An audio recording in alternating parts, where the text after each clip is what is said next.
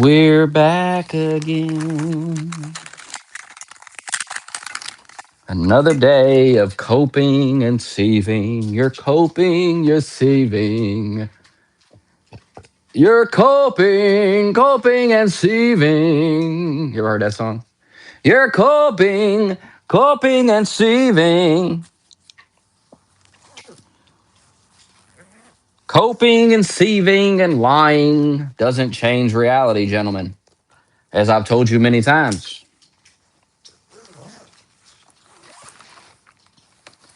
The female behavior is expected from you, and it proves me correct and makes you look like a bitch. Don't you realize that? Don't you realize I'm only trying to help you? Every piece of advice I give you about yourself, take it to the bank. I know who you really are as a man. You're weak, you're sensitive, and worst of all, you're a coward. It's no way to live as a man. Don't cope, don't seethe. Make a change, make a real change in life. Isn't it time?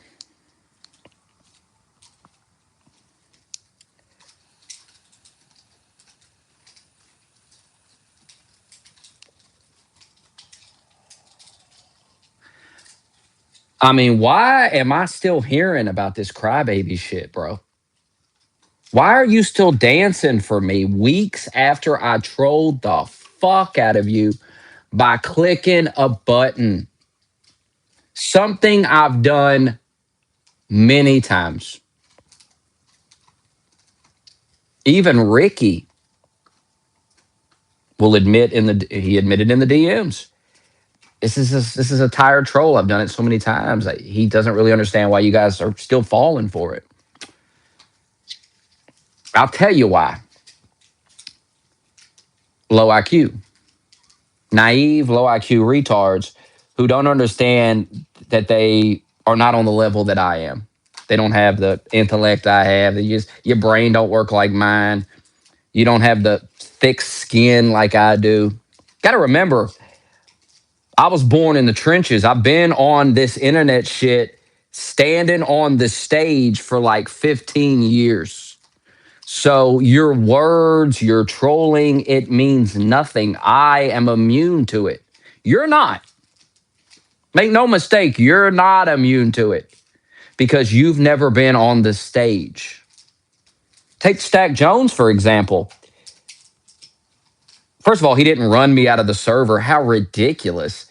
He didn't even say a word while I was in that server. All he did was ball sack the entire time I was in that server. It wasn't until I left the server that he started typing novels for daddy. It's funny you guys type novels for me. Now, you watched me for years. You know I used to troll people for typing novels in the comments. You know I used to make content with it. You know I used to laugh at these people. But for some reason, you think that you're typing novels is somehow owning me. No, you're dancing for me. The whole point of doing what I do is to make you do that. And make no mistake, it takes two to tangle.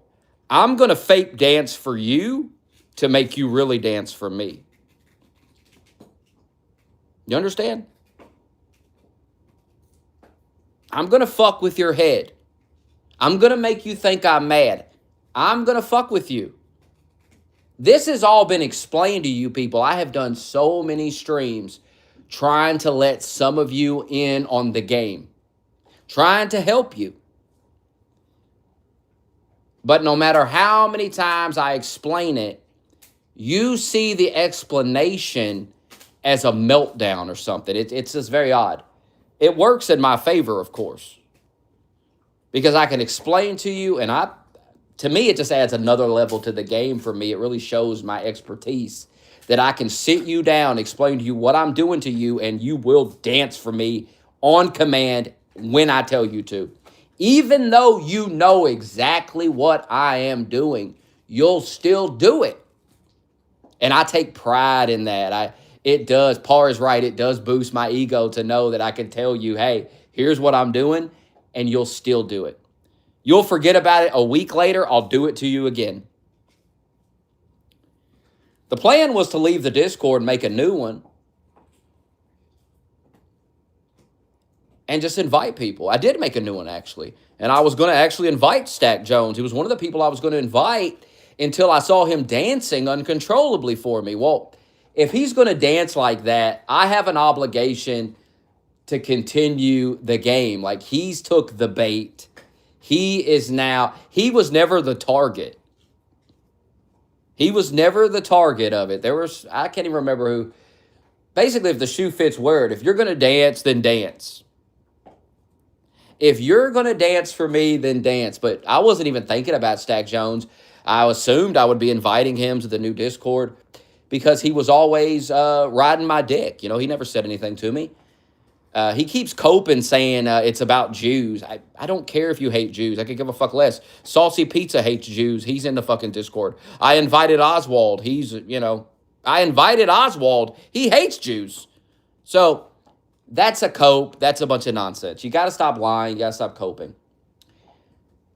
Stack Jones danced for me. I wasn't expecting it. He did it. So now he's my puppet. You see how this works? Now I own him. He belongs to me. So now at any time, Stack Jones could get a grip on reality, take his mind back, and everything would be fine. But Stack Jones is enraged. He's dancing. He can't handle it. I have mind fucked him, stole his mind, fucked him up, set him on fire.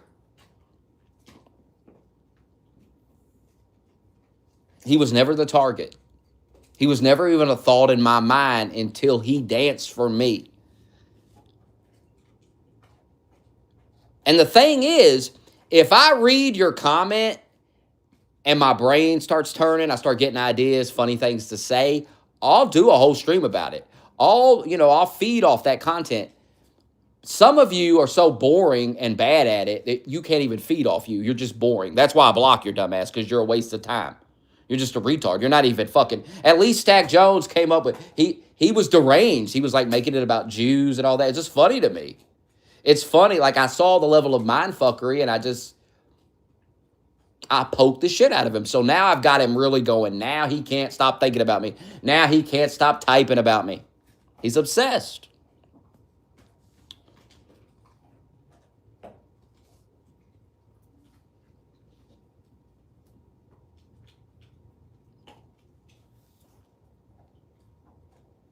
You're dancing for me too. I don't know who you are, though. Got enough people dancing. We don't even need you dancing.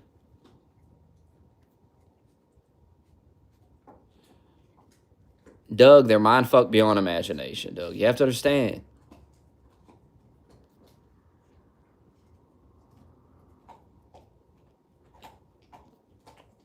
Mindfucked beyond imagination. It's just what I do. I've been doing it the whole time I've been on here. I have made so many people dance. So many people type novels for me. What I can't understand is why you all would even do it. I can't understand how you could watch. Well, actually, you want my attention. You crave it. So I guess that's why you're doing it. But I'm just saying. I mean, if you're doing it for attention and it's all, there's no daddy, there's no mama, there's no girlfriend, I don't know. But if you're generally mad typing away, then you're only feeding into exactly what I want you to do. If you're playing along, we're both playing along, we're having a good time, who cares, I guess. But if you are generally angry about any of this, you're an idiot retard. And if you think I'm actually angry about any of this shit, you're fucking stupid. Let's be real now. You're retarded. Now, am I good at my shit? Yes, I am. Can I get on here and rant and rave and put some passion and energy behind my shit? Yes, I can. That is why you watch me. That is why you followed me all those years ago. Because I know what I'm doing. You don't. You don't. See, you're a sensitive bitch. And you know how I can tell? Because you're so worried about, I will dance for you. I will fake dance for you and rant and rave to keep you going, to entertain the viewer. I love it. That's what we're here to do. The problem with the Discord is you guys just never stop. Like, you're obsessed with it. There's really no reason to be dancing in a group chat with 5 people in it. That's just dumb. If you want to do it in the chat room on the stream so the viewers can enjoy a show, fantastic, let's do it. But when you're doing it in the fucking DM, it's retarded. Just like I used to tell Junie, we're not on the stream right now. Let's just have a conversation. Stop the nonsense. We're having a conversation one-on-one in a fucking DM. There's nobody here watching us, so we could just have a conversation. I would try to talk business with this idiot. I would try to say, hey, Junie, let's get a podcast going. Junie is another retard. Let me explain to you about Junie, because it's a perfect example of this. Junie does not understand what we're doing here. He does not understand that there's entertainment. Now, that don't mean we don't have serious conversations. That don't mean I don't say real shit that I actually believe. But there's entertainment. This is entertaining. So if I feel like saying, for example, when I get on here and I say, Trump's the king of the world and you're going to bow down, I'm fucking with you idiots. I'm getting retards going. It's funny. If you're taking it that fucking serious, you're getting worked up about it, you're a retard. Because the whole point of me saying that is to get you worked up. You don't realize that? You've been watching me so long that you can't tell. If you can't tell when I'm fucking around and when I'm serious, all that does is tell me that I'm good at what I do. I must be really good at this. Now, when I'm fucking around and joking, I feel like I put a tone in my voice. I feel like people should know. They should get it. But apparently not. Apparently you're so fucking retarded that you don't understand it. Do I like Trump? Yes. Do I support Trump? Yes. Do I think he's king of the fucking earth? Obviously not. Get a grip, you fucking retard.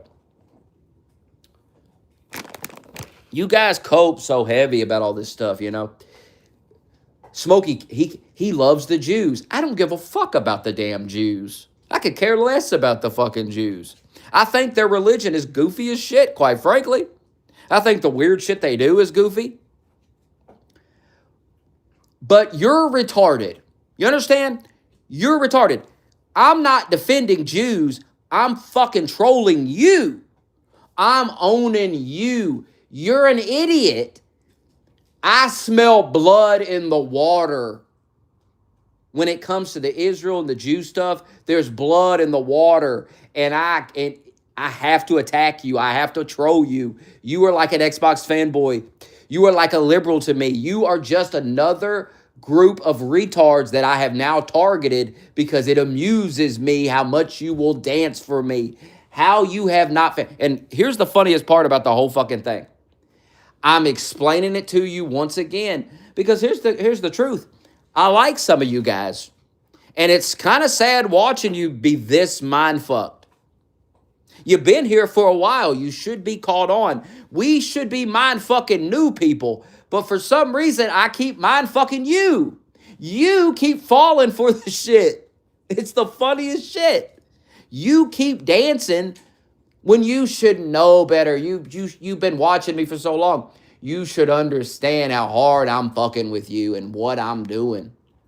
But even though I explain it to you, and part of the reason why I explain it to you is because I know how your mind works. You hear this and your brain starts turning. Smokey's this, he's doing that. Even though I'm trying to explain it to you, trying to help you, trying to get you to calm down a little bit because you're embarrassing yourself.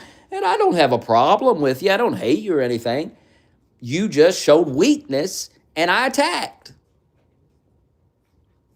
That's what I do. It's what I've done the whole time I've been on here. You know how many nerds I've slapped around?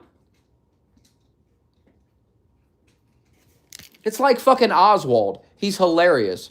I block him, and he goes to that Discord and starts typing like a maniac. It's fucking hilarious. I like Oswald. I don't have no problem with him. I think he's a retard with the Jew stuff. I think it's retarded. But I know I can click a button, block you idiots, and you'll go fucking nuts. And then I get all these screenshots of you having a fucking breakdown about it. It's hilarious. And no matter how many times I do it. Now, there are other people that I kick out of the Discord, I block, and they do not react. They do not react ever to it. People like Rogue never react to it. Ever. Because he knows what's going on. He knows the game we're playing here. He's not going to bite. Just like I'm not going to bite on his trolling. He ain't going to bite on mine. Which really makes you ask the question, why keep trolling? Try to troll each other. You know what I'm saying? It doesn't make much sense if no one's going to bite. And listen, I know a lot of you guys are getting shit from some of these guys, but I mean, I'll be honest with you. Every single one of these guys has danced for me. Raven danced for me. Voxter danced for me. So all these guys that are giving you shit, I mean, they had their moment too. It's just that they caught on. They understood that it was embarrassing. It was just a joke. It was, once again, who's having a meltdown? I'm talking. I'm explaining things to you. Because once again, I see you guys dancing, having a meltdown in a Discord server. People are sending me screenshots of you having a meltdown. Do I look like I'm having a meltdown? You've got to stop coping with that nonsense. I don't have meltdown. The only time I've had meltdowns on here, it involves money. That's the only time I've ever been pissed off on here is money-related shit. The rest of this shit, it's just a joke. What's there to get mad about?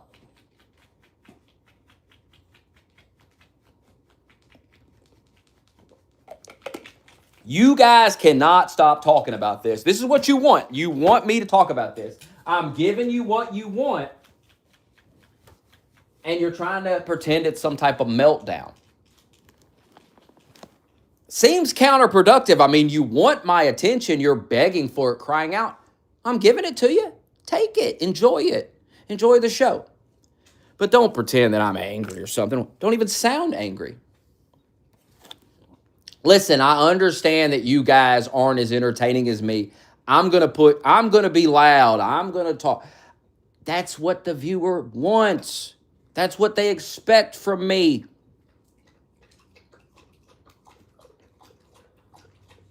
I know what I'm doing here. You don't know what you're doing, but I know what I'm doing.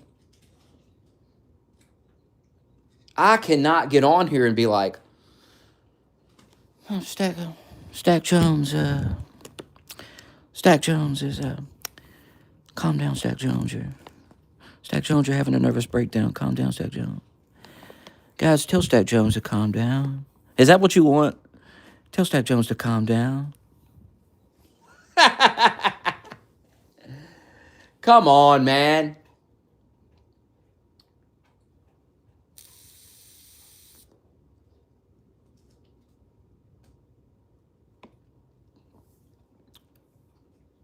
Explain your deep understanding of the situation then, brother. I'm only just got here to tell us about the Jewish situation.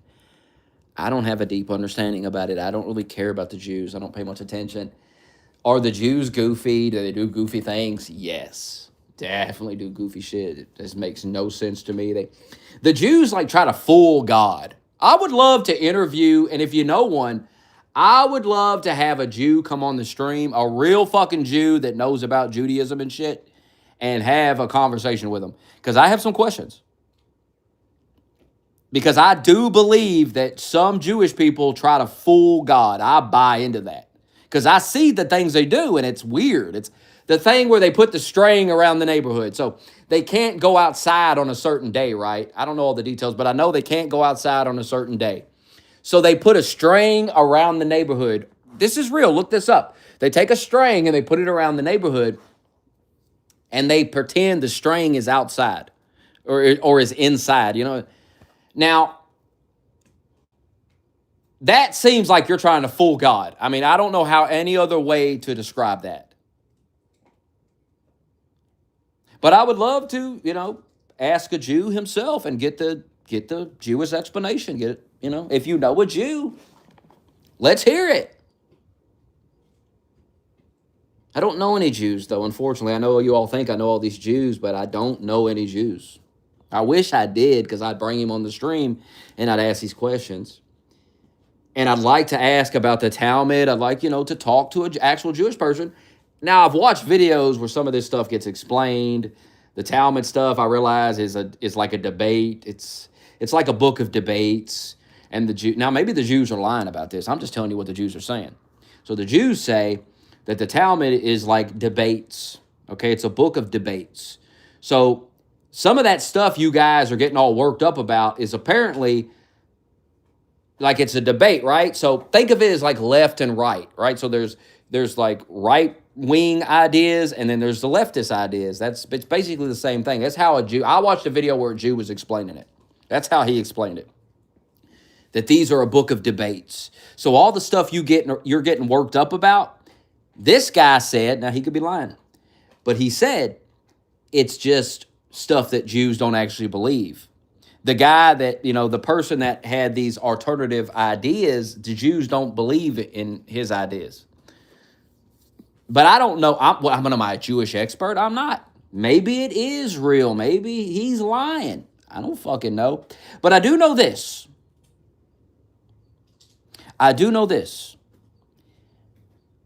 When I have asked you guys to explain why you don't like Israel, why you don't like Jews, you're not very good at it. That's what I do know about you. You have not been one of the worst things you can do to a guy like me is start making a fool of yourself. When you go, you're in love with the Jews. Well, I can tell you're triggered. Like you're upset. Like you're saying stupid shit. My girlfriend's a Jew. My girlfriend don't even like Jews, brother. My girlfriend's just like you. She can't stand Israel. She does not like Jews.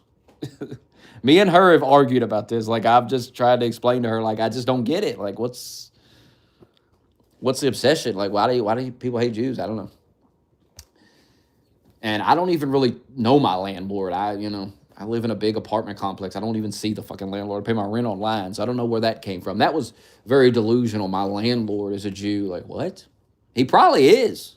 I mean, I would assume Jews do own a lot of stuff, so I don't know.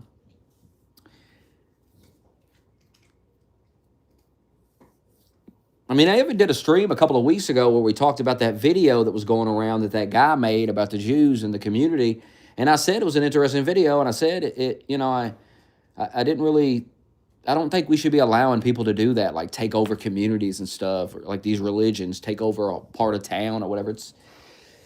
It's not fair to the people that live in the town, so. But because I don't praise Hitler and throw up the Nazi salute, you all can't. That's what you want, I guess. I don't know. It's fucking retarded. That's never going to happen. I'm not a Nazi, so I find that stuff retarded too. But you've got to quit coping. Nobody's having a meltdown.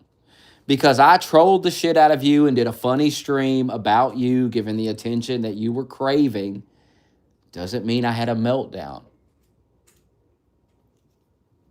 I mean, I thought that was a very entertaining stream. I thought I did a good job trolling the shit out of you. I thought it was funny. I mean, people were sending me messages. They enjoyed it. That's what it's all about. That's as deep as it goes for me. Now, I know you have deep hatred in your heart and you're all offended and upset. But for me, it's just fun. I just get on here to bullshit.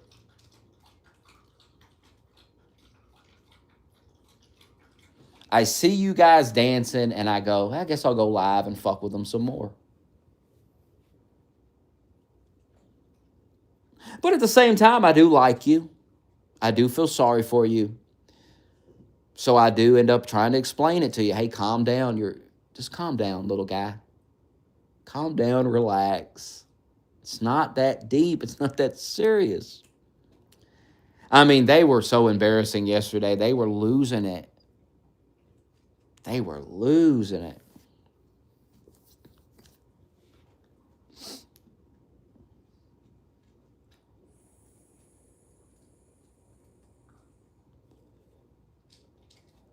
But please, Stack Jones, quit coping.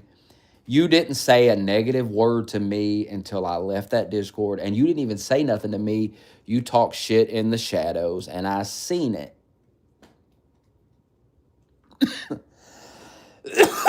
Because it was sent to me. So this nonsense lie that Stack Jones ran me out of that Discord is retarded. Stack Jones is a coward. He didn't say shit to me until I left.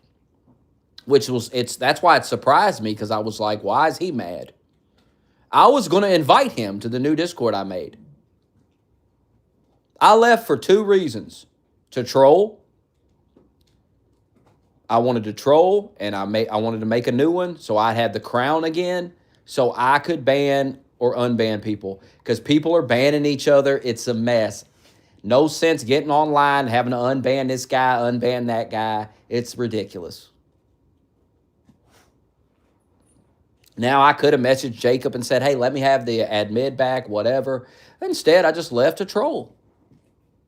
And pretending I didn't leave to troll when I've left Discords many times and always made a new one and always invited you to it. So I don't understand this cope you guys are doing where you didn't get fucking trolled. You got trolled, guys. You got mind fucked. And here we are a month later, and you're still fucking dancing over it. You're still going. The only reason I'm talking about it again is because you're still dancing. Because I lost interest, and then you've danced so much that now I'm getting interested again. I'm like, oh, this is fun again. But I'll lose interest again. Like I said, I have ADHD. So it's like I'll do something, and it's like funny, and it's amusing to me. And then an hour later, I could not even give a shit anymore. Like, I could ban you from the chat because you say something retarded, and I think it's funny just to ban you. And then an hour later, I'm like, ah, fuck. And then I got to figure out how to unban you. I got to go in the chat. It's a mess. But in the moment, it amused me, so I did it.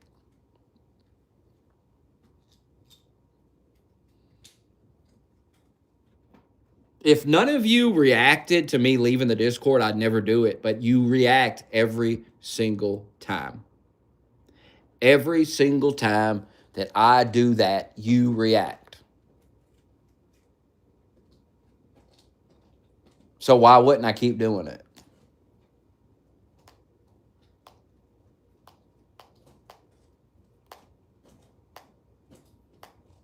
And the desperation is hilarious. I got Par trying to give me money to make a new Discord because Par doesn't want to.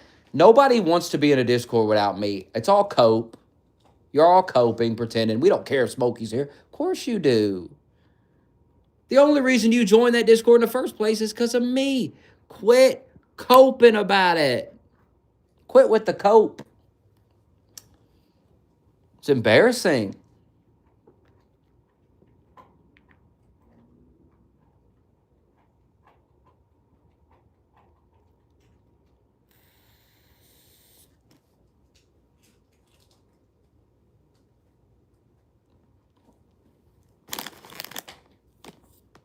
I've done this so many times that I just know how to do it. I know I can explain to you what I'm doing because I've done this before. I've done this like 5, 6 different times. And I always get on here and explain it to you. I always get on here and tell you what I'm doing. And like I said, Raven used to fall for this. Saucy Pizza, I got screenshots. Raven used to fall for me leaving the Discord. Saucy Pizza used to fall for it. People catch on after you do something over and over and over. And every single time, I would invite those people back to the Discord. So after a while, they catch on. Oh, this is a fucking joke. This is a troll. He's just going to make a new one. Who gives a fuck? And they stop reacting to it. This is why Saucy Pizza and Raven are in that Discord, because they've stopped reacting to the same tired-ass troll. But you, even though it's been explained, you're going to keep reacting. It's just crazy. And I find it so interesting and funny that I have to explain it to the viewer because it's hilarious. Like, how do they keep falling for something that I'm explaining to them? How can I keep telling them what I'm doing and they keep falling for it? How? It's fascinating.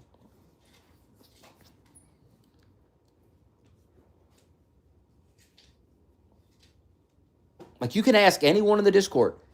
I haven't even been talking about this last couple of weeks. I've been ignoring people when they bring it up. I don't care. But yesterday was so entertaining and funny that now it's piqued my interest again. I can't believe these guys are still dancing over this tired ass troll I did a month ago. It's crazy. It's fucking crazy.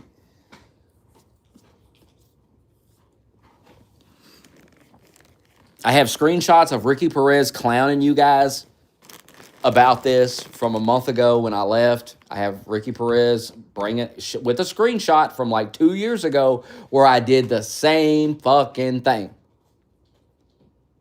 And Ricky's sitting in that Discord and he's like, or he's in the DM, he's like, they're falling for this 2 years later. I know, and by the way, I know who is falling for this and who is not. So just know that. Ricky Perez, not falling for it. Duckhead, not falling for it. Like I told you yesterday, Duckhead is an agent of chaos. If you trust anything Duckhead says, you're a retard. Duckhead has no allegiance to anyone. He will make anyone dance. He does not no allegiance to me, no allegiance to you. No, he is an agent of chaos. And he will sow chaos. That's what he does. Jacob Larson doesn't give a shit.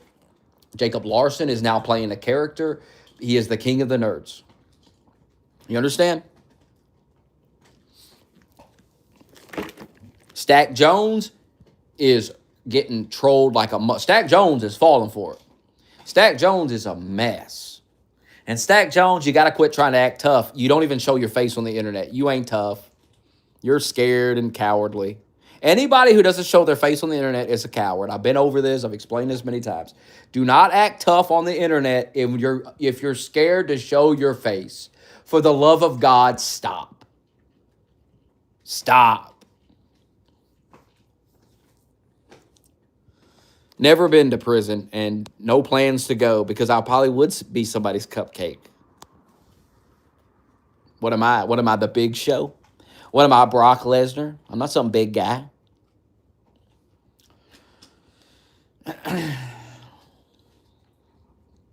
You missed it all, T. West. It was crazy. Uncontrollable dancing yesterday. He got robbed by an illegal. What?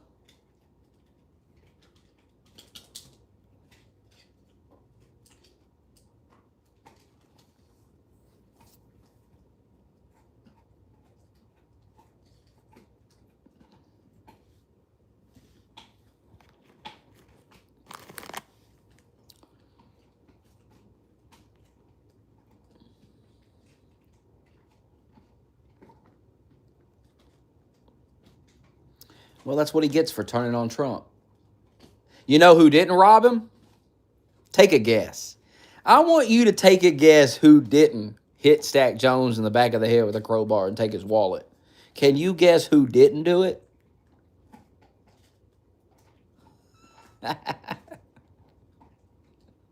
It's a 3-letter word.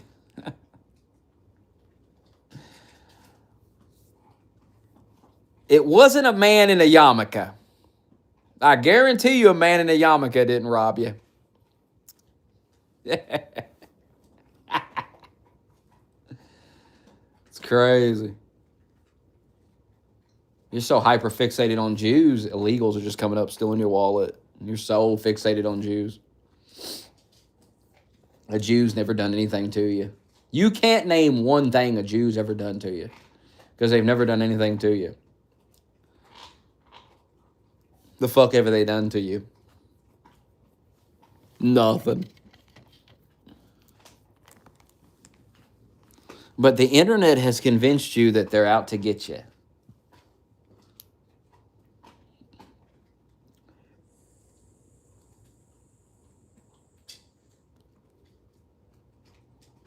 And anyone that's not afraid of Jews like you, you pretend is like a Jew lover or something. Hilarious.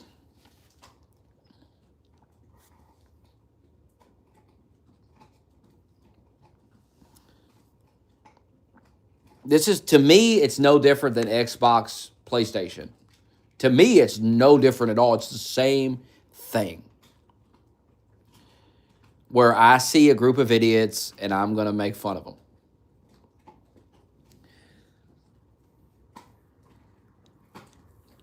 And see, the more you dance, the more crazy I get, the more goofy shit I'm going to say. Like, I'm going to say, like I started saying, what did I start saying?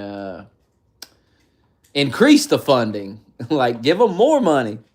Send more money to Israel. That's funny to me. I don't know. I don't give a fuck if it's not funny to you. I'm amusing myself.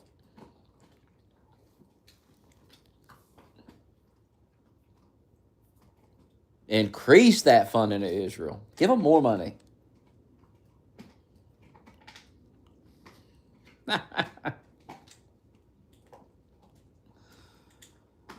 Oh, God. It's so funny that you can just say stuff that's obviously ridiculous and people take it so serious and get all worked up about it. It'll never not be funny to me. All the dumb shit I've said over the years, people take it so fucking serious. Which means you don't know when I'm being serious and when I'm not being serious. So I must be good at it.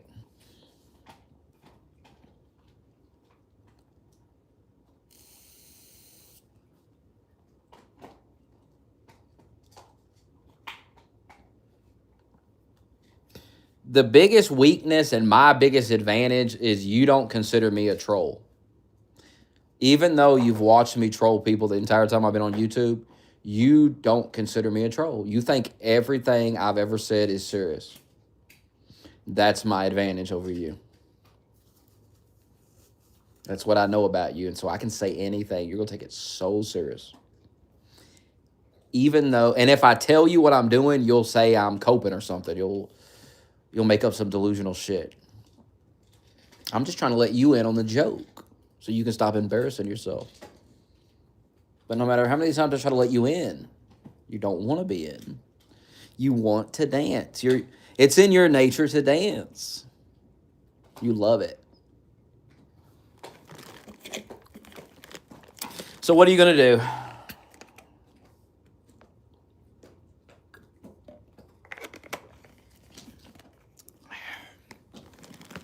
Now, I am serious about supporting Trump, and I am serious about keeping Democrats out of office because they ruin the country.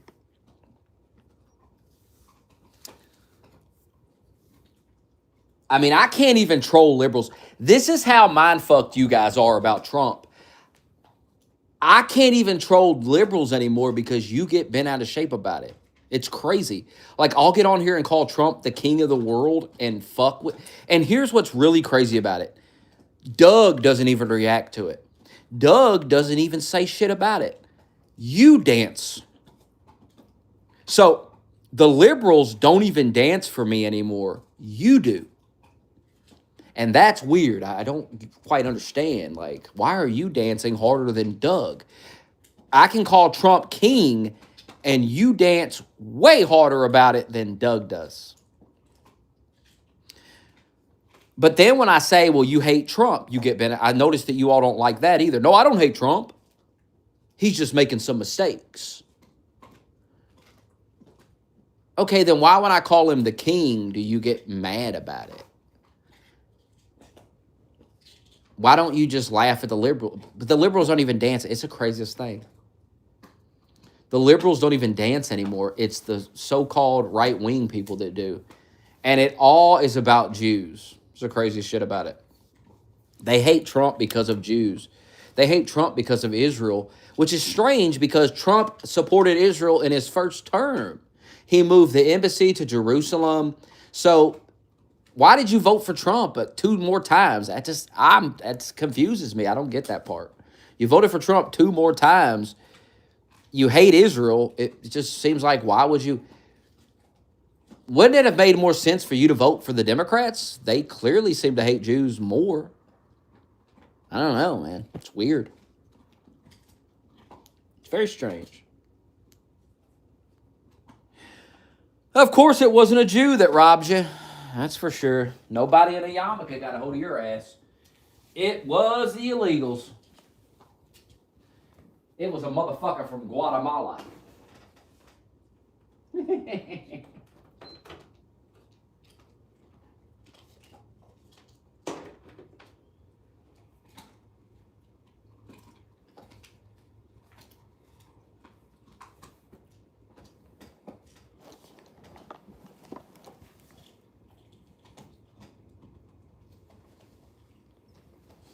Hey, must have not have been paying attention to Trump, because Trump has always been like a big Israel supporter. So I just, what the fuck? We've been betrayed. It's just like Trump has always said we need to fuck Iran up. There's like clips from the 80s of him saying it. So Trump went into Iran. If you look at the history of the things Trump has said about Iran, you shouldn't be surprised at all. But I think T. West is right. You guys don't pay attention. You really don't even know the candidate you voted for. And I do. That's why I'm not flipping out about any of it, because it's like, yeah, this is Trump. Like, of course. He's been saying it.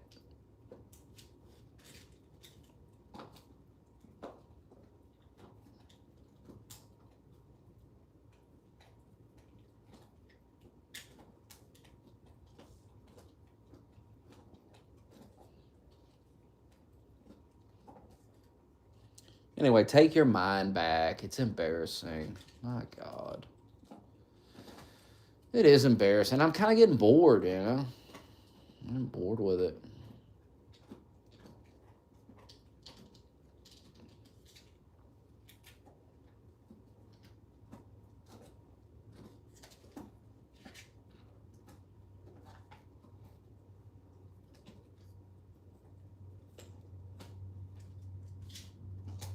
I didn't watch Trump's speech last night, so I don't really know. I don't really know nothing about all that. I didn't watch it.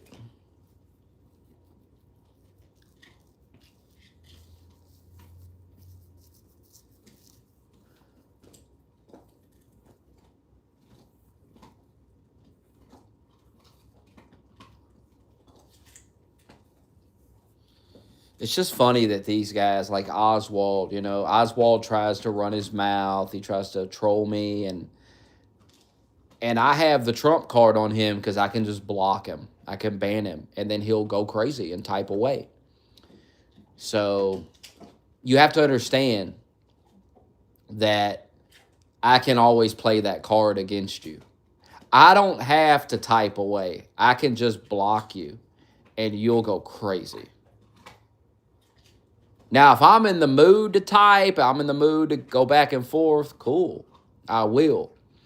But if I don't really feel like it, I can just troll you very easily by blocking you, kicking you from a Discord. It works flawlessly. Flawlessly. So keep that when I block you, when I ban you. Keep in mind that that's just another way to troll you. Now, you've been given this information, so if you continue to dance, you're retarded. And you do prove that you are mindfucked by me and you are owned by me, because it has been explained to you. The choice is yours. Will you show everyone that you belong to me, or will you take your mind back? We'll see. I predict you will dance to eternity because I own your mind. I hope Trump just finishes that ballroom. Fuck that dumbass judge. I mean, what a bunch of nonsense.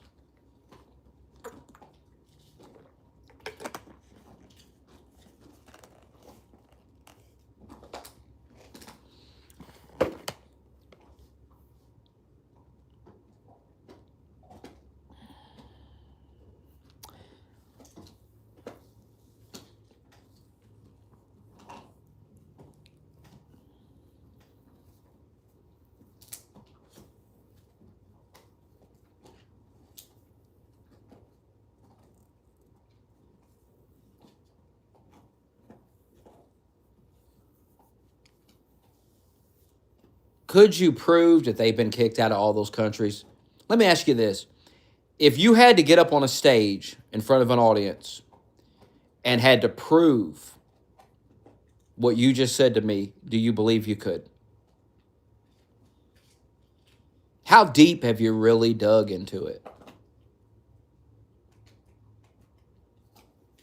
Because I've seen a bunch of videos of Jews saying that the Jews being kicked out of a bunch of countries is made up. Why is the burden of proof on us? Because you made the claim. The fuck?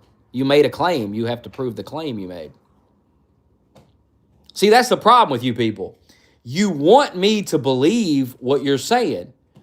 That you have to prove it to me. I'm not just going to believe it because you shame me, call me a Jew, say I have a little hat. That's not going to work on me. Has that ever worked on me? You've been watching me for years. Have you ever seen anyone do that to me and me cave to them? It never works. It's never going to work on me. I have been immune to peer pressure my entire life. It has never worked. It didn't work on me when I was a kid. It's not going to work on me as a 39-year-old man, I promise you. It has never worked. I have never cared about fitting in with the crowd. I don't give a fuck.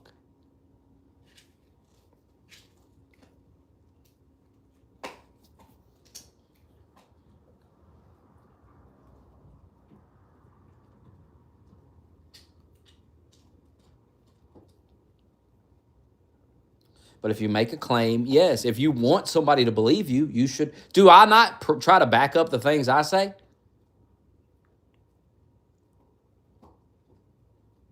Like, what the fuck? Why is the burden of proof on us? So you're saying the Jews have to prove that they weren't kicked out of all these countries? You're the one that made the claim. You got to prove it. See, that's how you win people's minds over. You make claims. People are going to be skeptical because you're saying crazy shit. So you have to expect people to be skeptical because you're pushing Jewish hatred. You have to understand, you're pushing this idea that Jews are bad, they run the world, they're evil. This is what you're pushing. Now, most people see that as some type of Nazism shit.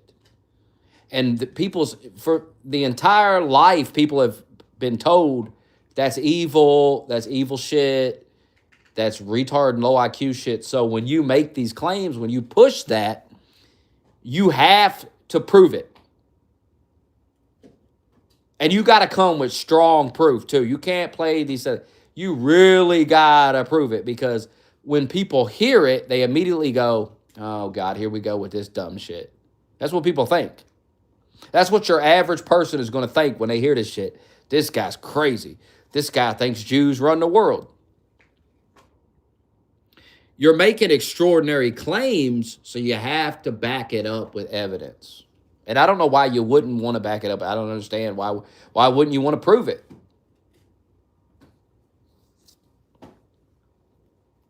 Does Israel have a nuclear bomb? I hear they do. I would say yes. If I had to put money on it, I would say yes. Now, why don't they admit to having it? I don't know. I'm sure there's many different theories.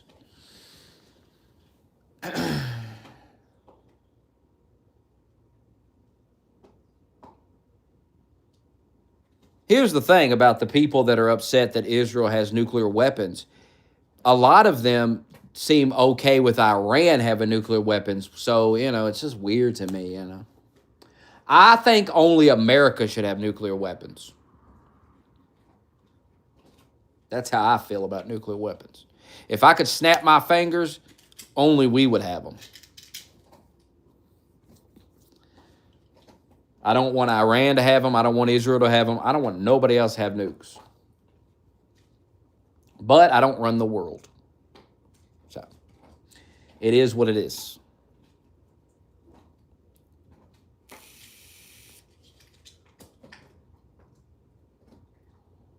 See, the thing about me is when I hear these claims, I want to hear the counterclaim. That's just how I am. I want to hear what the other people say. The people who say that's bullshit, I want to hear them out and them explain it to me why it's bullshit. I'll hear you out. Now, I've tried to hear you people out, and all you can seem to do is call me a Jew. That's not going to work. I've tried to hear you out. I've given you many opportunities to explain it. But I also want to hear an explanation from the Jews themselves. Well, maybe, because maybe I hear what they say and maybe it makes sense. Maybe I go, oh, that makes sense. Or maybe I'd hear it and go, I don't buy that. I want to hear both sides. Then I can decide. Now, if I've looked into a topic in depth and I feel like I know what the fuck's going on, I don't need to hear both sides because I've done looked into it myself. But I'm not some Israel-obsessed nerd. I don't really care about Israel. So I used to get on here all the time and say, I don't care about Israel. I don't want to talk about it. I don't care. I was forced to talk about it because people wouldn't shut up. Look into it. So I started looking into some of it, and what I found when I started looking into some of the stuff y'all say is you're full of shit.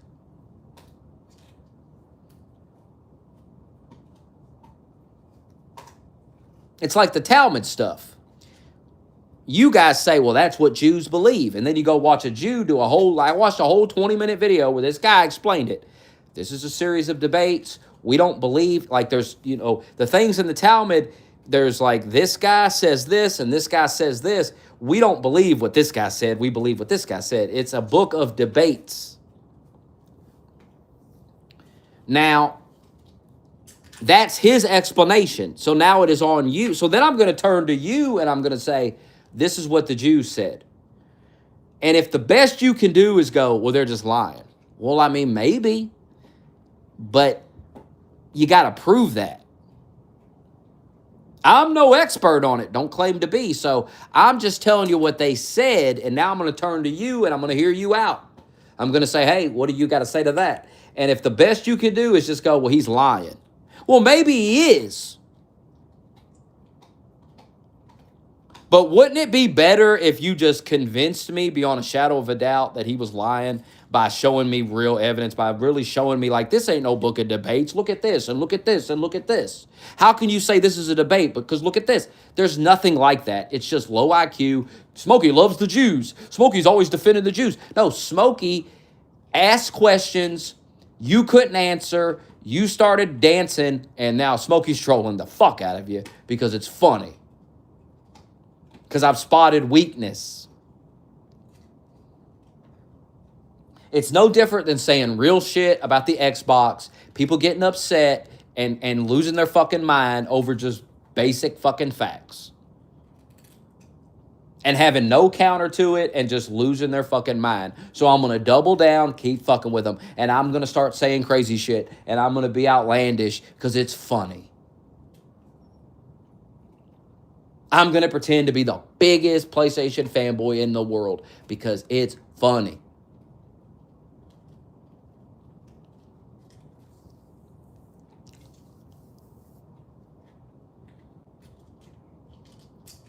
I'm going to play the role that you want me to play. This is your dancing, so now we're going to play this game.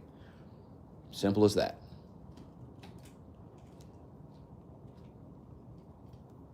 I could give two fucks about Israel. I could give two fucks about the Jews. I don't hate the Jews. I don't hate anybody.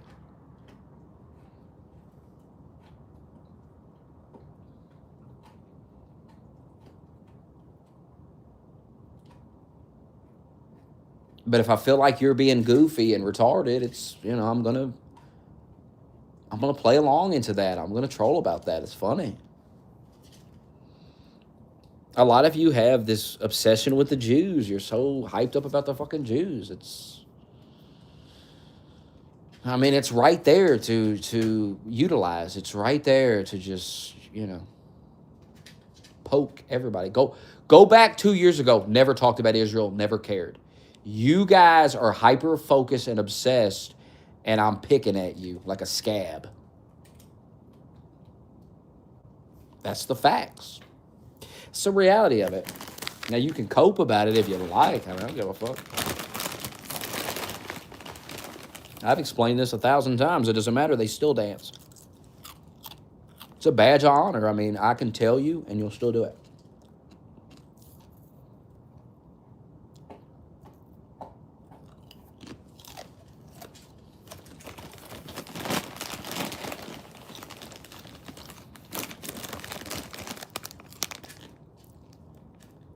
I've let people come into the voice chat and try to explain this to me. Nobody can seem to articulate their argument, make a case for it.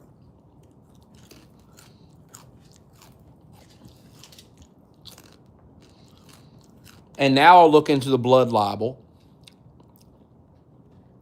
And then I'll probably, I watched a Nick Flintis video the other day, and he said he don't even believe in that blood libel shit. So even the number one Jew hater, I don't think believes whatever the hell you're talking about. So I don't know. If little Nick don't buy into it, my God, I mean, come on, man. I heard little Nick giving Tucker Carlson shit about believing in the blood libel. I'm not really sure what it is, though. So.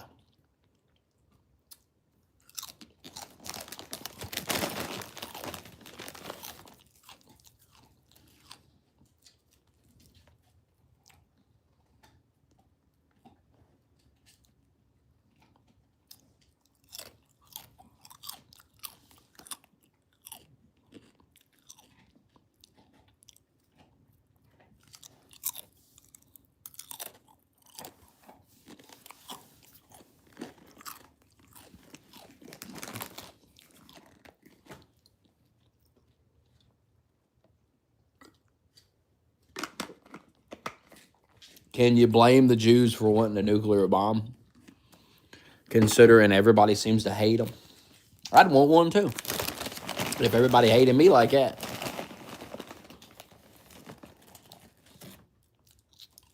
I don't even blame them.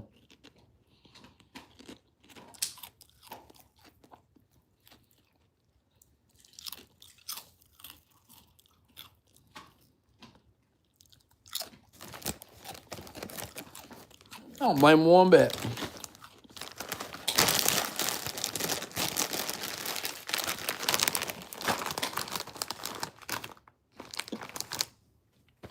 And see, here's another thing that has to be pointed out. If you come across to me as someone that hates Jews, it's hard for me to take your word for things. Like when you're calling me a Jew, because I'm just asking questions. I was asking questions. People were getting mad that I was asking questions. You support Israel? Because I'm asking you to explain what the fuck you're talking about?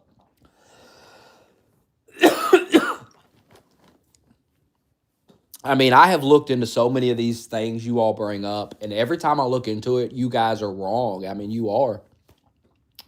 All the stuff you said about Gaza turned out to be bullshit.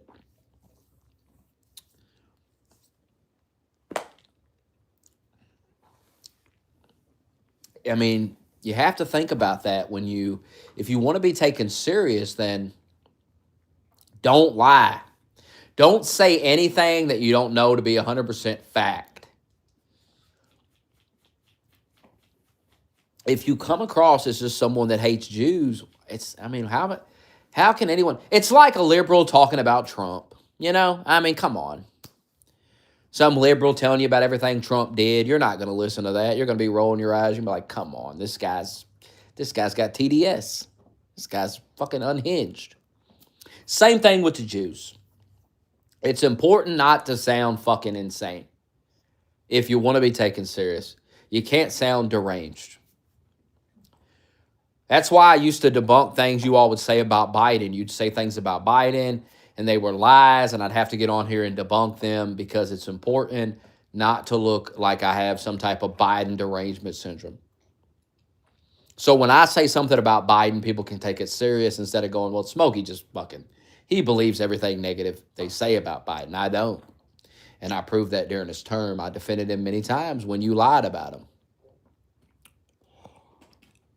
Send them back to the Stone Age, Trump. Drop a nuke on them, Trump. Did you hear him on the stream today? He wanted Trump to nuke Iran. He was dead serious when he said it. I couldn't believe he said that. My God, what has happened to him? What has happened to him? He was calling for nuclear weapons to be used. That's the state of my chat room. That's the state of my followers. They're fucking retarded. You can't joke around because they can't take it. Does that mean I'm going to stop? No. Because it's funny.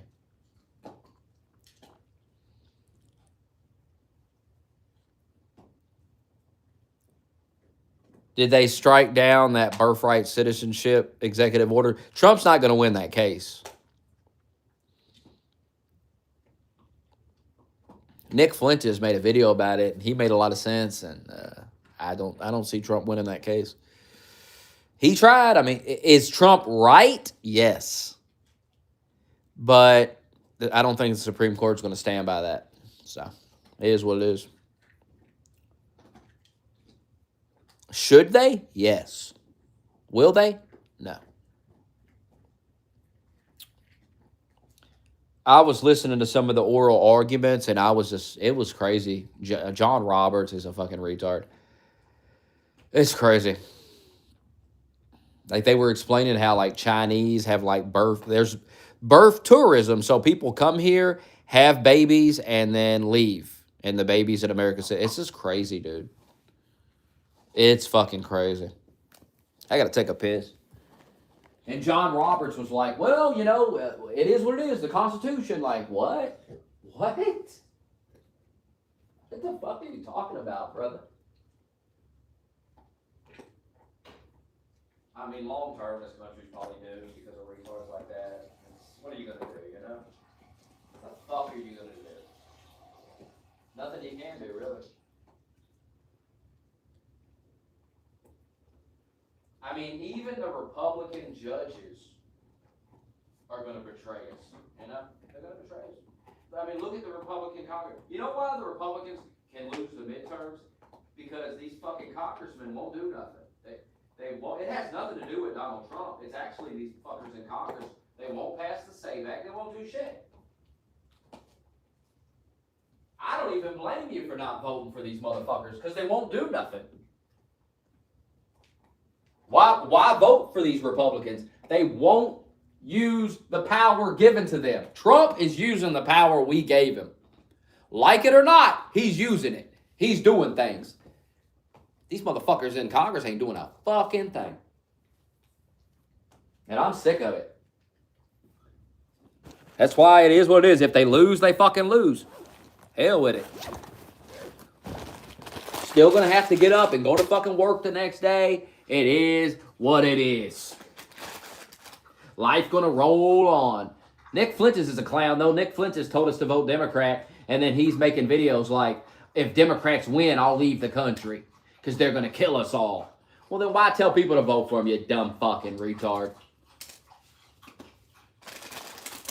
Nick Flintis is all over the place. I mean, he's entertaining. I watch some of the shit, but that motherfucker's all over the fucking place.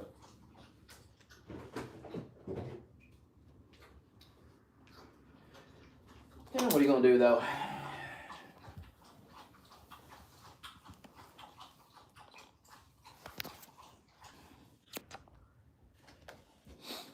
This chat room's boring this morning.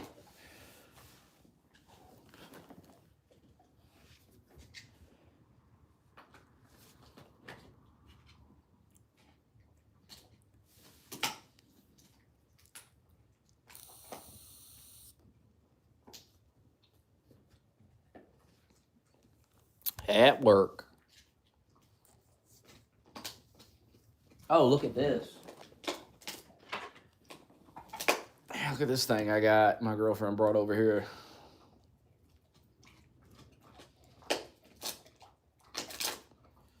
I'm not sure who this is, but one of you nerds probably know who this is. Who is this?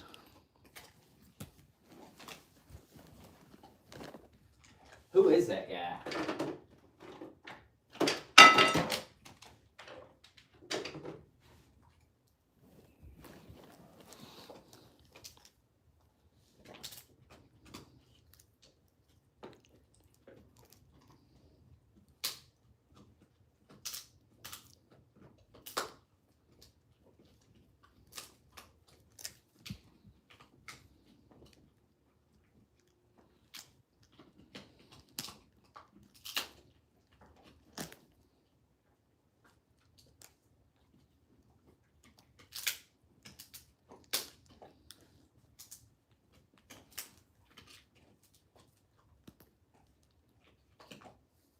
I got somebody else to show you here.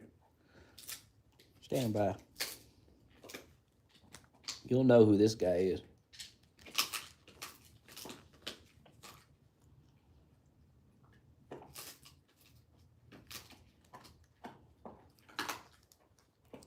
Kid took the leg off. Try to put the leg back on.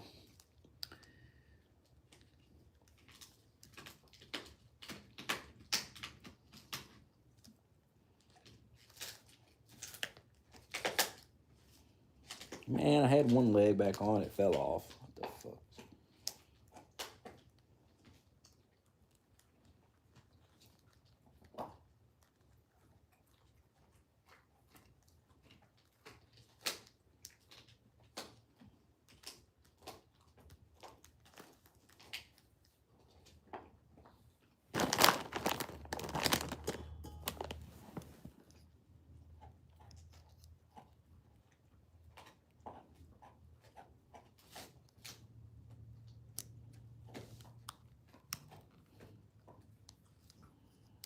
Man, what the fuck, man? Can't get the leg back on.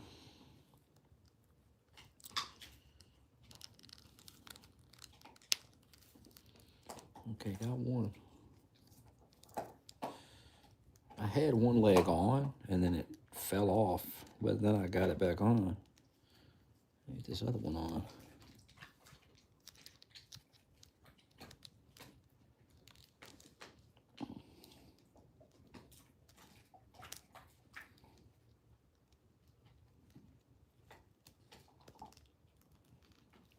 Oh, damn.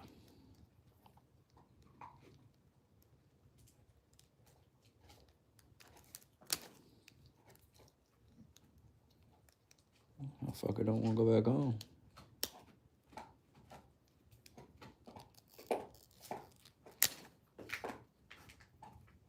What the deal, man?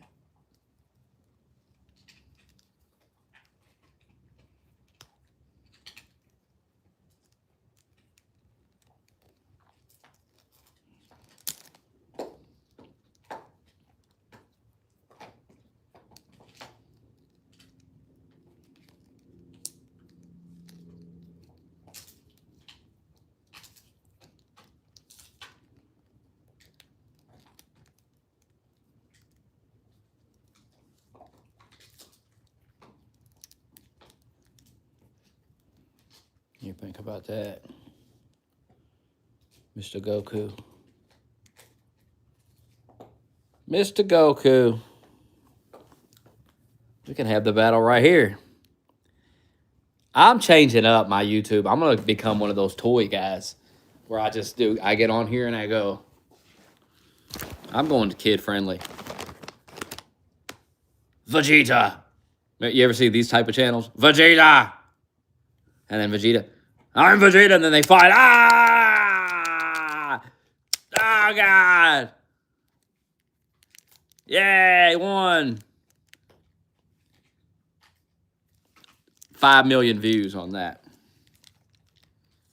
That would be 5 million views. 5 million views for the toys to battle each other.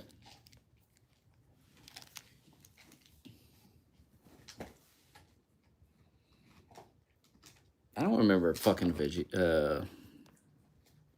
Frieza looking like it, or Frieza's brother. Who the fuck is Frieza's brother? Cooler. Are you fucking with me? Who is this? This don't look like Frieza. He looks like a menace. Got a big ass tail and everything on it.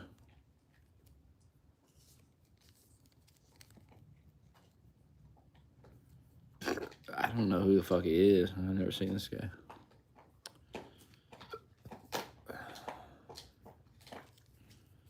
He transformed.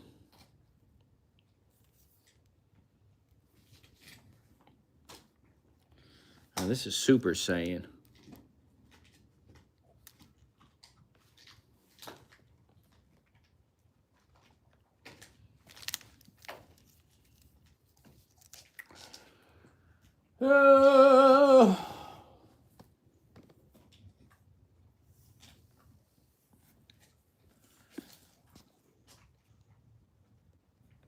Well, now what? I'm bored. I'm bored making you dance. Bored with it.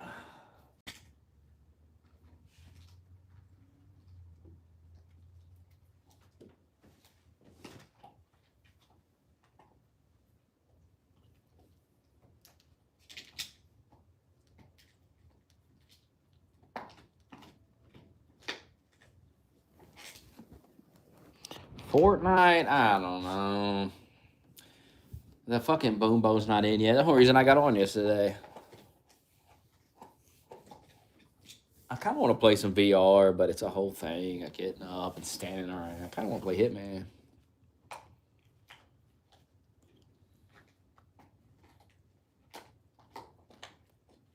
Kind of want to shoot people, hit them with axes and shit.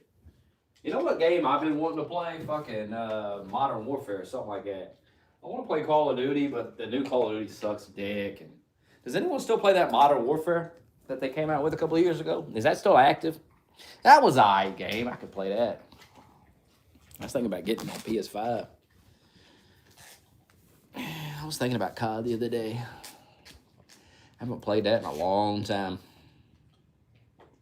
And I'm not into Warzone. I can't get into that. Maybe I could if we all got on it. I don't know. But solo, I don't know. Nothing really good playing solo anyway, to be honest. Unless it's like a single player thing. These multiplayer games, you play them by yourself. It's just like, yeah, fuck all that.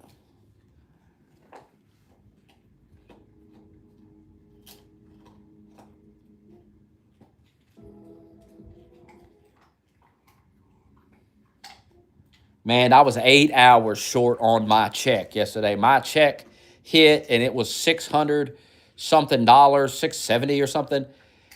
And it should have been over $800. So I was like, what the fuck happened? And then I get to work and I figure out they didn't put it. None of the 8 hours I worked on Saturday showed up on my check. So it's going to be on my next check. Like, what the fuck? They're like, you didn't clock in Saturday. I know for a fact I did. What the hell are you talking about? Surely to God I clocked in. How would I ever forget to clock in? Clock in all the time.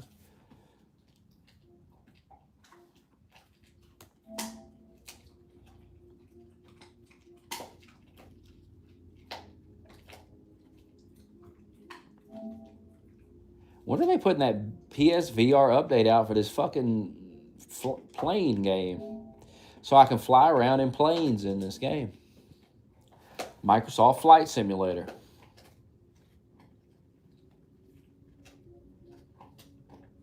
$70 aircraft, 150 airports.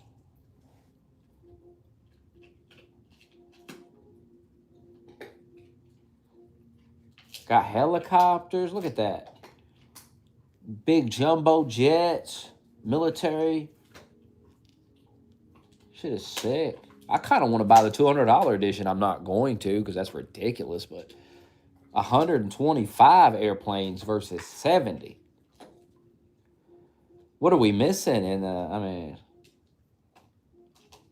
$200 is crazy though for a fucking game for some extra planes. That's actually crazy. Out of principle, I refuse. I refuse. Fuck you. Could be some cool ass planes though.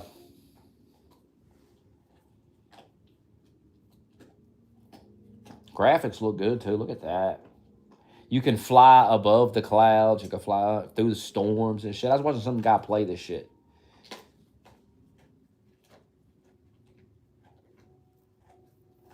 From what it looked like in these videos, it's like you can fly all over the earth or something. I don't know. You spawn in, you can land in different airports. I don't know. Look, they got animals and shit running around. Look at that. Wow. Does anyone have Microsoft Flight Simulator 2024? Does anyone have this game? You can get out of the planes and like walk around. And the dude had boats too. I don't know. Maybe he was on PC or something. I don't know why you'd have boats in Flight Simulator.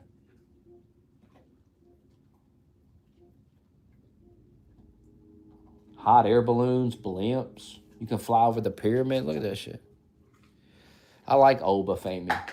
I'm a fan.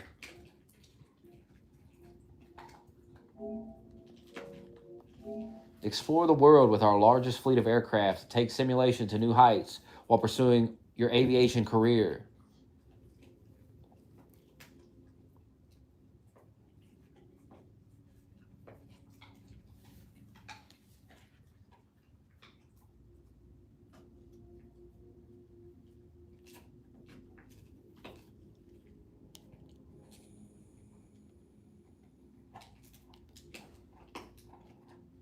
Explore our most detailed recreation of planet Earth to date. Enhanced digital elevation maps. Over 500 cities and more than 100,000 square kilometers of countryside. 150 airports, 200 glider airports, 10,000 heliports, 2,000 points of interest, and 900 oil rigs have been carefully handcrafted while a procedural system generates all 40,000 airports, 80,000 helipads, 1.5 billion buildings, and nearly 3 trillion trees on our planet. That's crazy. So you're telling me I can spawn in and just fly all over Earth, land anywhere, and for the first time, exit your aircraft to explore highly detailed biomes with hundreds of species of vegetation, dramatically created details including grass, rocks, flowers, all influenced by seasonal changes. The world comes alive with a vast array of land-based wildlife. Oceans, waterways are teeming with live, worldwide maritime traffic ranging from large tankers, cargo ships, tugs, and more. Enhanced real-world air traffic populates the skies, and airport tarmacs with hundreds of accurately depicted air. This sounds insane.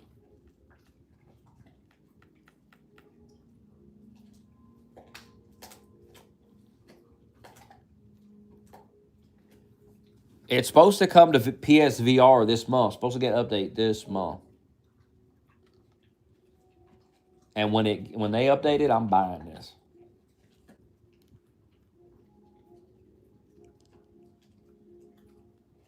This shit sounds sick. Hey, I gotta go use a bathroom. $70 though, like damn. 2024, like come on now. 2024 should be a discount by now.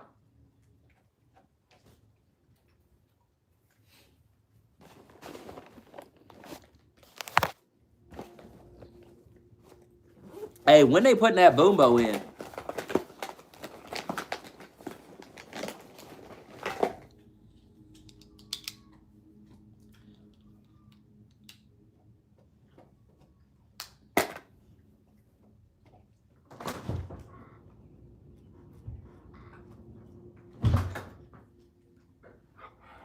I'll be back.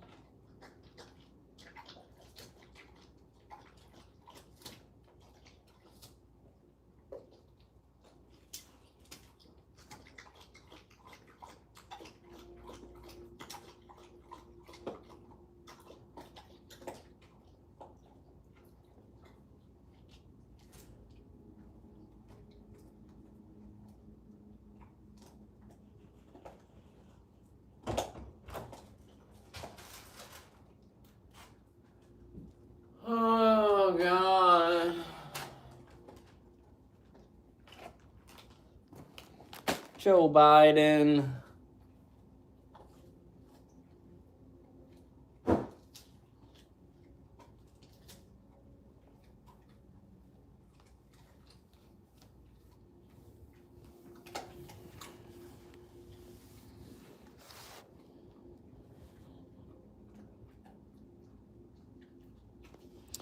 Well, let's check Fortnite and see.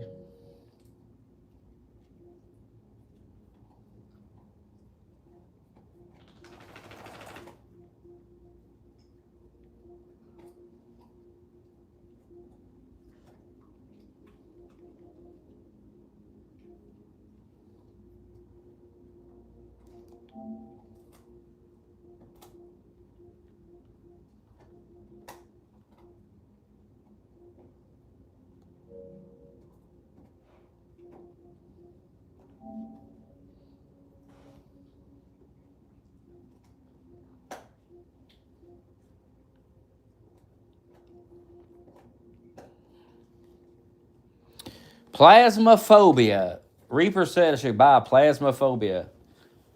It's in VR. He said you can play multiplayer. We can all play it. Plasmaphobia. What's the word on it? What are the people saying?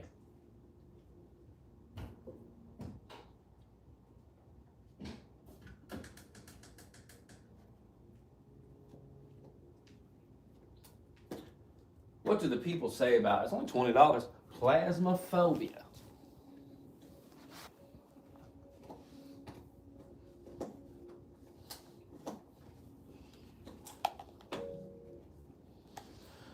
I mean, I want to play something in VR, you know. Been a while.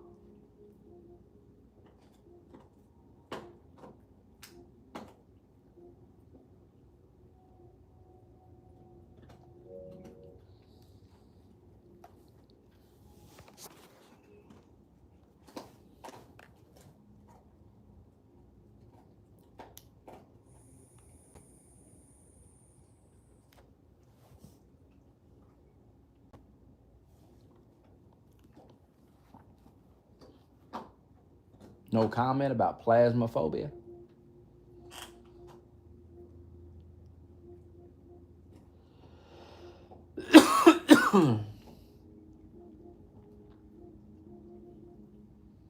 No fucking comment?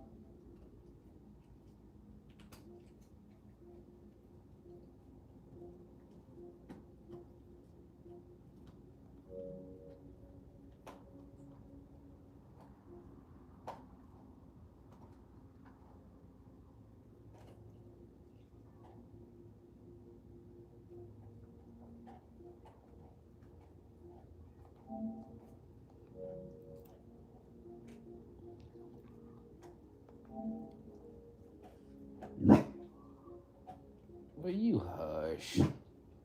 Oh, Lord. Will you hush? No, I haven't talked about them going to the moon. Hell. Shut up! Just people outside, man. People allowed to live, man. Hush. Hey! Shut up! Scaring Duckhead. Knock it off.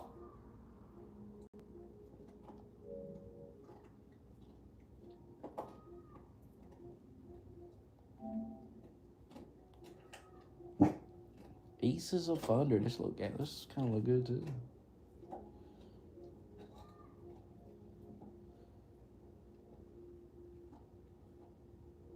Experience the thrill of aerial combat.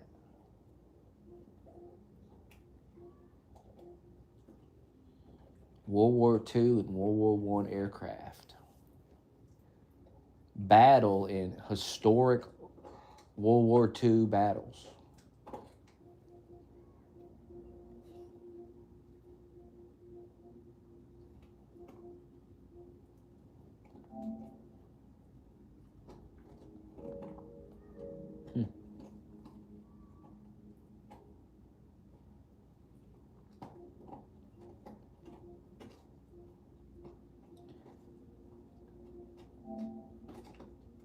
Damn, a VR dart game? When's that coming out? That could be cool. I miss playing dart. I gotta get me a dartboard. I'm gonna get an electronic dartboard.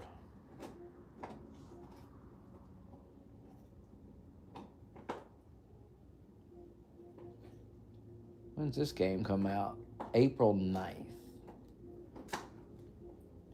What's the price? I don't even have a price on it. What the?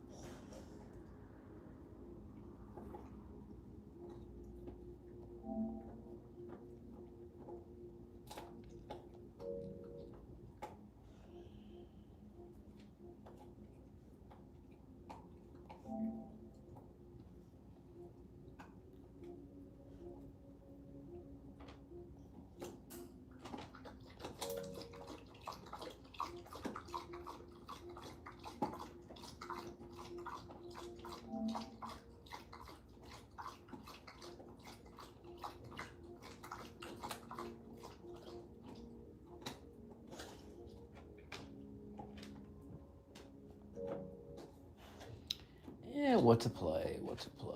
I don't fucking know.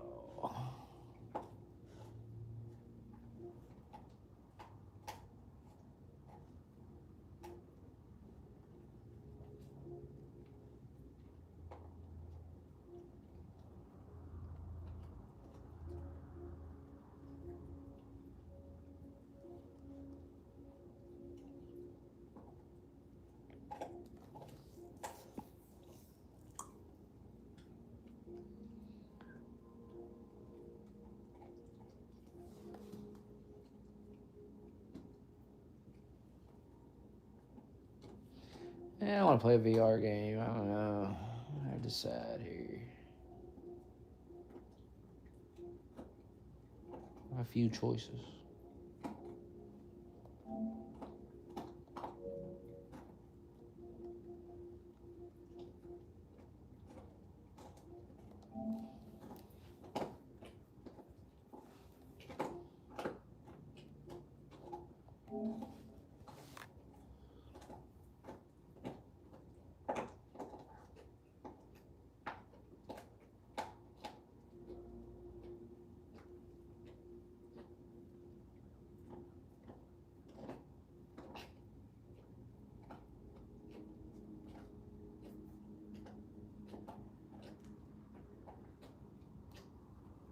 Is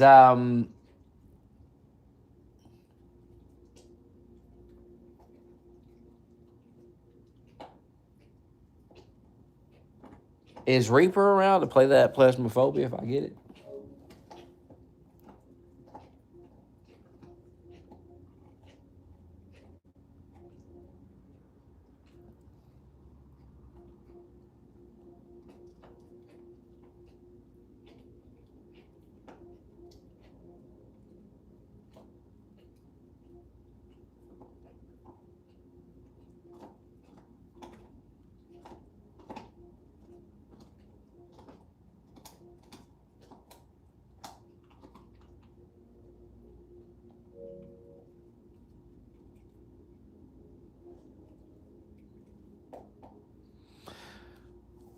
I have to re-download Resident Evil 4. I had to delete it the other day. I need space.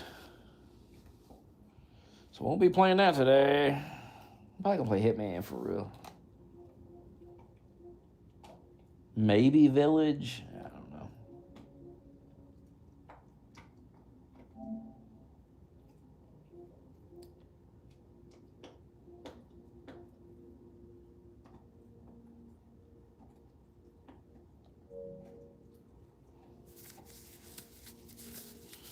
I needed space. I wasn't going to delete games I play a lot. It took up a lot of space, so it freed up a lot of space.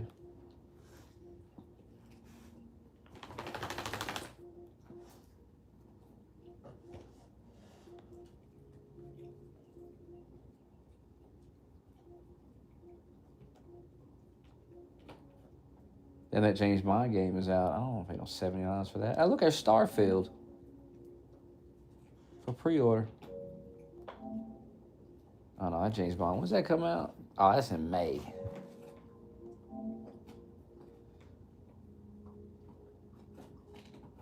Damn, Starfield comes out on the 7th. Is that game any good? And you can't play it in the VR though, like you can. It was only $50.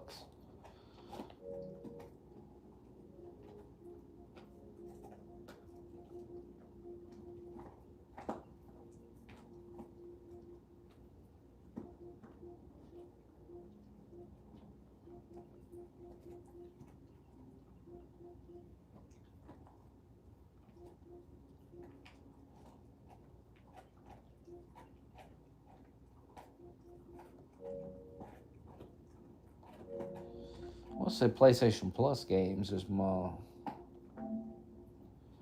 PGA Tour.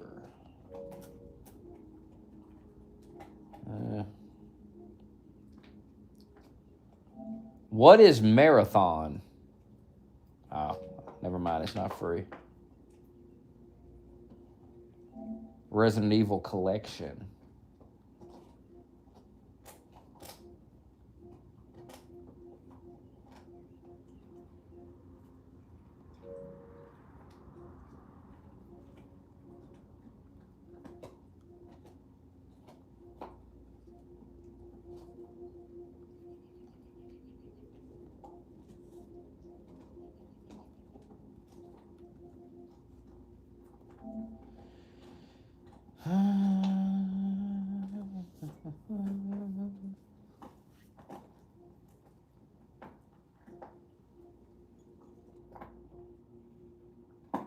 Not into golf. Of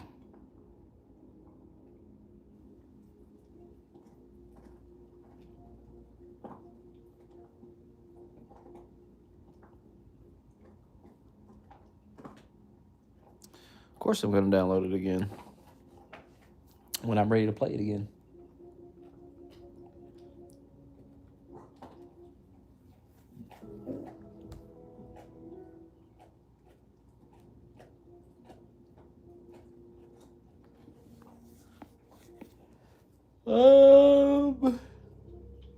Let's see.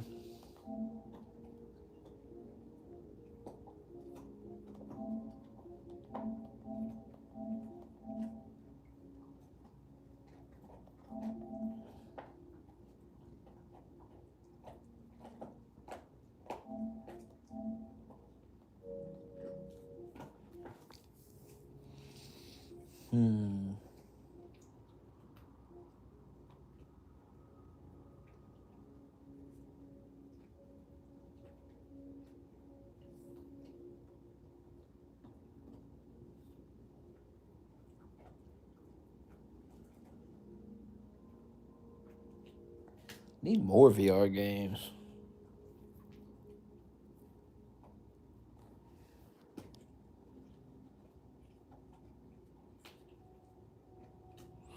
I already beat Resident Evil 7 in VR.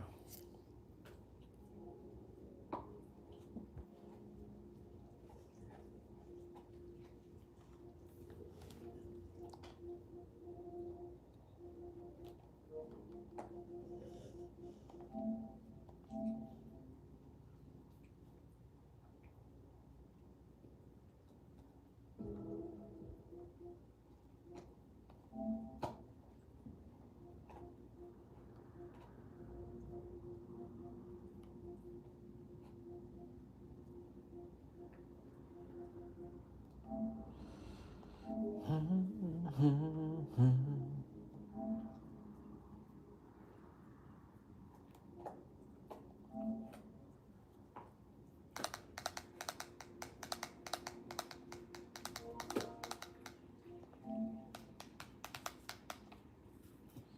mean, it's 62 gigabytes. It's not going to download today. It ain't going to happen.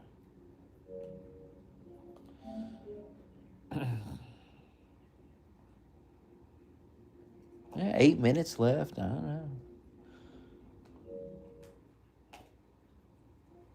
No, hold on a minute. That ain't right.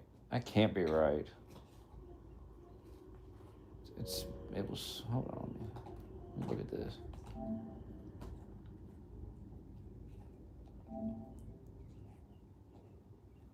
$20 left. And then the VR mode's got to be downloaded. I don't know how big that is.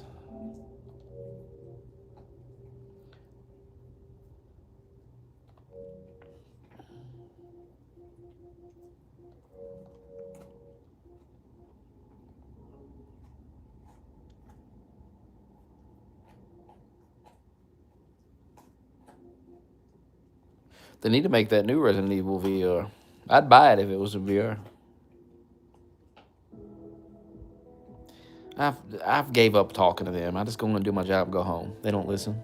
So, and if you talk to everybody that's been there for years, they tell you the same thing. Ain't nobody listening, man. Just do your job and go home.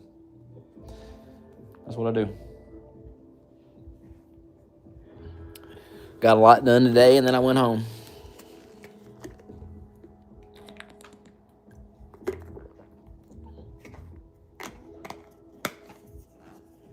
It's all you can do.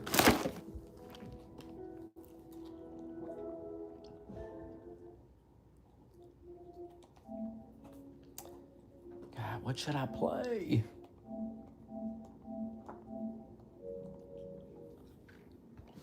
It's either Hitman or Village.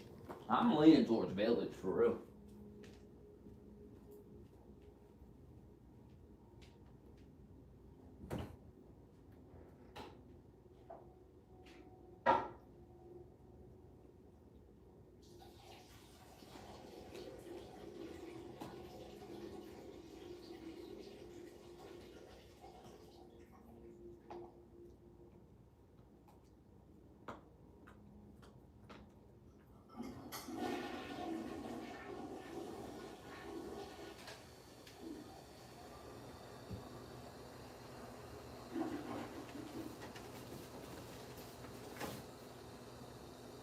God, I hope my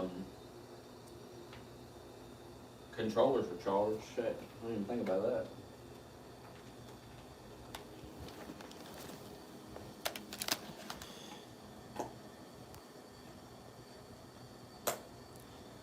It wasn't no public. That guy didn't yell at me. He just was like fucking asking me why the truck wasn't done, and I had told his ass it's not done because y'all don't do the schedule right on Saturdays. I'm like, what the fuck? And then he's like, I mean, you work hard and stuff, but you got to get these other guys to work hard. Well, they do.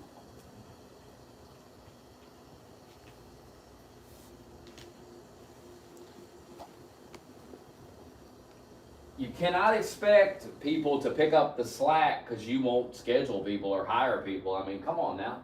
You can't expect everybody to do that. It's not realistic.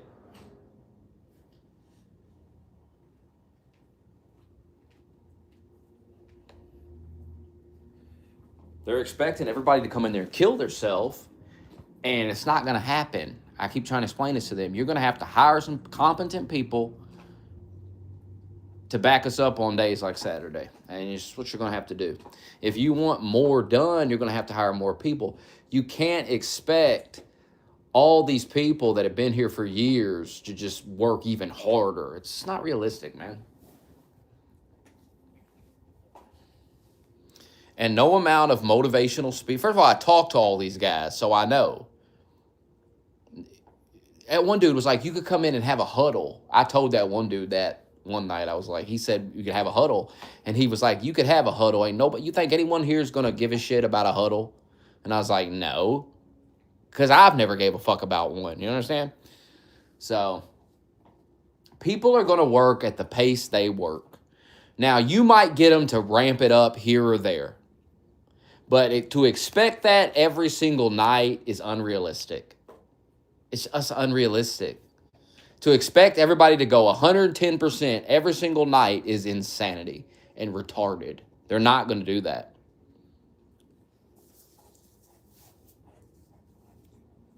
It's like they got a guy on vacation this week. They took another guy and they're moving him over to run bread, so I don't have him this week. And they got a new girl in there. So I had the new girl tonight. Basically, it was 5 people to run this truck. And that's just not enough. That works on a Sunday or a Tuesday. It does not work on a Wednesday. It does not work on any other day.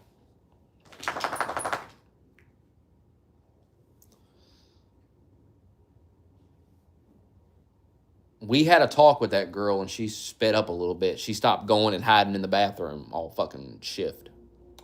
She does all right. Now, that new girl was on the salad dressing wall for 8 hours the other night, what the dude told me when I came in. And that's insane. That's embarrassing. I could run the salad dressing wall in 20 minutes. So, probably less, really, 10, 20 minutes. So, this is insanity.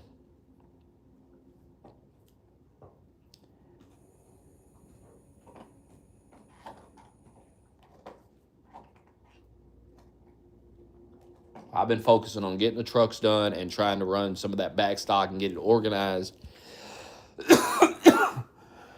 If they don't like it, that's too damn bad. It needs to be done, and no one else is doing it. And I'm tired of looking at it, and I've been working on that. And I've been making progress on that. So, whatever. That back room was a mess when I came in. It looked a hell of a lot better after I left because I was back there doing stuff. The other guy was back there doing stuff. I mean, you've got to get things organized. You cannot be conditioning the shelves when everything is chaos. That doesn't make sense. What the fuck?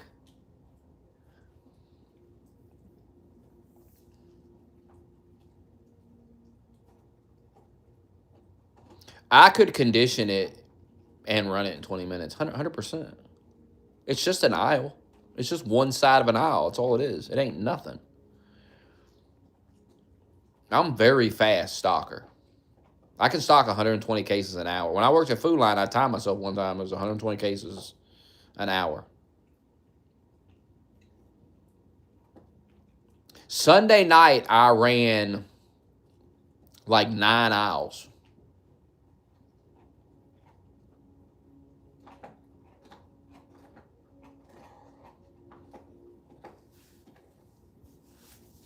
Now, Sunday night's only one truck, and it's a pretty small truck, but I ran 9 aisles. Just me. And the one dude asked me if I was okay. He was like, "Are you okay?" I was like, "Yeah, why?" He's like, "Because you ran 9 fucking aisles." Like, what the fuck?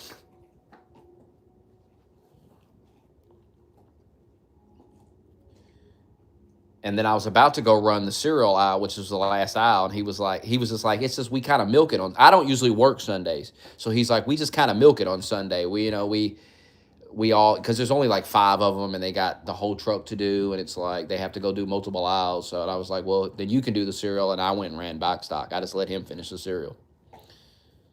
And then I went and ran a bunch of shit in the back.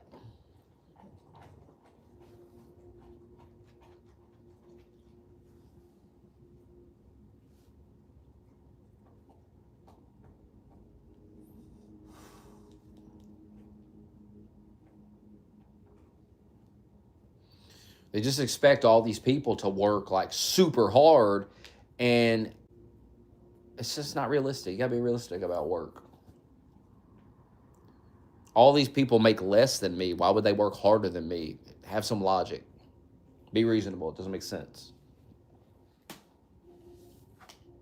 Makes no sense.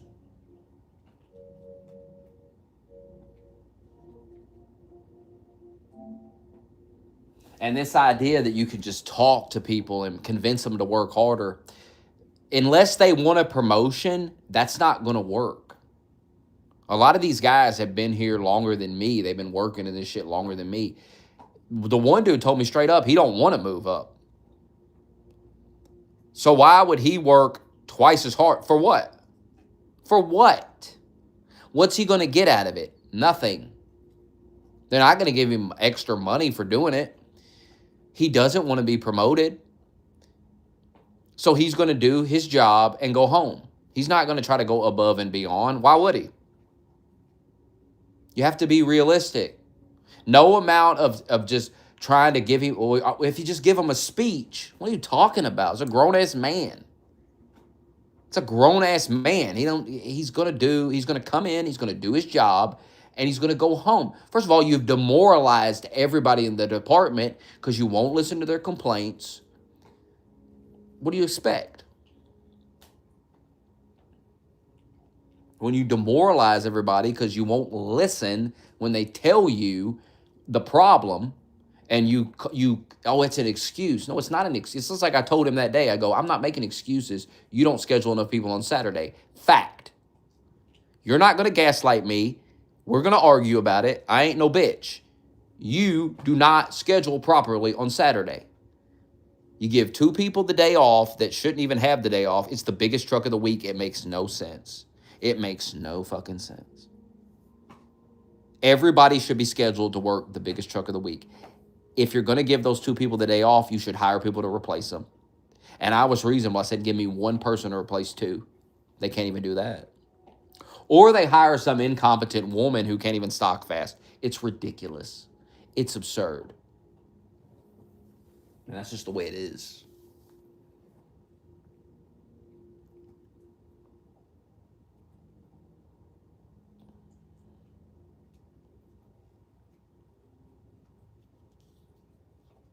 I don't make the schedule. My boss don't make the schedule. Like, I think he's an assistant or something. I don't know. He makes the schedule. And everyone's always complaining about the schedule and how it's set up.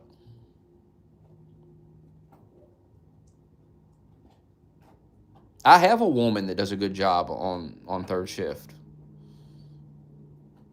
And then they hired another one that just hid in the bathroom. And then we had to go up to her and ask her what was wrong with her. Like, are you okay? Like, is there something wrong? Is there something we need to know about? Like, you're always in the bathroom. You're not getting anything done. And we don't want to do your job for you. And ever since then, she started working. She was going in the bathroom hiding and shit. Now, this new girl, I've only worked with her one time. And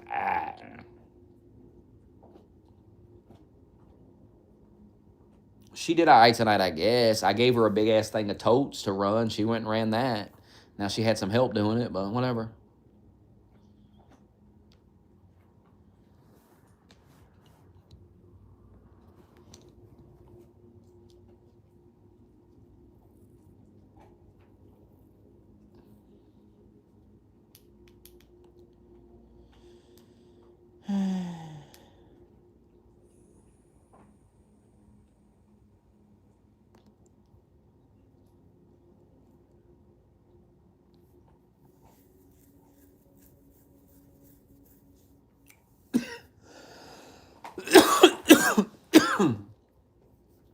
I gave up trying to explain it to him. I just come in and work, go home.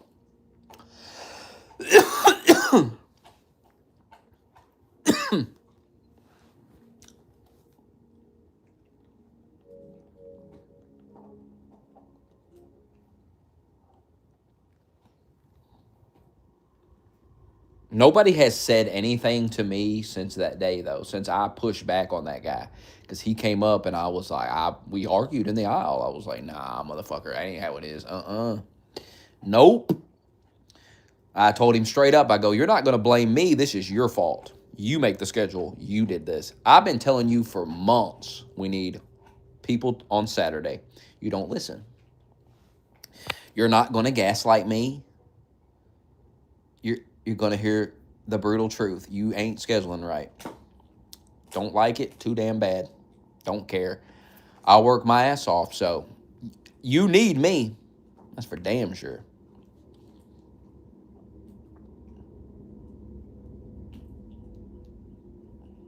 They can't gaslight me at work. They can't do it.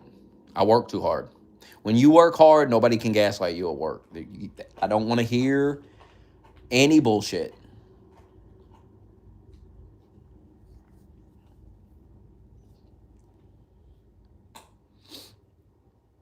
Don't want to hear no nonsense. I know the amount of stuff I get done.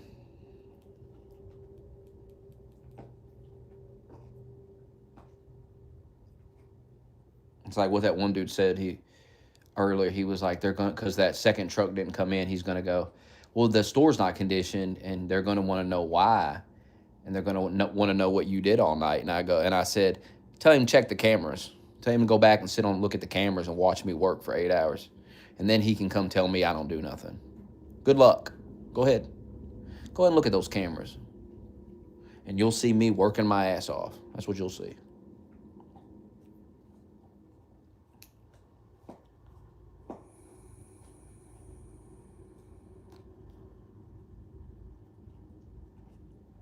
I was basically short 3 people tonight and still got the truck done and went and ran a bunch of backstop.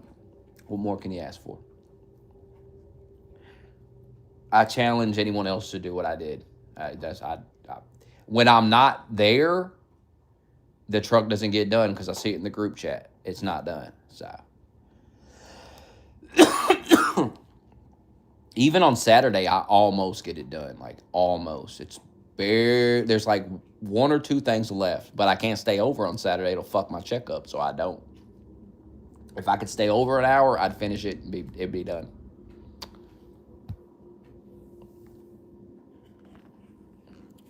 Yeah, you have to stand your ground.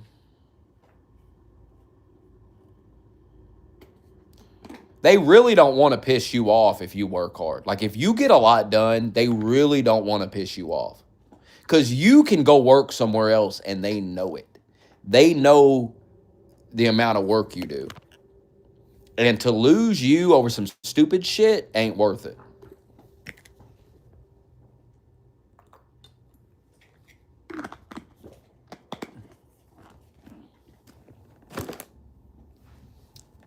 Because I told him, I was like, you're not going to blame this shit on me. I work my ass off. He's like, oh, I know you do.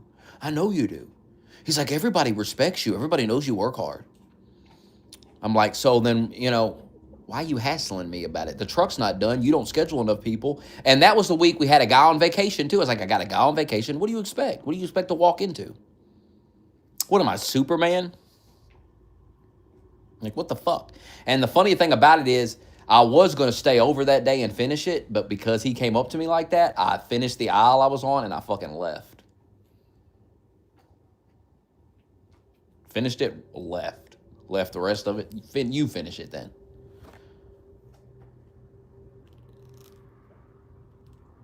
Because he was like, we got to get these trucks done. No shit, guy.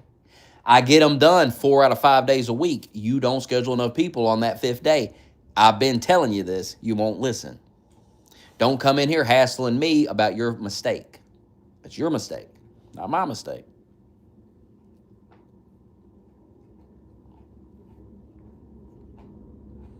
Take Monday, for example. When I'm there on Monday, truck always gets done. Monday is the second biggest truck of the week. It always gets done when I'm there on Monday. When they don't schedule me on Monday, it's not done. What's that tell you? I'm the key. Keep telling you this.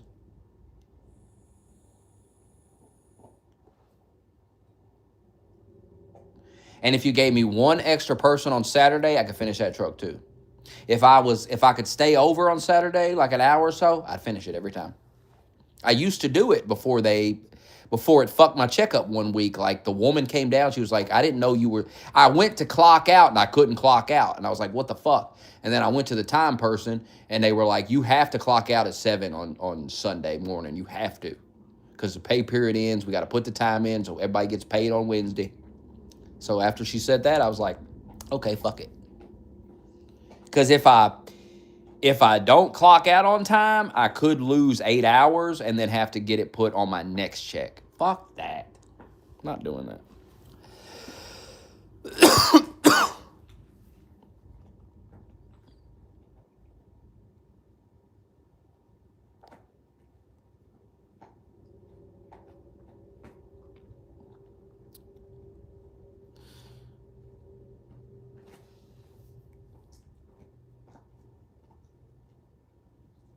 If I clock out, I ain't clocking back in, brother. I'm going home.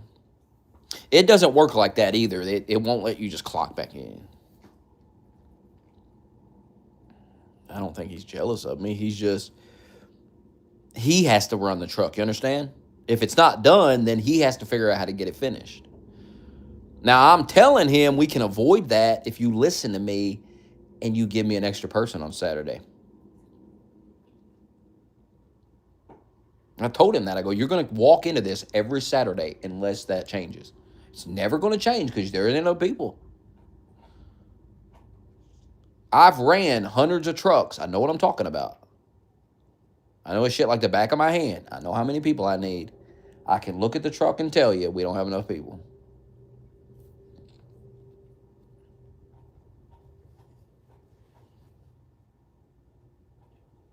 It is what it is.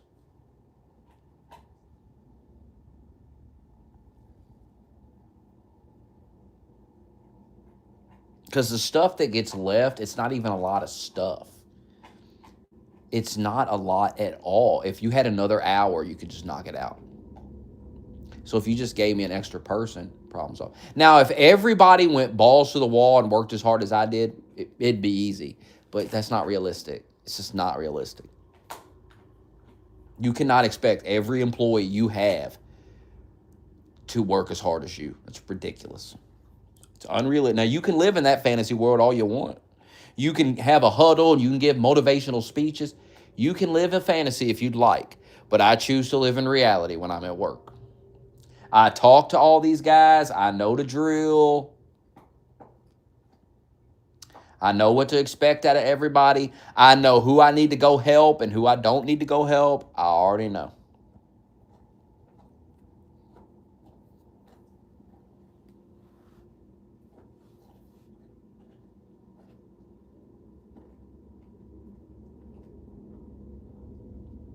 I'm already basically a manager.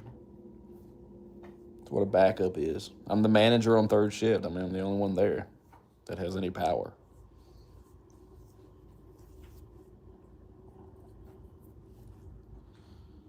It's like me and two other guys basically ran that whole truck tonight. The one dude ran aisle 8, and the girl ran her 2 aisles.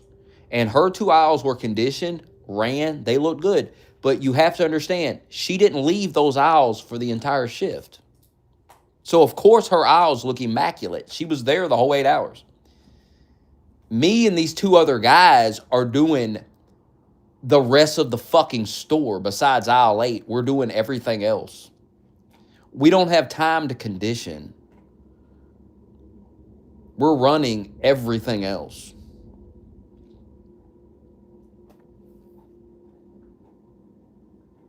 The other guy, he stayed in aisle 8. His aisle looked fantastic. He ran it. He always does a good job, but he doesn't really leave his aisles. He might leave his aisle at the end of the night, but he conditions it and everything before he leaves the aisle. And what are you going to say to him? Don't condition? They want us to condition. So people get mad that I don't go bother him, that I don't make him leave his aisle. But I keep trying to explain to them, that's what they want y'all to do. Like everybody else could do that too. Everybody else could just stay on their assigned aisle and condition it, and nobody could really say shit. But they don't actually want to condition, so they go help somebody else, and you really can't say nothing about that either.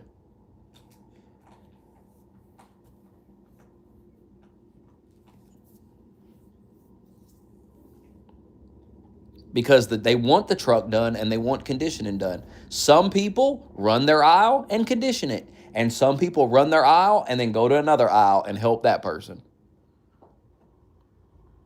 Both are acceptable things. When I took this position, they told me that you should help other people in their aisles when yours is done and condition. They were pushing both of those at the same time. So you're going to have some people that just stay in condition and some people that don't want to condition because it's boring and they go help another aisle. Both are acceptable. You've told everybody that both are acceptable. So shut the fuck up. If a guy runs 4 or 5 aisles, leave him the fuck alone. Oh, he didn't condition his main aisle. Well, he was over here helping this other guy. Hello? You can't give him shit. It's just dumb. I'll argue with him about it. It's stupid. You're not going to make me look stupid. I'm not going to go up to these people and be like, oh, you didn't condition your aisle. The motherfucker was over in this aisle with me, helping me do this or helping. I mean, what are we talking about? What are we talking about? This guy touched like 4 different aisles. Well, of course he didn't get to condition his one aisle. The fuck? Or sometimes there's so much shit to stock. There's just so much that it's like, who has time to condition? There's so much shit. Like on Saturday, we don't even get it done. I'm like, how do we have time to condition? We don't even get the truck done. The fuck?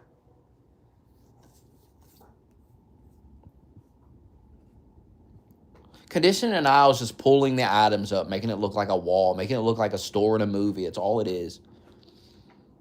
It is not more important than running your back room and getting the truck up. Getting the products on the shelf is the whole point. It is the business you're in to sell that stuff. If you're letting all this stuff sit in the back for weeks and no one's touching it, that is bad business. And I promise you, I will argue this with the CEO of I'll argue with anybody about this because I know I'm right. It is more important to get the product on the shelf than it is to make the shelf look like a movie. Now, if your back room is organized and everything's ran, you can get to a point where you can condition. But they want to do it backwards. They're so focused on conditioning when there's chaos in the back. It's chaos. And I stopped doing it. Someone has to deal with the shit in the back. Someone has to do something about it. And it's too much for one guy to do. It's too much for my boss to handle by himself. If we're the backups, then the backups need to be jumping on that. The rest of these guys can condition. But if you're going to have them, if you're going to understaff us and they got to go run this aisle and this aisle and this aisle, how can you expect them to condition? And you know what I mean? It's dumb. Everybody should have 2 aisles with the exception of 2 people. Everyone else should have 2 aisles to run. They should stay in it for 8 hours, condition it, whatever. That's how it should be. But to accomplish that, you're going to have to hire some people. But see, every company wants to run with a short staff to save money. It's dumb. It's retarded. Now, you would think that these people on first and second shift would be clearing out the back room. But I'm here to tell you, they don't seem to do shit. I don't know what they fucking do. I ask all the time, what is going on these other shifts? And what I'm told is they send them over to other departments. Well, quit taking the guys in our department that use our hours and putting them in other. That's insanely stupid. You're fucking handicapping another department to help this. Why don't you hire people for that other one? They don't realize how much money they cost themselves running that store like this. It's so stupid. There is so much money sitting in that back room that would go to that shelf and people would buy it. And you're talking about a high volume store that does a lot of sales, has a lot of business. You have to attack that back room. You have to run that shit almost every day. You have to be so anal about it, keep it so organized. That's the way it has to be. That's the only way you're going to increase your sales. You would increase the sales significantly if you get it under control. Same thing I used to say about dairy. I used to bring them in the cooler and explain to them, all of this shit sitting in here and it's going out of date because dairy has short dates. All of this stuff is going out of dates. I pulled a pallet of out-of-date juice out of that fucking cooler one time and I took it over to the manager and I showed it to him. I go, look at all this money sitting here. It's all a big loss now because it's been sitting in this cooler and nobody fucking runs it. What am I, Superman? I can't do it all.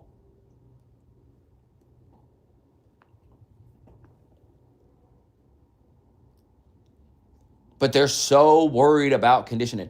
They want you to spend the last 2 hours of your fucking shift conditioning when you have a madhouse in the cooler. It's a madhouse. There's chaos, unorganized chaos.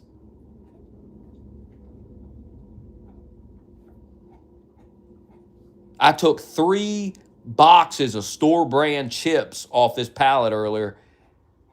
We're talking these chips sell, they fly off the shelf. 3 whole boxes sitting on that back stock went to the shelf. You need to be constantly running this shit every day. That's money right there. That's 3 boxes of money right there on the shelf, instead of it sitting in the back. And then the problem is it sits in the back and then they order more of it because they don't go back there and actually count it. They don't do it. They don't. Bullshit somebody else. I know better. They don't go count it right. They don't care. So don't tell me I don't give a fuck. Fuck off.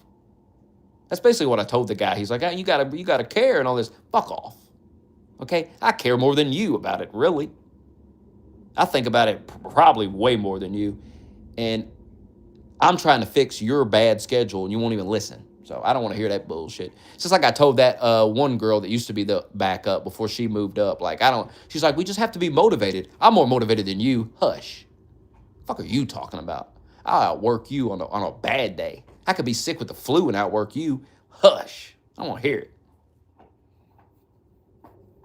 I don't want to hear that bullshit.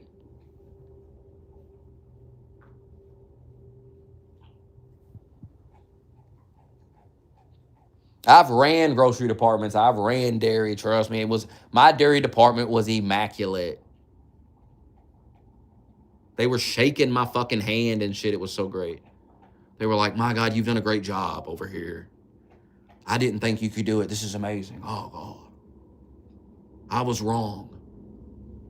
So I don't want to fucking hear no bullshit. I don't want to hear no bullshit about it. You know how easy your job is when you organize all that shit and get it ran and get it set up right? It makes the job so much easier. For whatever reason, they want to deal with this headache every day. They want it to be chaos. This is retarded.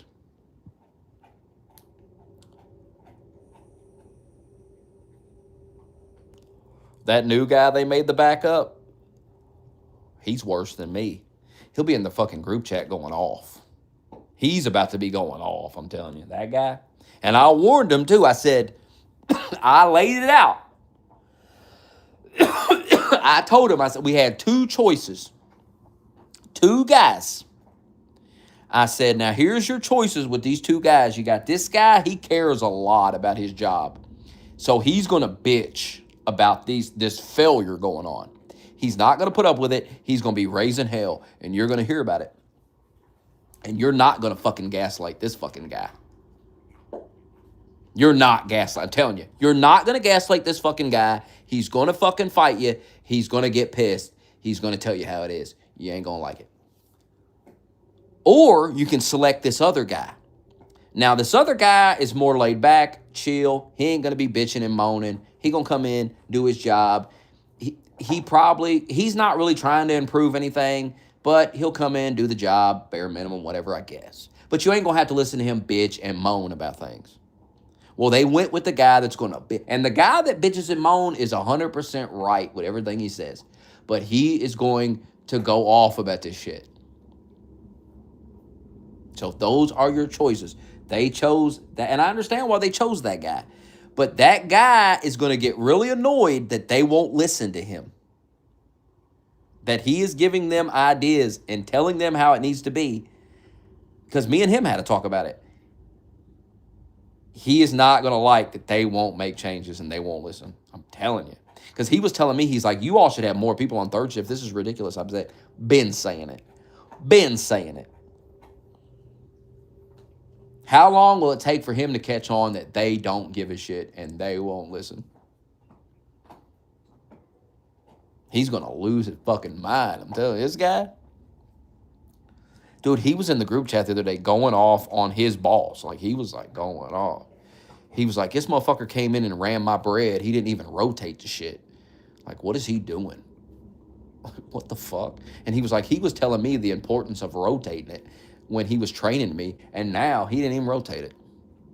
He's like, I shouldn't have to come in the first 3 hours of my shift and re-rotate everything because this lazy motherfucker. I'm like, you're catching on now. You'll get it. You'll understand. And I don't even think it's laziness. I think it's because this guy's been at this job longer than us and he's dealt with this for so long that he just said, fuck it. You understand? Like you deal with something for so long, you realize it's never going to change. You're not going to quit your job because the money's good. So you just say, fuck it. And you do the bare minimum to get by so they don't bitch. Now, me, I'm trying to have improvement because it makes my job easier. I'm not trying to go along to get along. I want you to fix the fucking problem. I want you to listen to what I'm telling you so we can solve it, make the job easier, and everybody can be at peace. We don't have to live like this, you clown. We don't have to work in this condition. But we have to suffer a little bit. We have to be willing to let the store look like shit to get the back room organized. We can't focus on both at the same time. It's impossible because you don't hire enough people. It's like Dave Ramsey says, it's baby steps. There's steps. And you're trying to start on the last step. The last step is condition the aisle. That's the last thing you do. When I ran dairy at Food Line, I would run my truck. I would run my back stock, everything in my cooler. I would clean my cooler floor with a floor machine, and then I would condition my aisle and go home. I didn't come in and condition my aisle and then run my truck. Nor did I condition while I ran my truck. Makes no sense. That makes no sense. And you're not going to gaslight me. I know what I'm doing. I don't want to hear the bullshit. Don't tell me how to do my job that I've been doing for years. I don't want to hear it.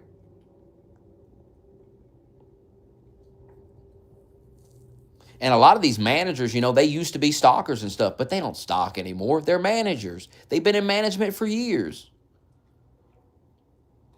They're not on third shift in the trenches with you, seeing it for themselves. They're coming in at the end of it. They're not realizing how much shit there was.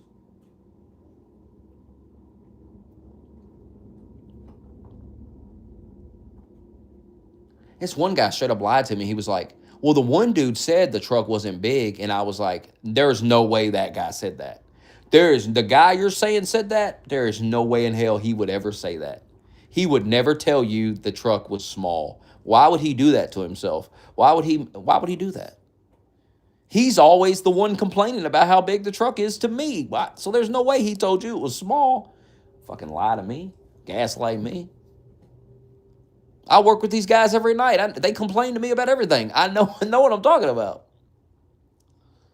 That guy did not say that. Ain't no fucking way he said that truck was small. Why would he do that to himself? Because if he tells them that, they're going to expect more work to be done. There's no way he said that. No. Now, I would be honest with you and say something like that. I'd be like, this truck's nothing. I can handle it. Everybody else is going to be like, no, we need more people. They tell that to me. My boss told that to me. He was like, we need to tell them we need like 3 or 4. Because I told him, we just need like one more person every night. And he was like, no, tell them we need 3 people.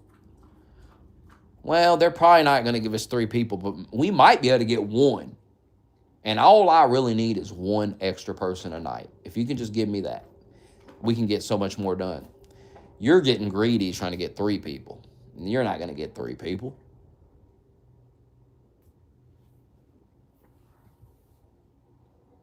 Some people don't want to work.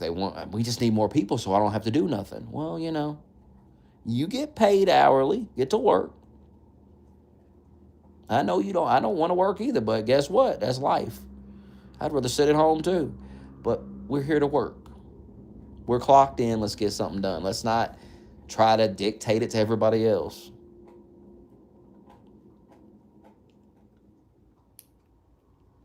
If you want it done right, do it yourself.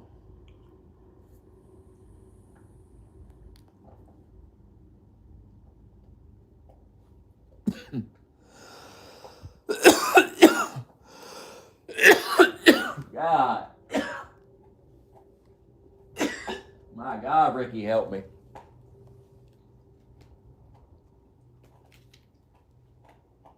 Let's see if my controller can charge. Oh, my God.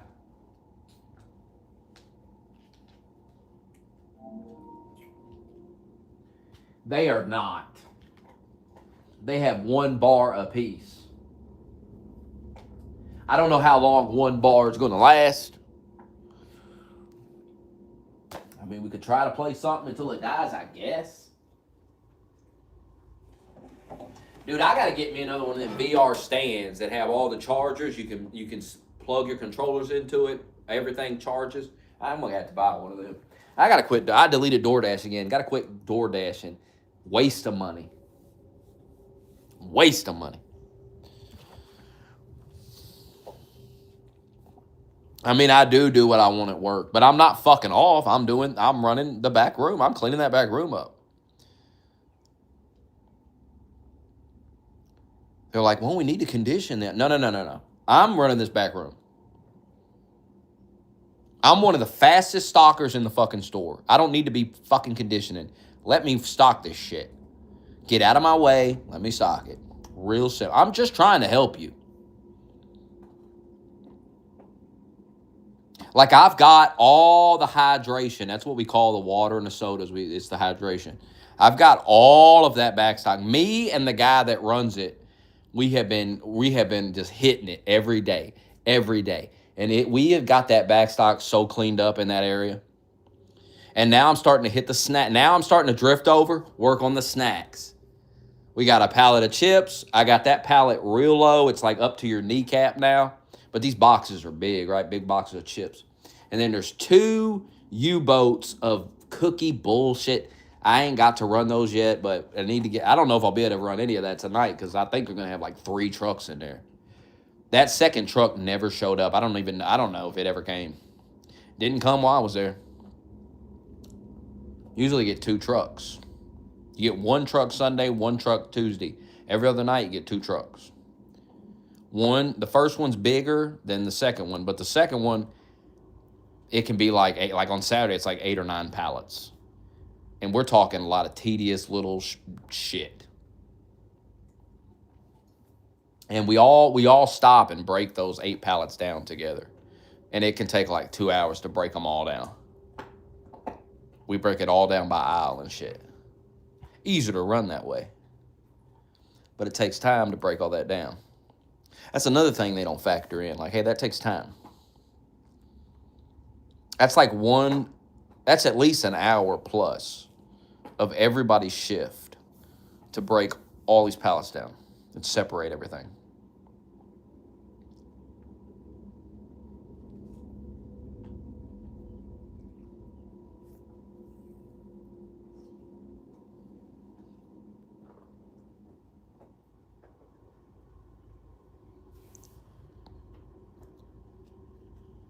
I'm not getting Ubered nothing. I'm going to make some bagel bites.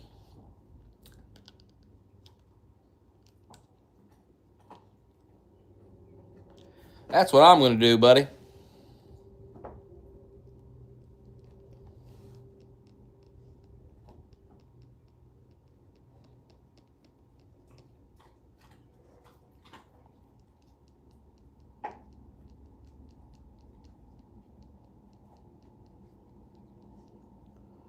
Might play a game. Might not.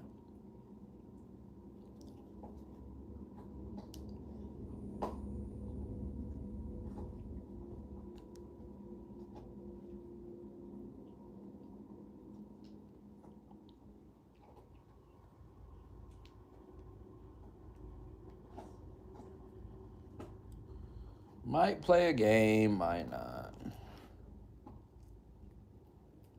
It's so hard to say goodbye to yesterday.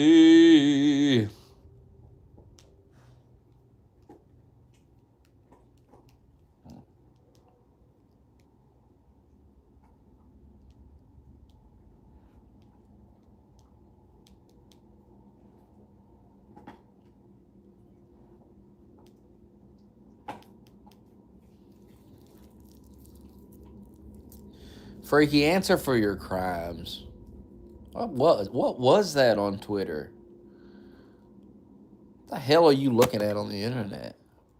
What's gotten into you? Sad. Sad situation.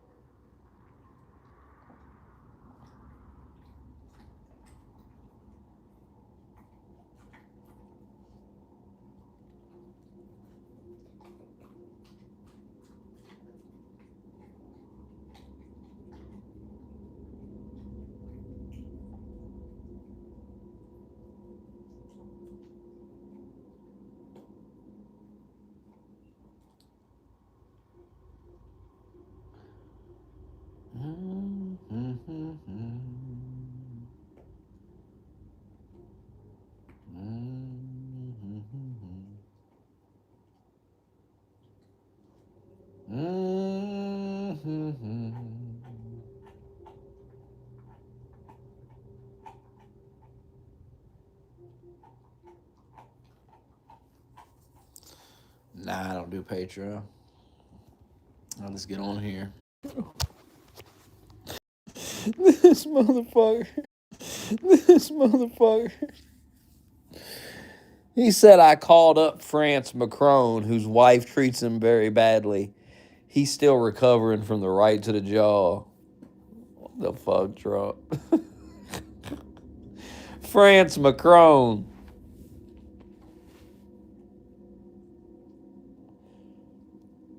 Oh my God. France Macron. I didn't forgot what his actual name is. I'm going to start calling him France. I don't even... What's his first name? France Macron is funny. I'm going to start calling him France Macron. That's going to sick, bro. France Macron.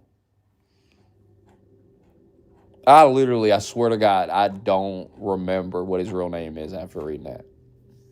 Macron, what's his name? What's his real name? Now I'll just know him as France Macron.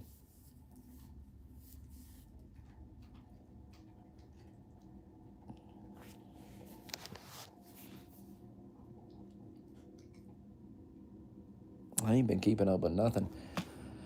I'm going to go watch that Backroads movie when it comes out. That looks interesting. Oh, yeah, Emmanuel. France Macron is just, that's so good. That's who he is from now on. He's France fucking Macron. No fucking Emmanuel. I'll get Zaxby's as soon as you send $20. I don't think you're going to do that, though, are you? So we won't be doing that, unfortunately. We'll be eating bagel bites and turning this stream off, and you'll cry. And you'll say, man, I should have sent that $20.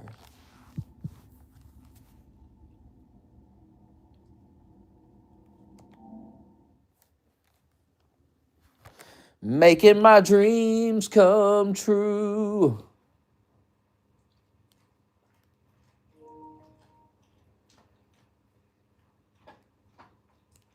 These dreams.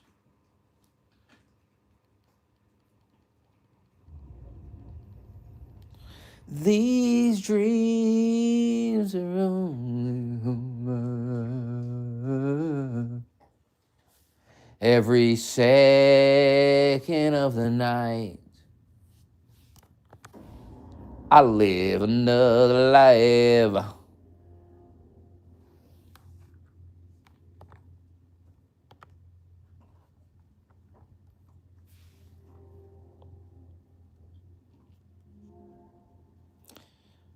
None of my exes are trying to be in. First of all, I only talk to one of them because I have kids with her. And I don't even talk to her every day. But no other, I don't interact with any other ex that I've ever had. So I don't have that problem. Thank you. Doug, when I'm done with them, I'm done with them. I don't circle back on them, you know. That one girl I circled, like, she came back around, and I should have never wasted my time with her dumb ass. Lesson learned.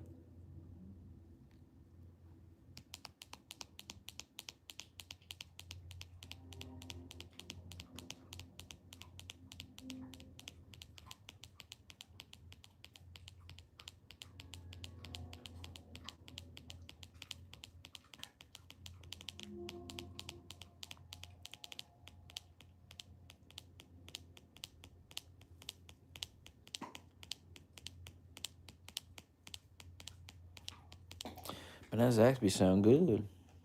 Ban him for bringing up Zaxby's. Make me think about buying some Zaxby's. Ban that guy. Thank you.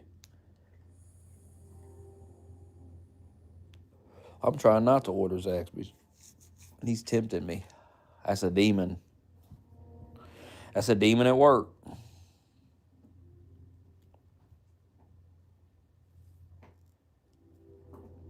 Ricky, tell Parr to send the 20 for the Zaxby's, and I'll fire it up right now.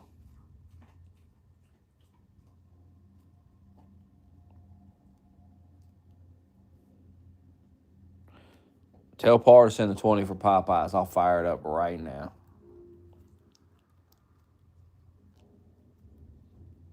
No questions asked.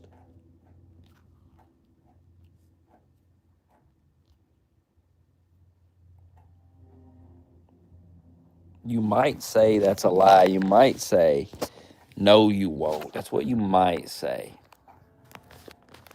You might.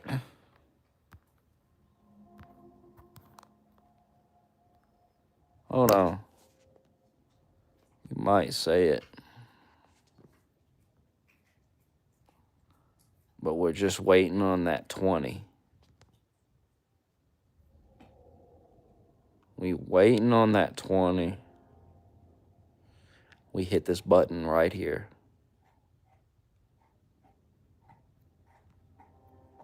I don't know why my TV so it doesn't look like it in real life. I don't know why it looks like it on the camera. It's weird.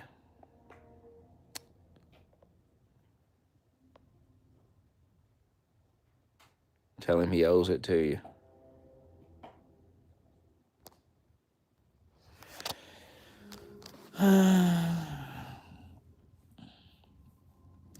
That's the belt I whooped Stack Jones with. That right there, that belt.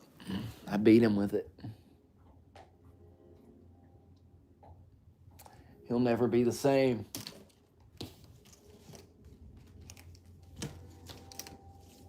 Don't mind the broken fucking blinds that the children and the dog fucked up. Don't mind. Don't mind them. Oh my God. Tuck it in there. Okay. Supergirl. Scary movie. I might see that. Toy Story 5. Yeah. Mandalorian. Nah. Minions. Never seen Minions, actually.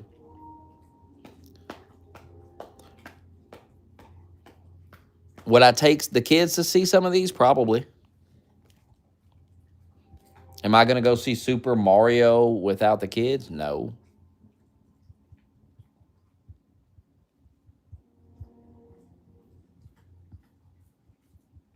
When does Spider-Man come out? I am going to go see that. That looked good.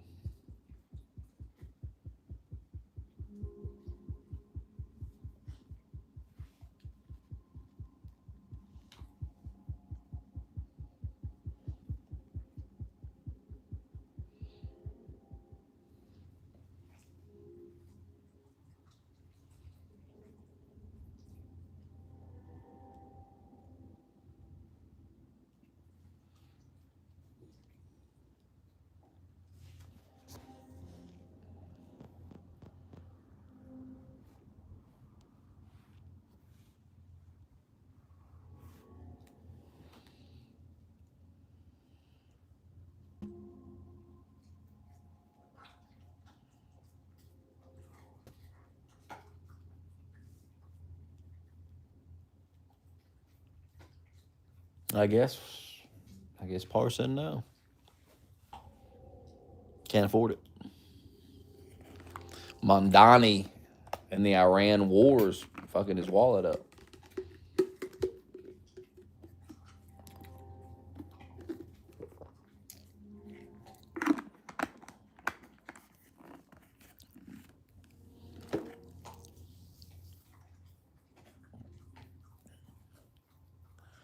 I keep hearing how ground beef is skyrocketing. The ground beef I buy, $8.99. Still $8.99. Still $8.99. So I don't know what the fuck y'all talking about for real. $8.99. I looked at it the other day because people were saying, "Oh, the beef, Smokey. How can you defend the beef?" And I'm like, "What? $8.99. It's not happening here. I'm sorry. I don't live in hell, some liberal hellhole like you. I guess I don't know."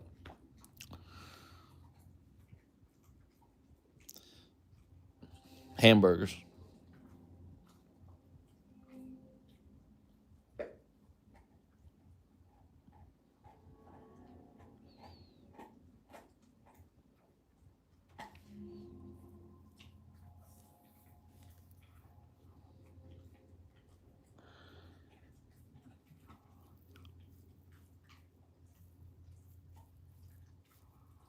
What's wrong with 80/20?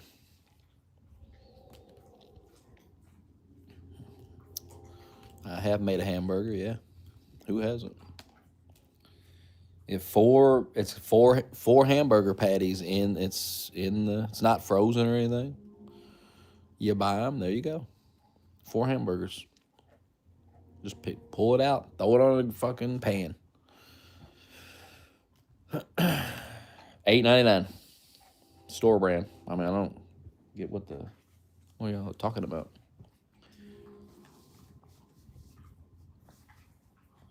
And then eggs are like under $2 a dozen now. It's like, of course, I remember when eggs were like 80 cents a dozen. So Joe Biden wrecked this country, boy. I'm telling you. You fucking retarded. You vote Democrats or do anything to help them win. You're a retard. You're an idiot. And you'll get what you fucking deserve. Mark my words. And I'll be there to see it. Clown your ass. And Trump's about to pull out of NATO. He's about to put it into that shit. It is a useless alliance. Like, when we need them, they don't have our back, but we're supposed to have theirs. Like, what? Yeah, cage-free eggs are going to cost a lot more. Those special types of eggs. Yeah, they've always been expensive. Nothing new there. Those eggs were like $10 a dozen when it was really bad. So if they're $5 now, they've went down significantly.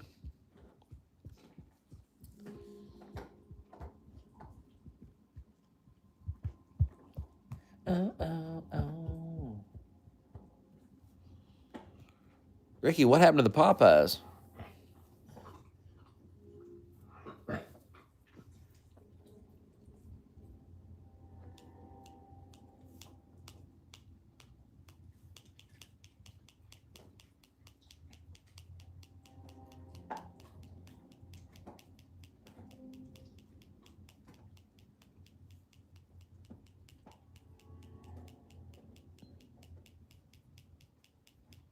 Block him for not answering. That way, when he gets up later, he'll be like, "What the fuck? What did I do, Ricky? Ricky, what did I do?" You got to train him. He's got to be on call. He should have you on special notification, like when his phone should like go off, some loud noise or something, so he knows it's you. Like, my girlfriend got a special text tone, so I know if it's her texting or just some random text. You should have a special tone. You're his boyfriend. Like, what the fuck?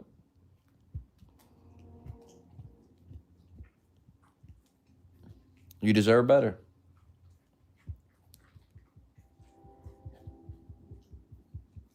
You should have been Hot Dog Spaceman's boy. He'd have took care of you. Said you set it up with Par. He's a cheap Jew.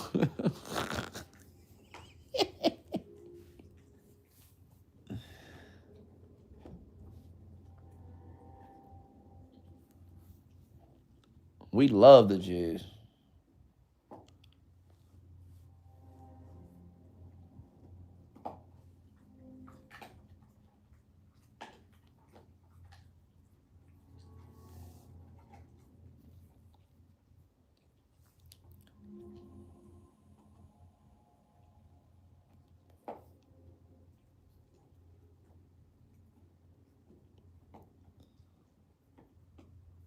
don't know. I want to play a VR game where I can just run up and bash somebody in the head with a crowbar, you know? Can't do that in this game. I want to clothesline motherfuckers. You can't even do it in Hitman, really. I just want to run up clothesline you. Ah!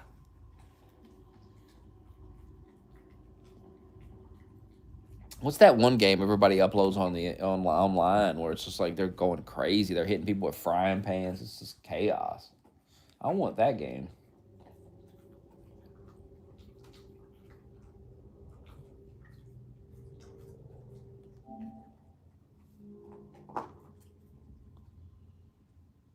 Duh, Jews.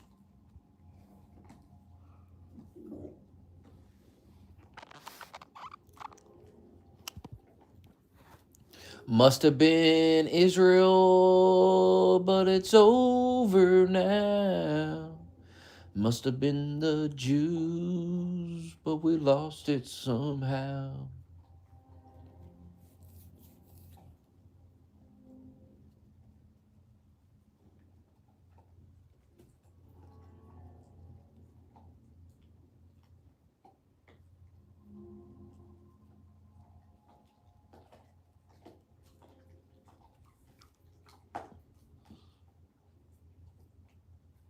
Fucking obsession over the Palestinians. It's so gay.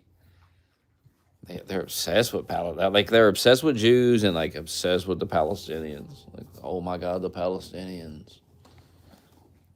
Like, who gives a fuck about any of that shit, really? We don't even involve us. Who cares about the Jews or the Palestinians, quite frankly? I don't give a shit about either of them, really. I wish them well, and I don't wish harm upon them unless they're terrorist thugs, but, I mean, I'll let Trump sort that out. That's what I voted for. I voted for Trump to handle it. I don't really have to think about it because I voted not to think about it, really. So, Trump decided that Iran needed to be bombed into the Stone Age, so it is what it is. Iran should have listened to the King of Earth, and they wouldn't be dealing with this shit. But they bucked up to the King of Earth, and they're getting slapped around by him. And Europe is doing the same thing, and now they're about to get slapped around in a different way.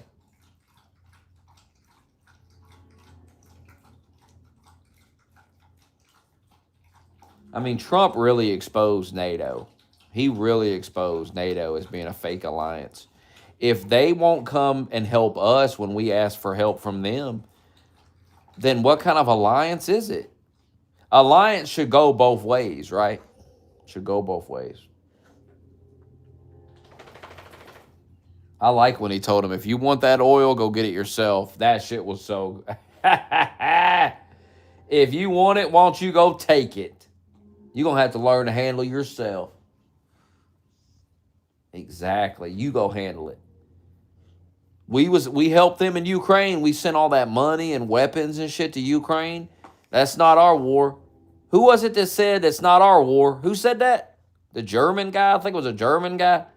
Hey, it's not our war. Well, fuck you, Europe. And fuck Ukraine, too. We should pull all funding and weapons or whatever. We should pull it all from Ukraine. We should say enough. They won't help us with Iran. Why should we? Why do we have to help Ukraine?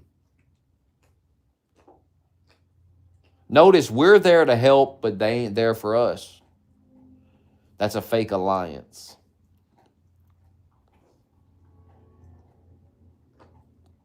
I would be better off in Israel than. Do you disagree? Doug, gun to your head, you have to teleport and live for the next 30 days in an area. You have two choices: Palestine, Israel, or we blow your fucking brains out. Pick it.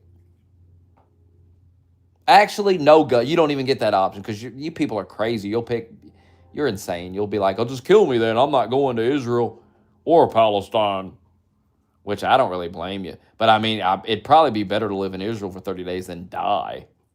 But you guys are so fucking deranged. Hell, you'll probably say Palestine because you're fucking deranged. Palestine Israel. You be teleported right now for the next 30 days. What you picking? Where do you think you'll be safer at?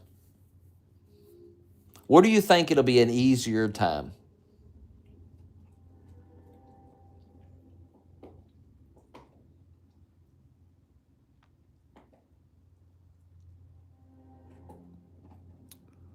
I don't run the Discord. You have to speak to the Warlord Reaper, who now runs the Discord. The Warlord Reaper.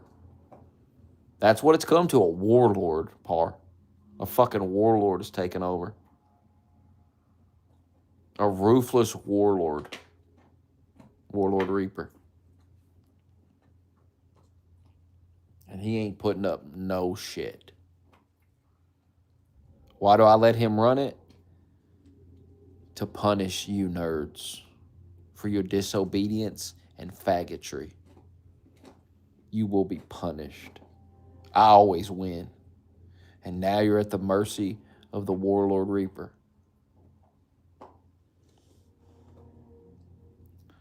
I know Raven went to troll you. He told us he was going to go troll you.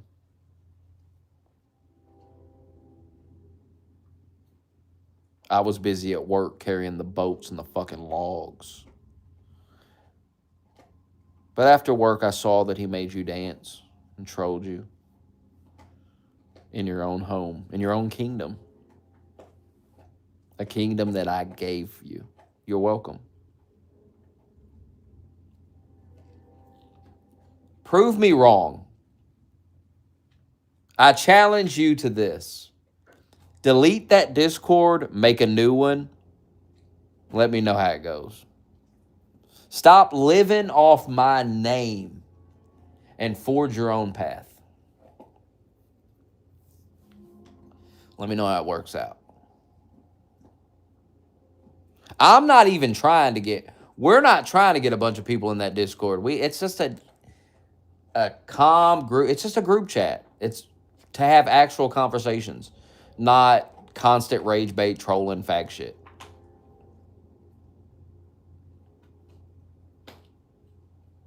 It's what it's supposed to be. That's what I always used to explain to Rogue. It's like, we're just here to have conversations, talk about the news and stuff, but you're constantly rage.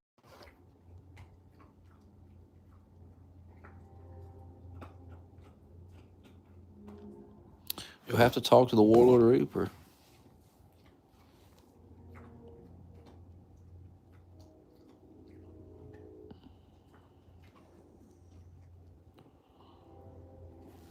Is Par not allowed to DM people?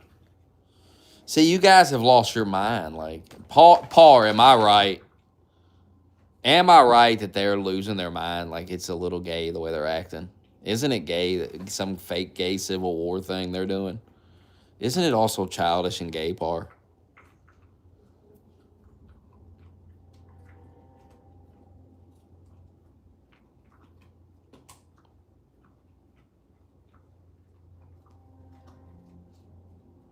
Par's not a yes man for me. He's telling the truth. Par's never been a yes man. Even Par has to admit that this is crazy. Like I say, even Voxter is admitting it. Like, Voxter's like, what's wrong with them? And you know, Voxter used to give me shit all the time and troll me, but even he sees it. Like, it's crazy. It's going too far. It's insanity. It's delusions. Exactly. Yes. You understand. Larson was, and you were actually doxxed. They called your mom, all that bullshit. They just, as far as I know, they just went to Larson's Facebook, fucking copied his profile picture and posted it in the fucking Discord. I mean, who gives a fuck? Grow some balls. I mean, who cares? If Larson actually cared about something like that, he would never make his real name his screen name. The fact that Jacob Larson is his actual screen name shows you that he actually doesn't give a fuck about anything like that. I'm not and he was trying to fucking troll me, I'm not falling for it. You're not offended. You don't give a shit. Knock it off. You're not a victim. You weren't doxxed. It's all bullshit nonsense. If you were actually worried about people knowing your identity and personal life and all this, you would never make your name your actual name. You'd never do that. Parr's screen name is not his name. Parr would never put his real name on there. Anyone that would use their real name doesn't give two fucks at all about anybody knowing anything about them, because you're not even trying to hide your name. Not only that, but Jacob Larson has posted his picture in the Discord multiple times. It's not like he's been exposed or anything. He told us he cheated on his wife. I mean, this is not a guy that hides his personal business at all. Neither do I, so that's why it's so funny when you try to expose me. I've told everybody everything. Who gives a shit? I'll expose myself long before you ever will, clown.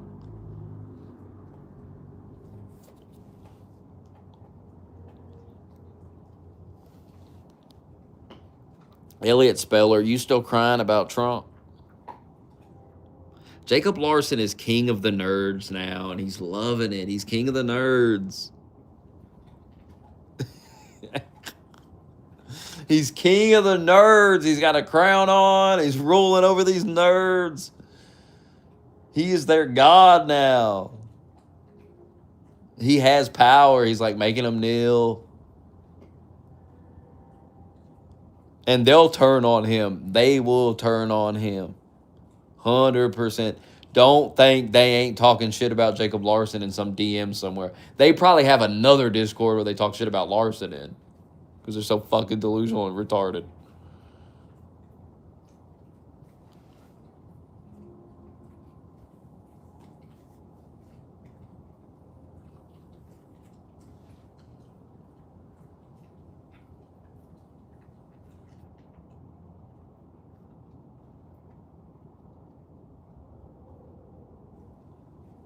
King of the nerds.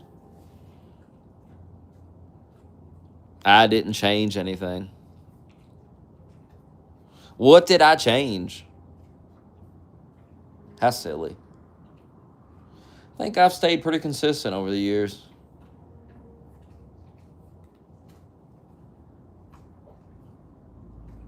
So have you. You're a mindfuck liberal with TDS. I've supported Trump his entire presidency. Like, what's so new about it?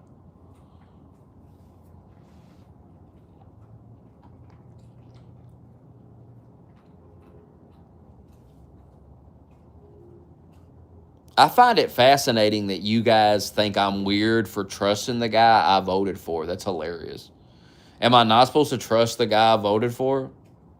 I trust the guy I voted for. I'm like, what the fuck? What's so weird about that? What's weird is going and voting for a guy and then panicking about everything he does, because that shows you don't trust the guy. So why the fuck did you make him the president? It's insane. You're insane. You're retarded. You're the weird person, not me. I'm normal. I voted for a guy, and then when you panic, I say, I trust him. It's going to be fine. I trust that he knows what he's doing. And you go, oh my God, I can't believe it. What do you mean you can't believe it? I voted for him. What the fuck? Are you stupid? You're the weird one. You're the confusing one. You voted for a guy. You don't trust anything he does. What the fuck?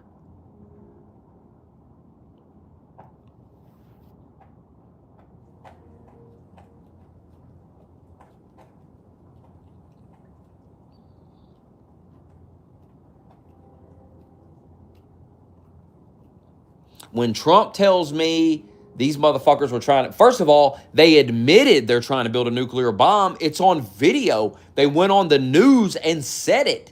So this is not some weapons of mass destruction, George W. Bush thing. These motherfuckers admitted they're trying to build a nuke. They have all this enriched uranium. They will not give it up. Why do you think that is? Why do you think they won't give up that uranium? Because they want to build a nuclear bomb. Now more than ever, they want to build it. Make no mistake. Oh my God, they definitely want to build one now. They definitely want to take revenge. So that's why you got to finish the job. We're in it now. It has to be finished. We can't allow this can to be kicked down the road. We can't allow them to rebuild. We can't allow them to have this uranium. Has to be dealt with. Simple as that. You don't start it and then pull out early. Finish the job. Solve this Iranian problem forever. Be done with it. We're in it now. The debate on whether or not we should have done it is over. That debate is over. Stop having it. The debate now is simple. We are in this. Do we finish this or do we end it early and not accomplish our goals that we set out in the first place? It makes no sense. You're in it, finish the job. Simple. It'd be foolish not to. Soldiers have died. Are they dying in vain, or are we going to finish the job?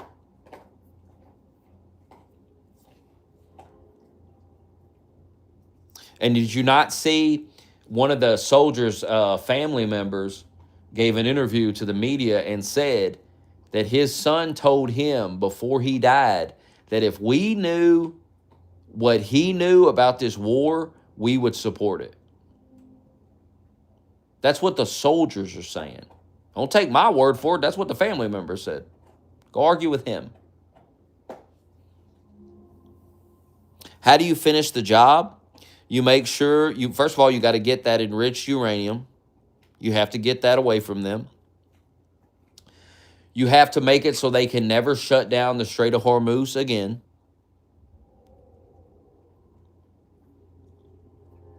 Ultimately, I suspect they're going to arm the citizens. If you remember, Netanyahu, Trump have said repeatedly, as has, I don't know who this guy is. I think he's some general or something. I see him all the time. But they have all three said repeatedly, they will give a signal when they're ready for the people to rise up. The way I view everything Trump says is misdirection. Trump is all over the place, if you notice. One day he says this, one day he says that. He's all over the place. That is a strategy. He did this last year before they bombed the nuclear site. This is the strategy that Trump uses. It's misdirection. It's confusion. You don't know what he's going to do. One day he says, oh, the war's about over. The next, well, I'll blow the power plants up. I'll level this fucking country. I'll fucking, hey, maybe we can have a ceasefire. Maybe we can make a deal. He's all over the place. That is a strategy. And if you pay attention, Trump has used this strategy many times. You don't know what he's going to do. Now, if you ask me, based on what I see with the troops moving in, there will be some type of ground invasion. They will, I think they will take that island where the oil goes through. They have been moving too many troops in.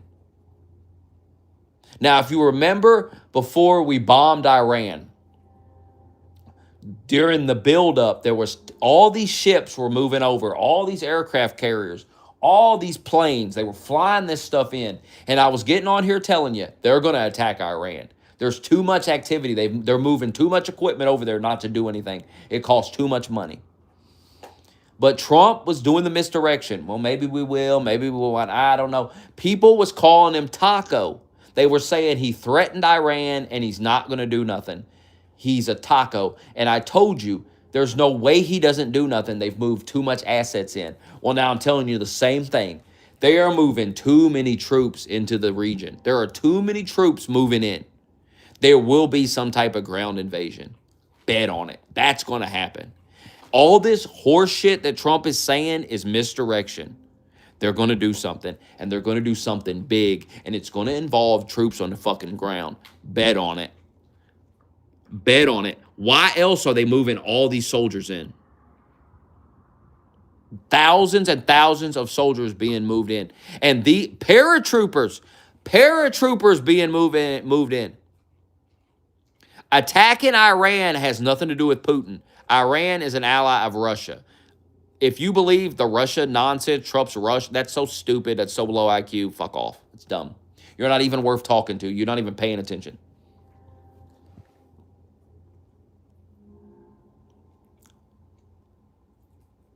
You cannot believe a word Trump says about this war. You cannot trust anything. You just have to understand it's all misdirection.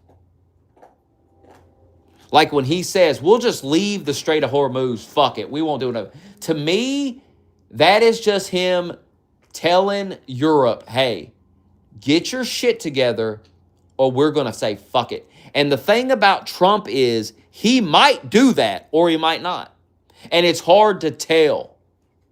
It's really hard to tell because, like Venezuela, like Iran, people were going, oh, he ain't going to do nothing in Venezuela. He's all talk. He ain't going to attack. And then he does it. And then he does it.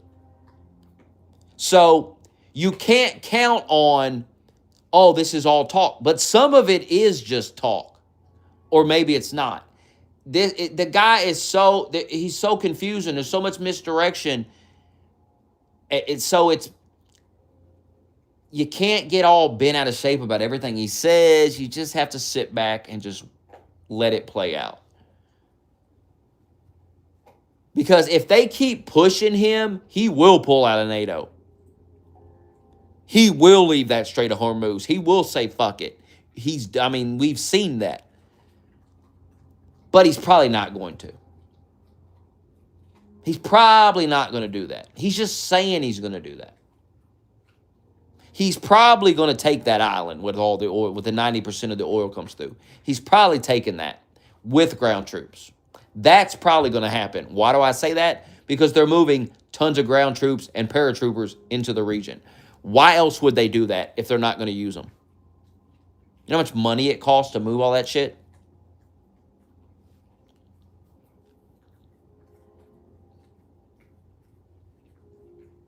This is not Trump's mess. This is a problem for the world.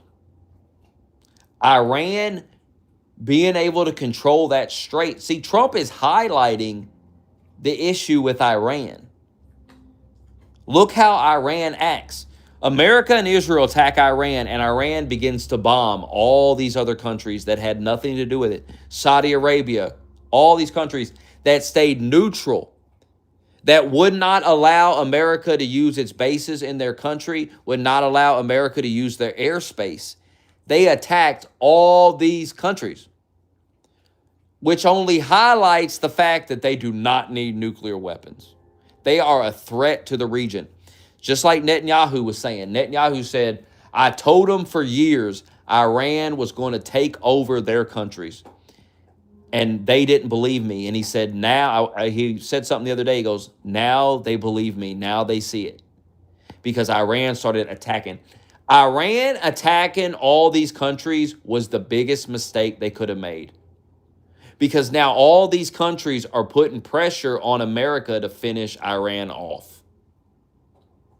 It backfired. The strategy was, we'll attack these other countries. They'll put pressure on America to back off. The opposite happened. That's the biggest blunder that Iran made. The second biggest is underestimating Trump and calling his bluff. That was a huge fucking mistake. And what they did after the war started, it's dumbfounding. I don't get it. I don't get the strategy behind that. They've alienated themselves. People are shutting their embassies down, kicking Iranians out of their country. Like, they've really pissed these countries off. And something big is happening behind the scenes. There is a lot of misdirection going on. I'm telling you right now, something big's about to happen. And this weekend, see, all of this stuff has to be wrapped up before the China meeting, Trump-China meeting. That's coming up, I believe, in May. Trump needs this Iran war over with by then. He needs the leverage. And I think he's going to take that island where 90% of the oil comes through that island. He's going to lock down that strait. He's going to control that strait. And he's going to have incredible leverage over China by controlling all that. And when you go into the meeting with China, you're going to have all that leverage. I believe that's why the ground troops are being moved in. The paratroopers are being moved in. They're going to take that island.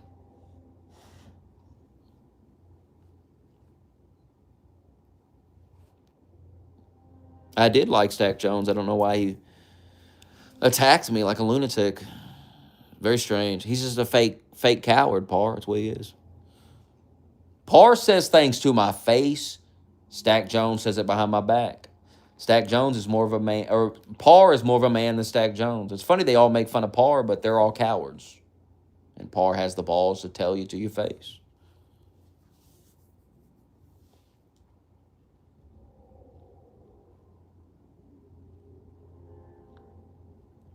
I don't think Iran has a lot of drones and rockets left. They're being decimated.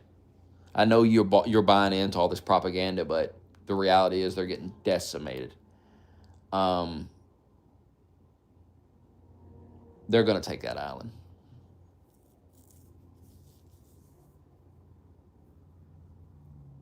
They're going to get that strait under control.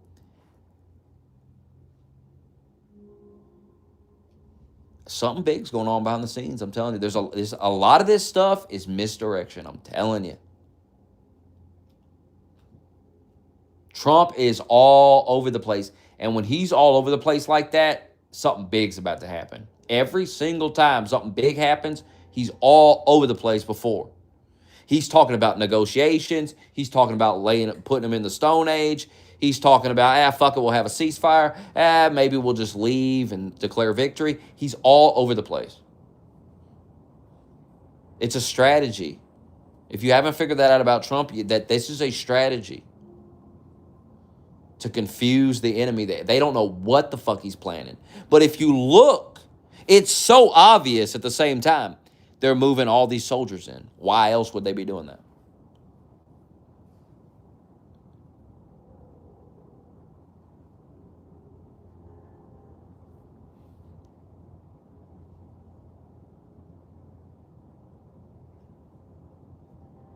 Who's Brian Cox?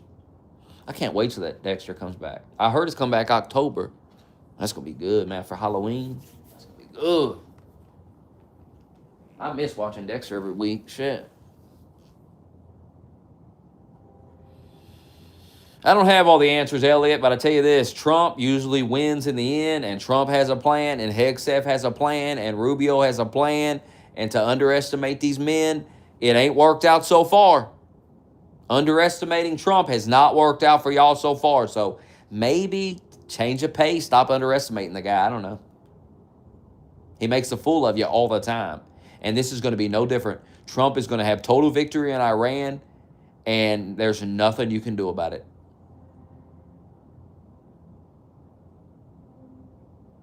Trump has a plan. And I'm telling you, if you listen closely, you have to remember, before we attacked Iran, remember, Trump made the red line. He said, do not kill those protesters. Then they killed the protesters. After they killed the protesters, that's when you started to see the aircraft carriers. You started to see the movement of equipment right after that.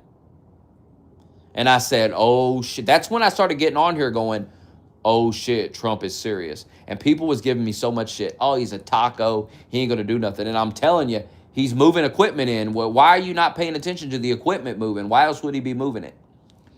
And then Trump was all over the place. And if you remember, he was downplaying. Remember this now. He started to downplay the protesters being killed. He stopped talking about it. He stopped mentioning it. And people were acting like, oh, he just betrayed them. And then he attacked. And when he attacked, what did he do at the press conference? He said, they killed these protesters. And he brought that up again after not bringing it up forever. And then he told the people, stay inside. There's going to be a time when we give you the signal that it's time to take your country back. And then he's moved away from that. But if you pay attention to Trump, there are moments where he mentions it again. There are moments where he will say shit where you will realize he still is thinking about these protesters and thinking about the people. I'm telling you right now, Trump is going to save those people. He is not going to leave those people with that regime. Stop falling for the misdirection. The guy has a long-term plan. They know what they're doing. Netanyahu said it. Trump said it. The general said it. There will be a time where we will give the signal for you to rise up. They have not gave that signal. Netanyahu said it the other day. Why do you think they keep saying that? There's a reason they keep saying that. They have a plan. There's something coming. There's something coming.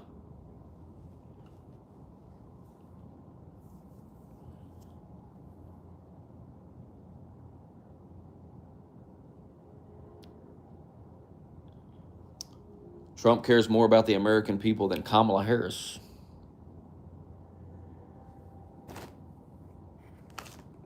That's for damn sure.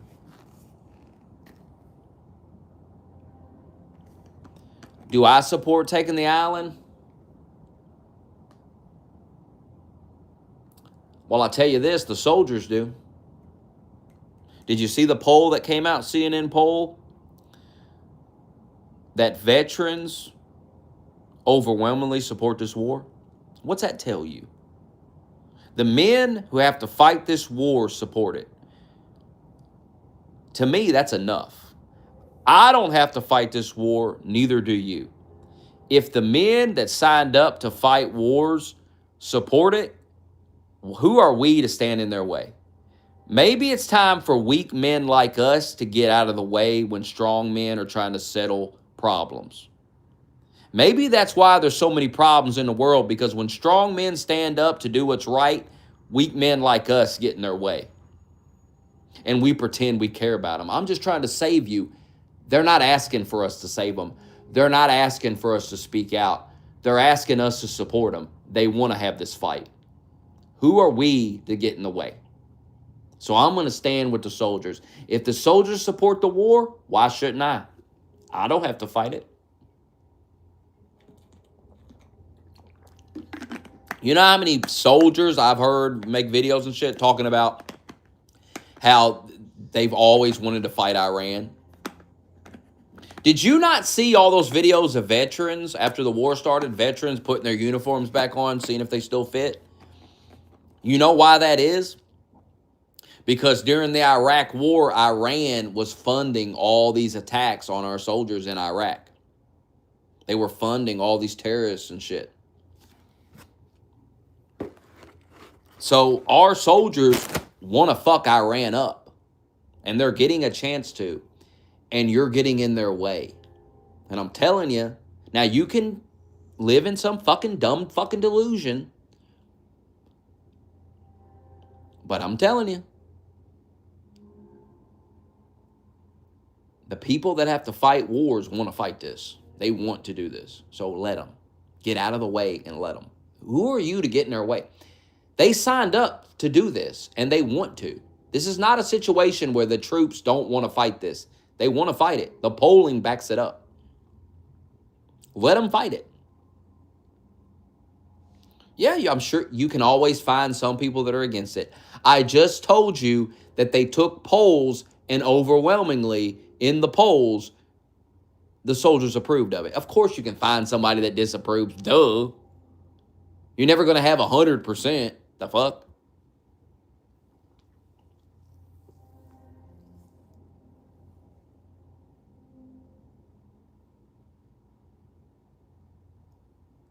Will there be casualties if they take that island? Probably. Do you think it's possible to never have another military casualty again? And do you believe we should never use our military? Then why have a military? If a country can threaten us, kill our soldiers. You know how many soldiers Iran has killed? Have you ever looked into the history of Iran killing Americans? Because it's pretty bad. I watched a bunch of YouTube videos after the war started. I was like, geez.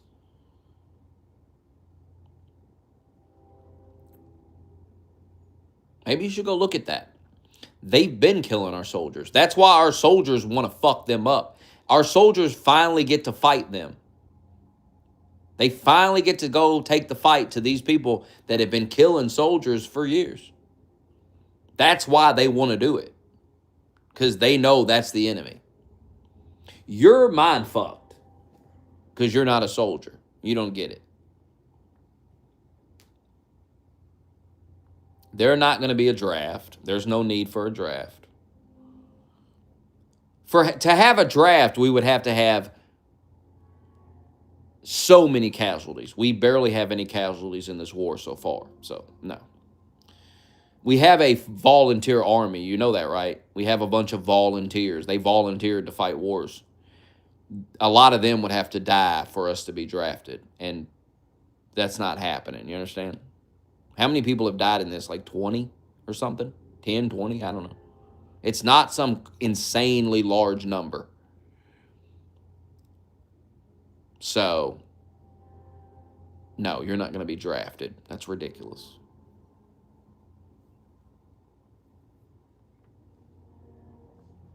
Were you drafted to fight in the Iraq War? Were you drafted to fight? We had a draft in Vietnam. I mean, come on, enough. There's not going to be a fucking draft for. There wasn't a draft for Iraq or Afghanistan. Why would there be a draft for Iran? A war that's going to be over by the end of this month.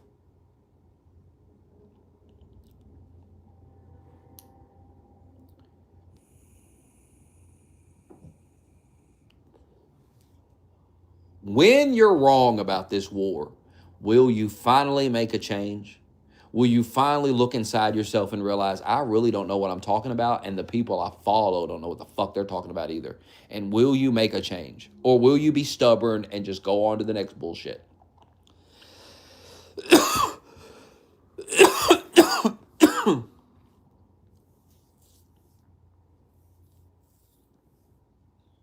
Why did we have a draft in Vietnam? I don't even know why we had that. I wonder what was the reason.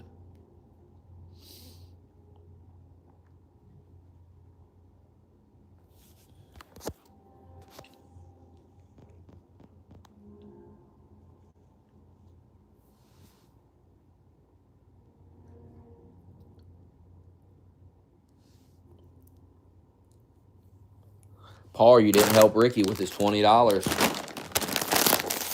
With a $20 Popeye so he could get Resident Evil 4. You played him. That's your boy. That's your man. Your lover. You should look out for him.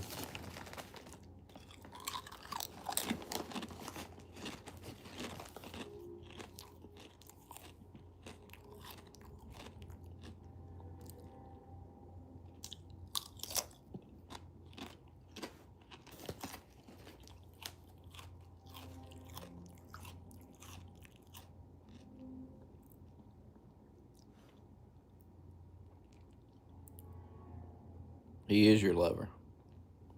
Y'all send each other shirtless selfies. Y'all admire each other's bodies and give each other tips. You're looking good, man. It's gay shit going on.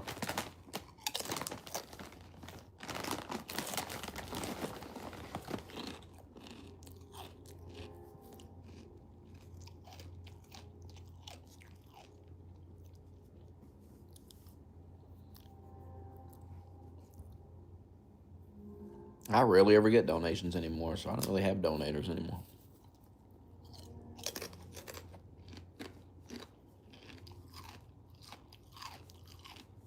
I'm just here for the love of the game now.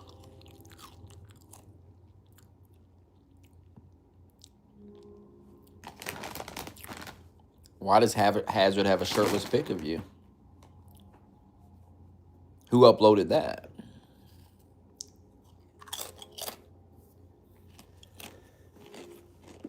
Yeah, we're waiting on somebody to send $20 for Popeyes and we'll stream it, but no one's going to do that, I guess. So now I'm just thinking about going to bed.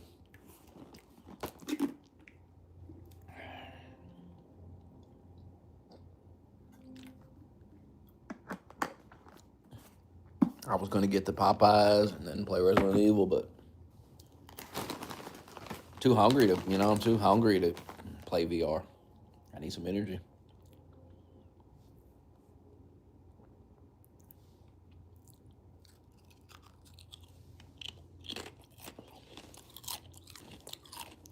What has Trump done that's bad? Why is stopping terrorist thugs from getting nuclear weapons bad?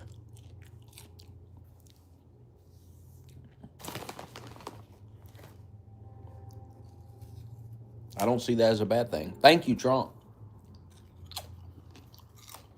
I'm going to say what needs to be said. Thank you, Trump. Somebody got to have some balls. Thank you, Trump, for saving us from nuclear Iran.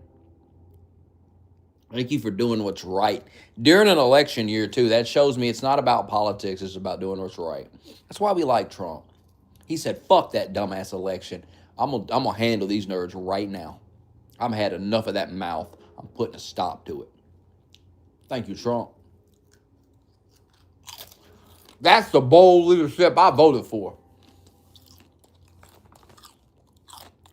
I was promised bold leadership. I was promised scorched fucking earth. And that motherfucker went scorched earth on him. Thank you, Trump.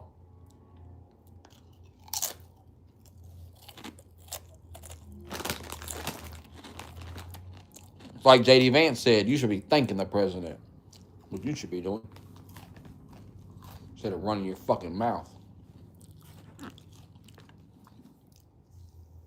I bet you wouldn't say it to Trump's face. I bet if you met Trump, you'd be sucking his fucking dick. You'd be so starstruck. Shut the fuck up on the internet running that mouth. Mr. President, I'm a big fan. You'd be taking a selfie. You'd be putting on the Discord. Look, guys, I met Trump. Faggot.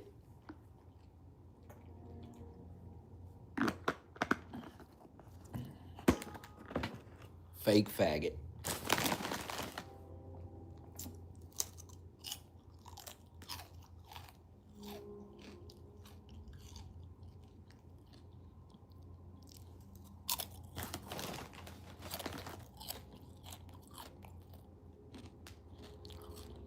I love VR2.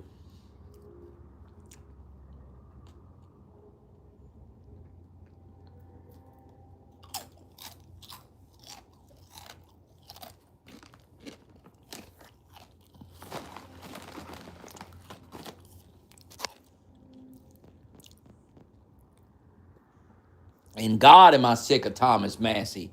Somebody tell, I can't wait to see him get voted out. He's a clown.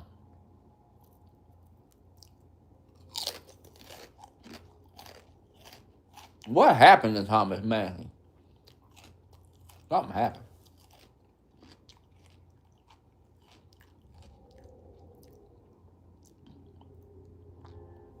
His wife died, and he went from looking like a nerd dweeb to like he looked like kind of just, he got a beard now. He changed his whole fucking appearance.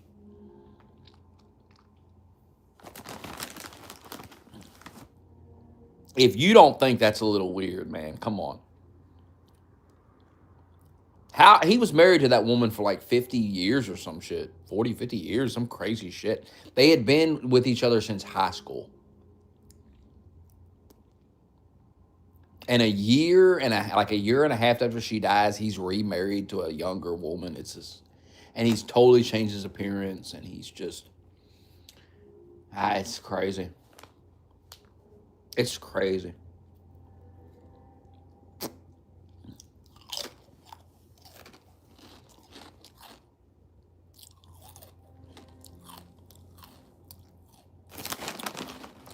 I've been blocking a lot of nerds.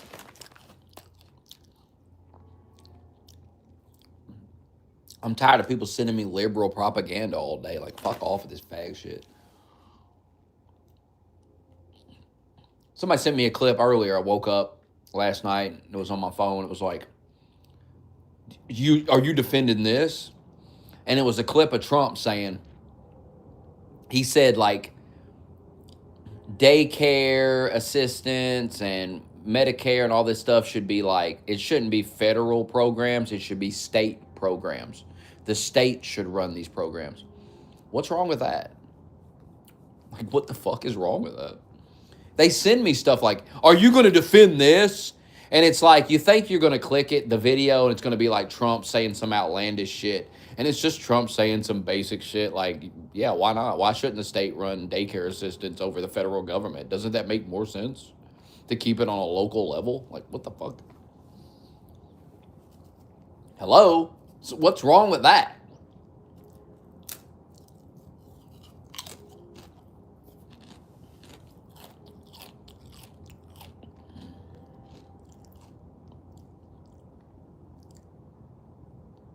Trump was like, the federal government should be like dealing with wars and foreign policy and stuff like that. We shouldn't be worried about funding daycare assistance. He said that should be state government stuff. What is wrong with that? Why are you sending me this liberal horseshit, propaganda horseshit? Why? What happened to you? I'll tell you what happened. Israel. And I know this because I talked to this guy a couple months ago and he was bringing up fucking Israel. They always start bringing up Israel. They will say, well, Trump did this, and they'll start attacking Trump, and you'll start debunking everything they say one by one. That's bullshit. That's bullshit. Here's why. Here's why. And then it gets to a point where they bring up Israel, and then you go, that's what it's really about. It ain't got nothing to do with any of this other shit you said. Israel. Why can't you just be honest and say you hate fucking Jews? Why can't you be a man about it? That's what pisses me off. It's not that you hate Jews, it's that you're such a coward punk bitch that you can't just be honest. When everybody talking to you can realize you hate Jews. We can see it. We're not stupid. We can see what you say. Retard. Just be honest. Quit gaslighting us.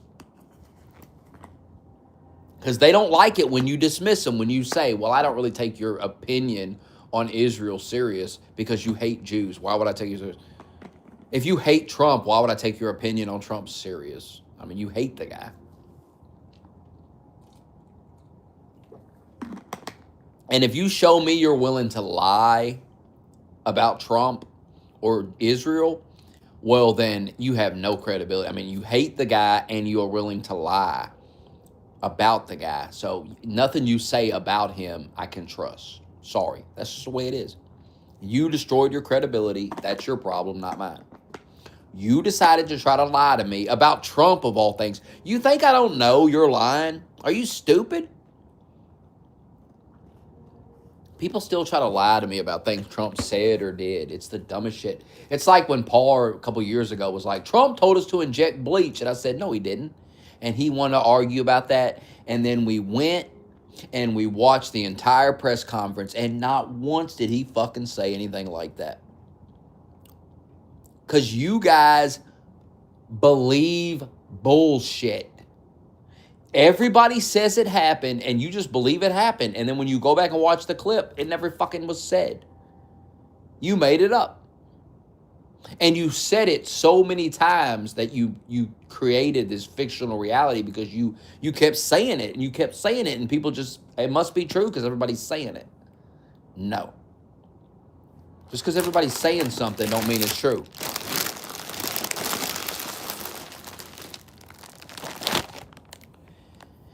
What if I lied about Trump? You can hate Trump, but if you're honest and never lie, if I never catch you trying to lie to me about Trump, then I can trust your opinion. It's the lying that's the problem. It's the trying to fool people with bullshit that destroys your credibility.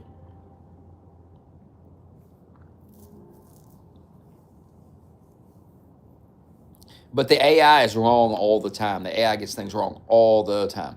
Look into that. AI gets shit wrong all the time. I believe Republicans will win the midterms. I'm not worried about the midterms.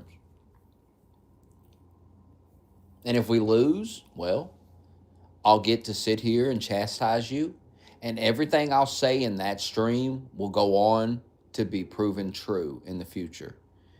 And people will remember that stream and they will go, man, Smokey called it again. Just like he called the Biden years before they happened, he called this shit. I always win because all I do is just get on here and give an analysis. And I give a truthful analysis. I think Republicans will win based on a variety of things. Number one, look at the funding. Republicans have way more money on hand than Democrats for campaign ads, to, run campaigns. That's just a fact. the Democrats' favorability rating is way lower than Republicans, way lower than Trump. Democrats have spent the entire time defending illegal aliens and lying and acting fucking crazy. Why is that a winning strategy? In polls, Americans support the war with Iran. Look at the polling. Americans support deporting illegal aliens. Look at the polling. Why would Trump lose?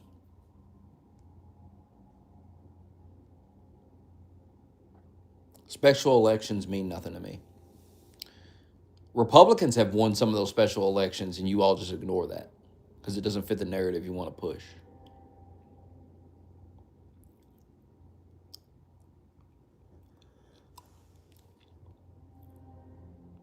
Yeah, Democrats are defending Iran, and Democrats are a mess.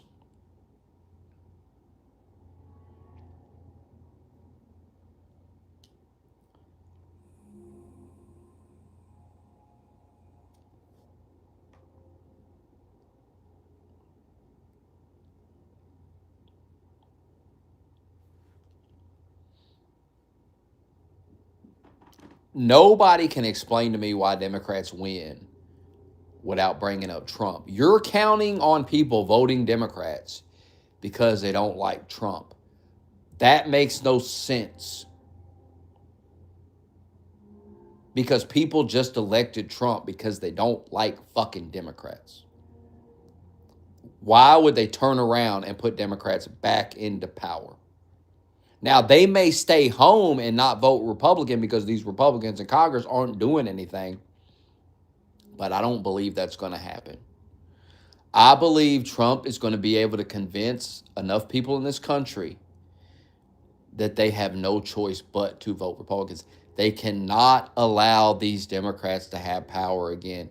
And I think enough people in this country realize that no matter how much they don't like Republicans, no matter if they don't like Trump did this or that, they cannot allow Democrats to have power again because Democrats will fuck everything up. And that's why they're going to lose the midterms. I believe the same thing that happened in Japan is going to happen in this country. Trump is going to gain more power in the midterms. It's right in front of your face. How can you not see it? They keep saying it. The president always loses in the midterms. He always loses. The incumbent always loses in the midterms. Trump always makes history. He keeps making history. This will be no different. This will be no different. Come on, deep down inside, you know that this is going to be another moment where Trump defies the odds. He always does it. You should be used to it by now. I heard Nancy Pelosi, I watched a clip of her yesterday. She said, Republicans are going to try to rig the fucking election.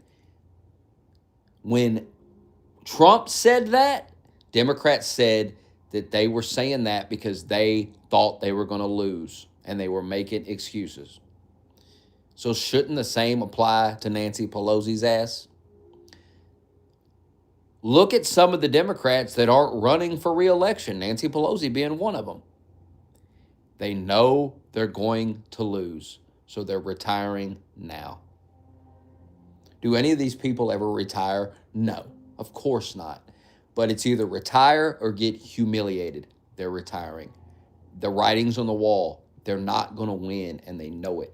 They don't have the funding. People aren't donating to their campaigns. Look at the data. Stop listening to propaganda and look at the facts. They have no funding on hand. They're in fucking debt as a party. Trump has $300 million fucking dollar war chest for the, you understand, Trump has 300 fucking million war chest for the midterms right now. When people talk about 2028, they're saying Marco Rubio, J.D. Vance, or maybe Trump third term. This is what people are talking about. This is where the hype is. Name one fucking, and stop, don't lie, don't bullshit, be honest. Name one Democrat that has any momentum whatsoever for the fucking 2028 election. You can't. I don't want to hear Gavin Newsom. I don't want to hear Pete Buttigieg. Stop being full of shit. Stop being an idiot. None of those men have a chance at ever being fucking president. Gavin Newsom took California and ran it into the fucking ground. Everybody in the country knows that. They're not electing him. Pete Buttigieg is gay. This country, black people in particular, are not voting for a gay man. It's not fucking happening. The data is clear. Pete Buttigieg has no fucking chance. Quit bringing his name up. Quit wasting my time. That fat fucking Illinois has no fucking chance. Chris Christie 2.0 is not winning. Liberal Chris Christie is not going to be the president. Get fucking real. Get real. You know who has the best chance for the Democrats, but he won't win because the Democrats are retarded? Stephen A. Smith. They should run Stephen A. Smith. They should go to Stephen A. Smith and tell him, please save our fucking party. That's what they should do. That's my advice for the Democratic Party. Go to Stephen A. Smith and say, please help us. And let him run the show because he got more sense than that entire fucking party. And who do you make his running mate? John Fetterman. Boom. Boom. Black man, down to earth white guy, relatable white guy, genius ticket. It's a solid ticket. It's better than Pete Fat fucking Buttigieg and liberal Chris Christie and snake Gavin Newsom. I mean, what a fucking joke. Josh Shapiro, liberals are not voting for a Jew. Sorry. You have an anti-Semitism problem in your party. They hate the Jews. They couldn't run Josh Shapiro in 2024 because there's too many people on the left that hate Jews. It's such a high percentage of them that they can't run a Jew. You realize that? They can't run a Jew. They're afraid to run a Jew. Who gives a fuck about Europe? Europe's irrelevant. This is America. We don't give a fuck about Europe.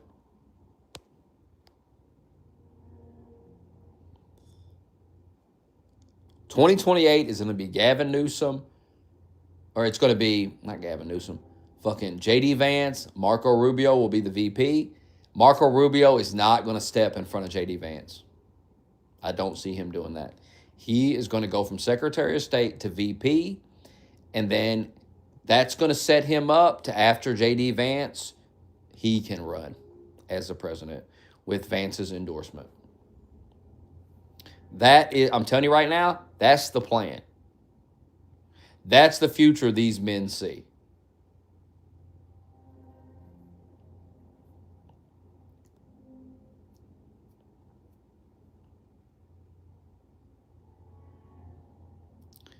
Vance is not vanished. You're caught up in propaganda. You're in an echo chamber.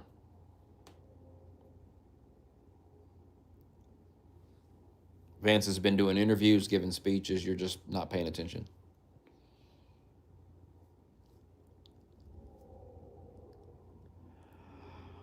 I tell you what, I like Rubio. I do. He's really growing out. He just seems like a very serious guy. If you listen to him give a speech and stuff, like I listened to him give a speech from like 10 years ago. I was like, this guy's good. Like, before Trump was president, he gave the speech and he predicted everything that happened with Iran. It's like, damn.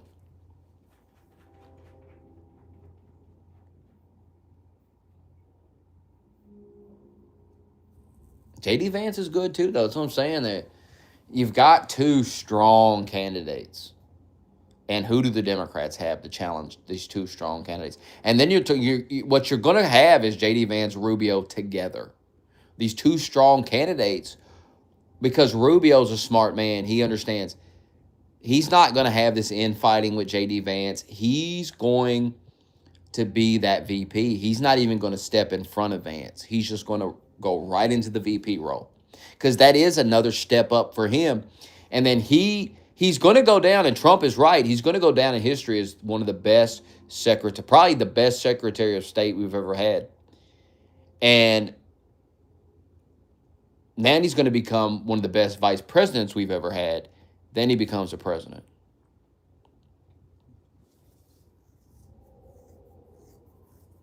Go watch Rubio give a speech. I mean, this dude is good. And if you think of the great presidents in history that give great speeches, I mean, Rubio's up there giving these great speeches. He sounds presidential. He looks presidential. He's not a white man either. Just saying, that's a Hispanic man.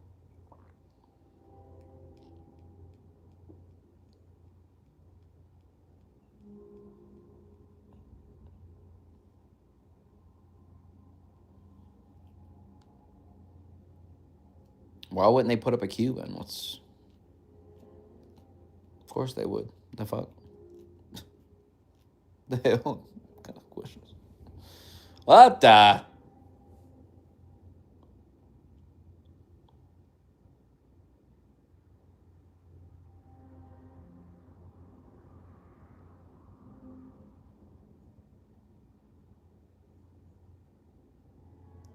Trump's going to leave a void, though. But the thing about Trump is,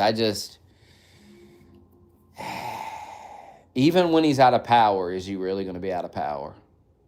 If Vance and Rubio are running the show, you've got to think Trump's going to be in that ear. And I think Trump is going to be so powerful and so influential and such a historical figure by the end of this term that the country is going to want him in that ear.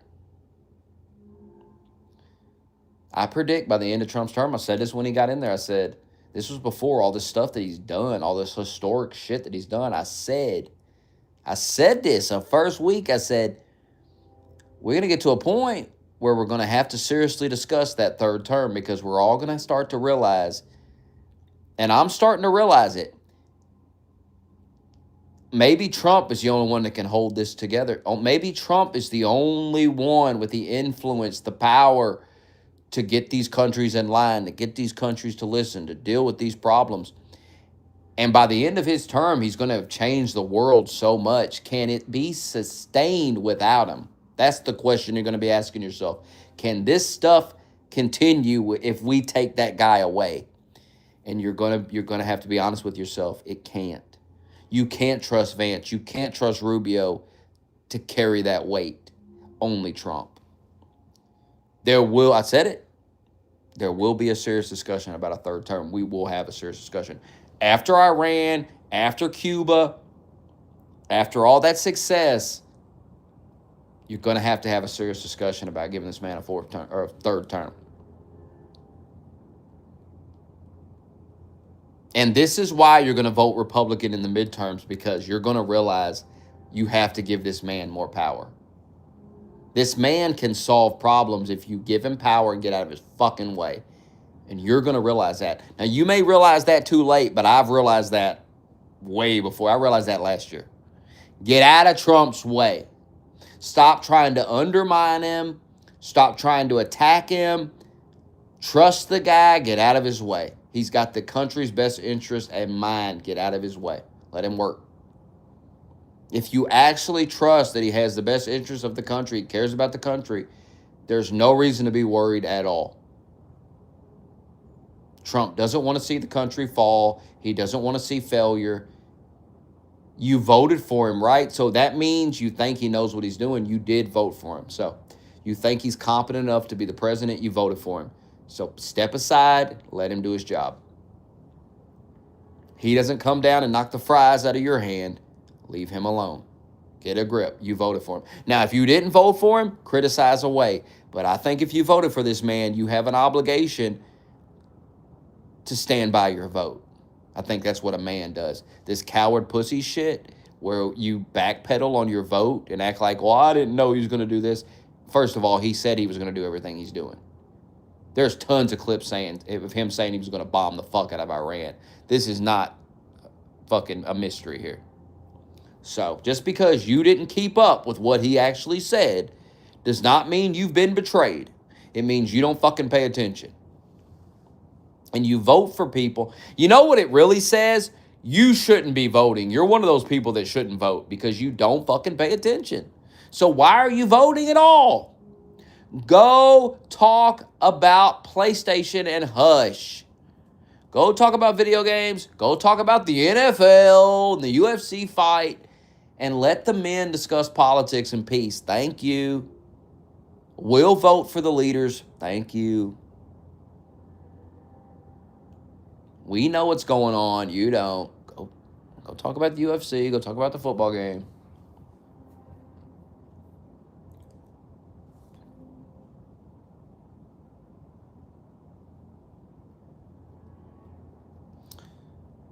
Trump could live to 100 years old. You don't fucking know when he's going to die.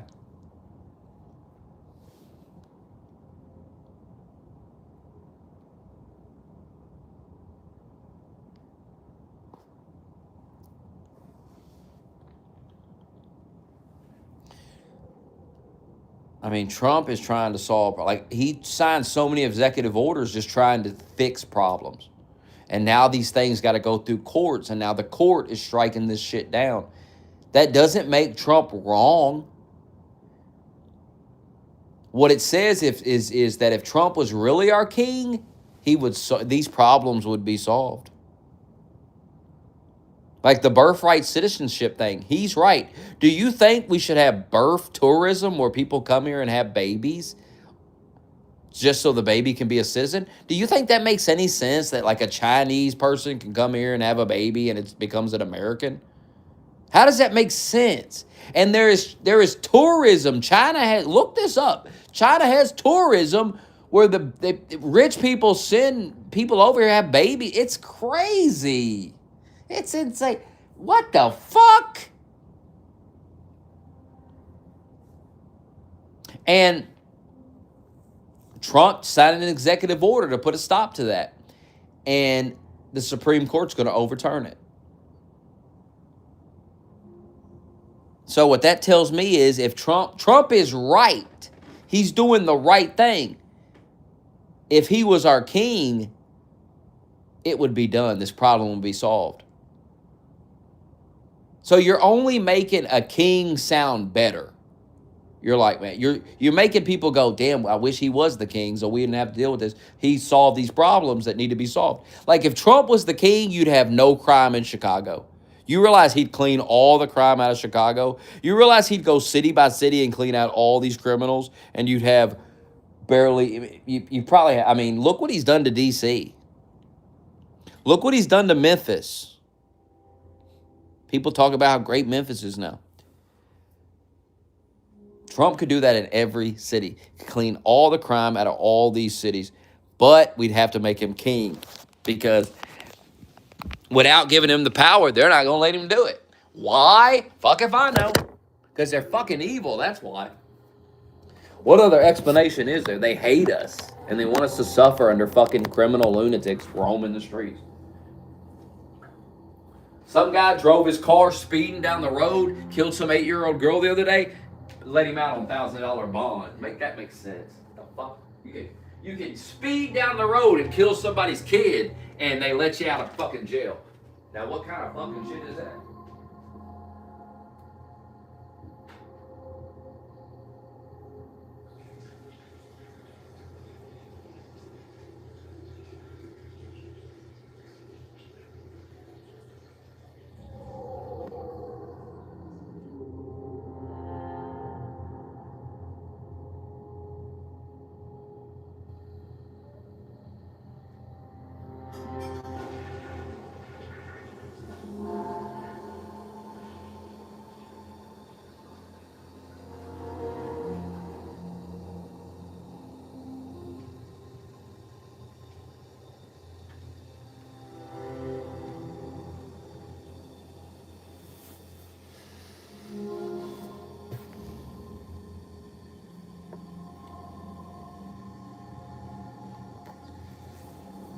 Nah, you're not flying anywhere.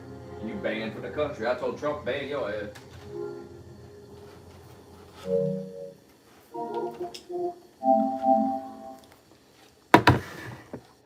Well, I was going to play some VR, but nobody sent the 20 for the Popeyes. I have no energy to play VR. I'm gonna go to bed. I'm gonna lay down and go to bed. I don't have energy to be flailing around. I needed that Popeyes chicken, but Par's a cheap Jew. He wouldn't help me. Look at this guy. Look at these guys here.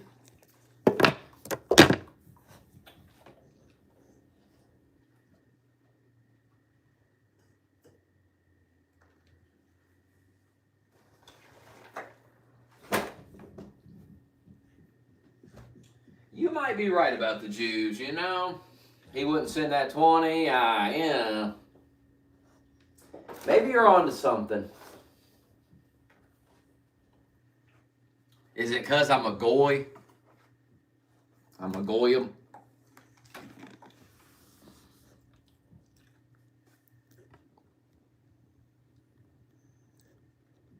Yeah, it's time for bed. It's 11:30 a.m. Time for me to go to bed.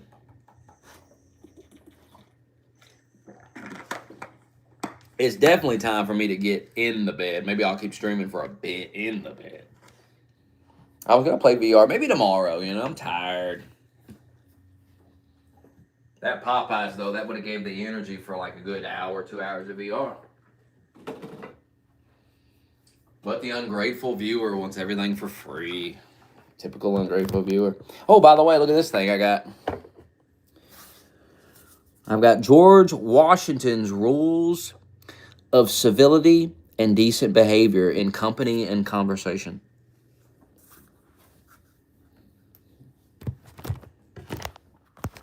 Maybe we'll go read some of it in the bed. Come on, Marshall, let's go to bed. Enough's enough for one day, I say. I gotta go back in tonight and do it all over again. It never ends. It's a never-ending life. Well, it does end. Eventually you die. So you got that to look forward to. Eventually you don't have to go to work. You'll just die. So don't be too sad about it. Come on in, Miracle. Come on in, Miracle. We're going to lay down and take a nap. It's time to lounge in the bed. Oh, wait, hold on. I got to put these clothes in the dryer.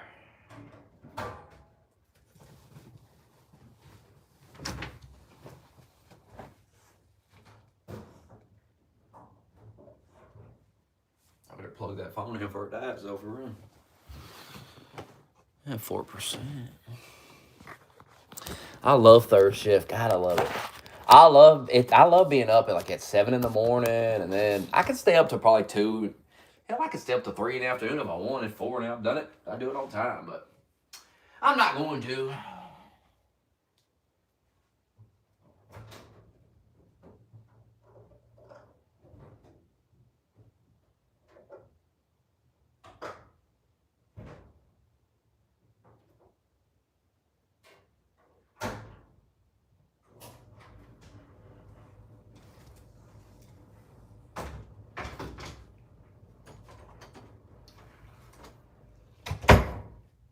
But I could. You know why? I'm a grown-ass man and go on.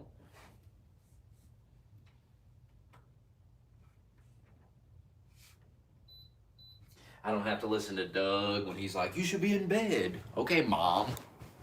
Fuck off, Doug. Hey, give me a second. Let me check my electric bill. I think I could put money on it.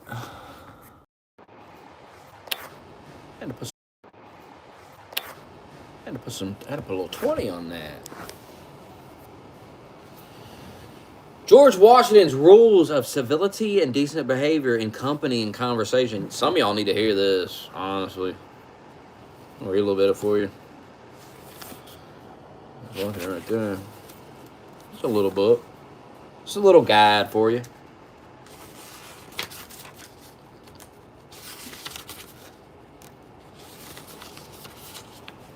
Man, so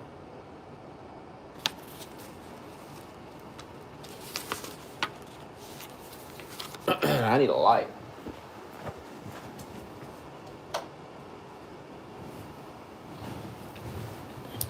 something, learn something.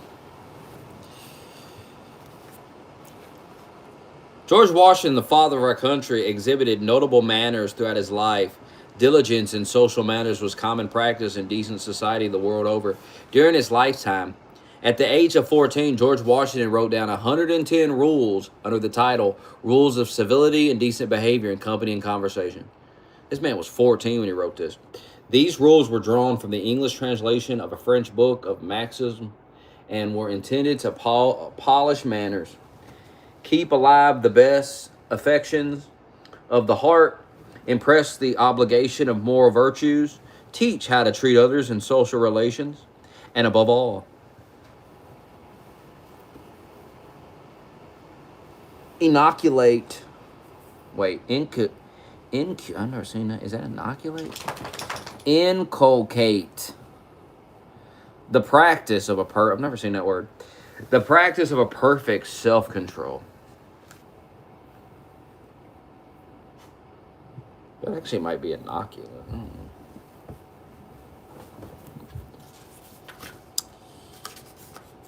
We may never know. All right, you ready for the rules? Listen up, Elliot. George Washington's rules of civility and decent behavior. Number 1, every action done in company ought to be with some sign of respect to those that are present. 2, when in company, put not your hands or any part of the body not usually discovered. It means don't pull your cock out. Don't pull your tits and pussy out. Don't pull your ass out. And don't touch nobody, you know. 3, show nothing to your friend that may affright him. Affright him. What does that mean? 4, in the presence of others, saying not to yourself with a humming noise, nor drum with your fingers or feet. 5, if you cough, sneeze, sigh, or yawn, do it not loud, but privately. Speak not in your yawning, but put your handkerchief or hand before your face and turn aside. Dude, France Macron is fucking hilarious. I'm going to call him that forever. Number 6, sleep not when others speak. Sit not when others stand. Speak not when you should hold your peace. Walk not on when others stop. 7, put not off your clothes in the presence of others, nor go out of your chamber half dressed. 8, at play or at fire, it is good manners to give place to the last comer, and affect not to speak louder than ordinary. Number 9, spit not in the fire, nor stoop low before it.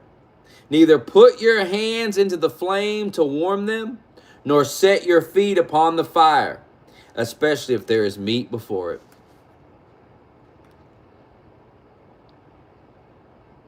Which, you know what that means?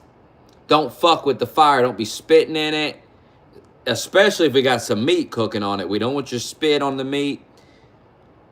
We don't want your balls hanging over it. We don't want your hands around it. And we definitely don't want your feet around it, motherfucker. That's what that means. 10, when you sit down, keep your feet firm and even, without putting one on the other or crossing them like a faggot.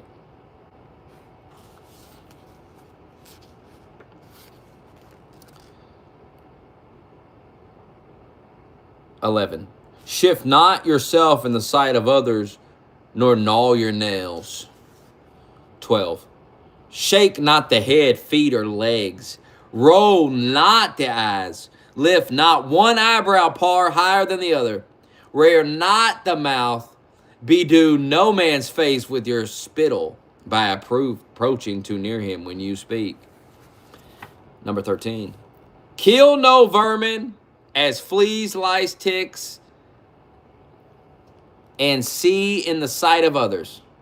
If you see any filth or thick spittle, put your foot dexterously upon it.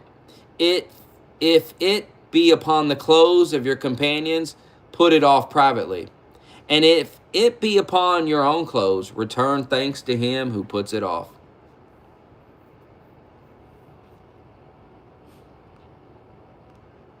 Oh, 14. Turn not your back to others, especially in speaking. Jog not the table or desk on which others read or writes. Lean not upon anyone. 15. Keep your nails clean and short, also your hands, teeth clean, yet without showing any great concern for them. 16. Do not puff up the cheeks. Lull not out the tongue. Rub the hands or beard. Thrust out. There'll be no thrusting out. The lips or bite them, or keep the lips too open or close. 17. Be no flatterer, neither play with any that delights not be played with. 18. Read no letters, books, or papers in company, but when there is necessity for the doing of it, you must ask leave. Come not near the books or writings of another so as to read them or give your opinions of them unasked. Also look not nigh when another is writing a letter. 19. Let your countenance be pleasant, but in serious matters somewhat grave. 20. The gestures of the body must be suited to the discourse you are upon. Number 21. Reproach none for the infirmities of nature, nor delight to put them that have in mind thereof. Number 22. Show not yourself glad of the misfortune of another, though he were your enemy. 23rd.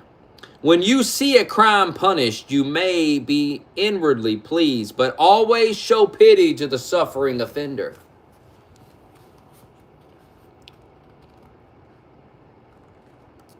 24. Do not laugh too much or too loud in public. 25. Superfluous compliments and all affection of ceremony are to be avoided, yet where due, they are not to be neglected. 26.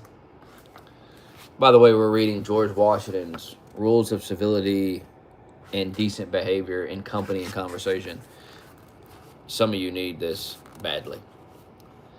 In pulling off your hat to persons of distinction as noblemen, justices, churchmen, and make a reference, bowing more or less according to the custom of the better bred quality of the person. Among your equals, expect not always that they should begin with you first, but to pull off your hat when there is no need is affection. In the matter of saluting and resaluting in words, keep to the most usual custom.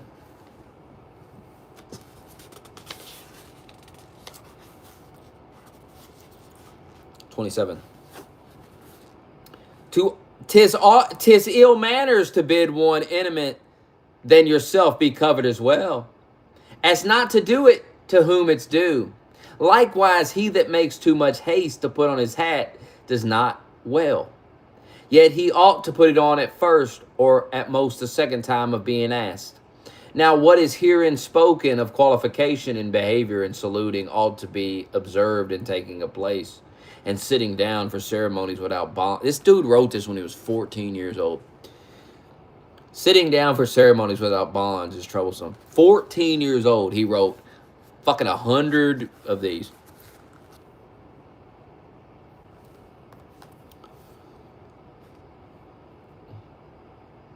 He did more at 14 than we'll ever do in our whole fucking life. We gotta jump off a building. If anyone close to speak to you while you are sitting, stand up, though he be your inferior. And when you present seats, let it be to everyone according to his degree. When you meet with one of the greater quality than yourself, stop and retire, especially if it be a door or any straight place, to give way for him to pass.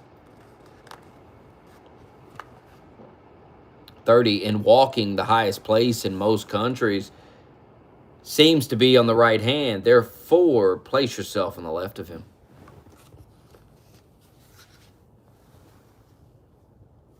Oh, move, man. Damn. My phone.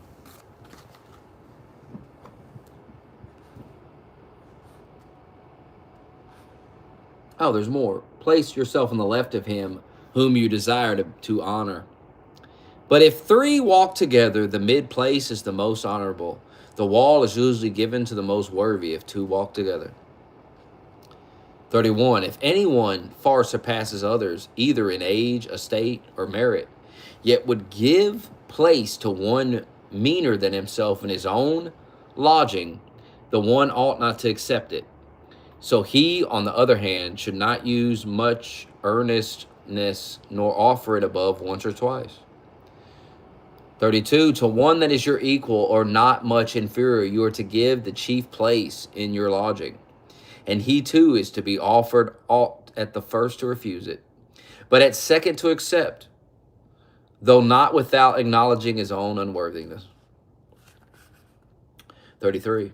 They are in dignity or in office, have in all places predacy, but which they are young, they ought to respect those that are their equals in birth or other qualities, though they have no public charge. 34. It is good manners to prefer them to whom we speak before ourselves, especially if they be above us, with whom in no sort we ought to begin. 35. Let your discourse with men of business be short and comprehensive. 36. Artifactors or persons of low degrees ought to not use many ceremonies to lords or others of high degree, but respect and highly honor them. And those of high degree ought to treat them with affability and courtesy without arrogance. 37. In speaking to men of quality, do not lean nor look them full in the face, nor approach too near them. At least keep a full pace from them. 38. In visiting the sick, do not presently play the physician if you be not knowing therein. That means don't tell me to get a vaccine. You ain't a doctor. 39. In writing or speaking, give every person his due title according to his degree and the custom of place. 40. Strive not with your superiors in argument, but always submit your judgment to others with modesty. 41st. Undertake not to teach your equal in the art himself professes. It is savors of arrogance. It savors of arrogance. 42. Let thy ceremonies and courtesy be proper to the dignity of his place with who thou converses, for it be absurd to act the same with a clown and a prince.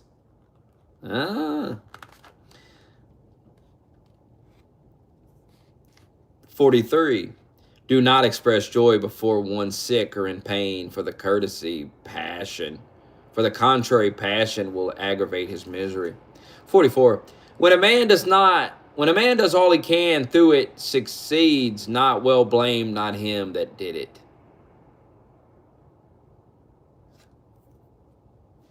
When a man does all he can through it succeeds not, well blame not him.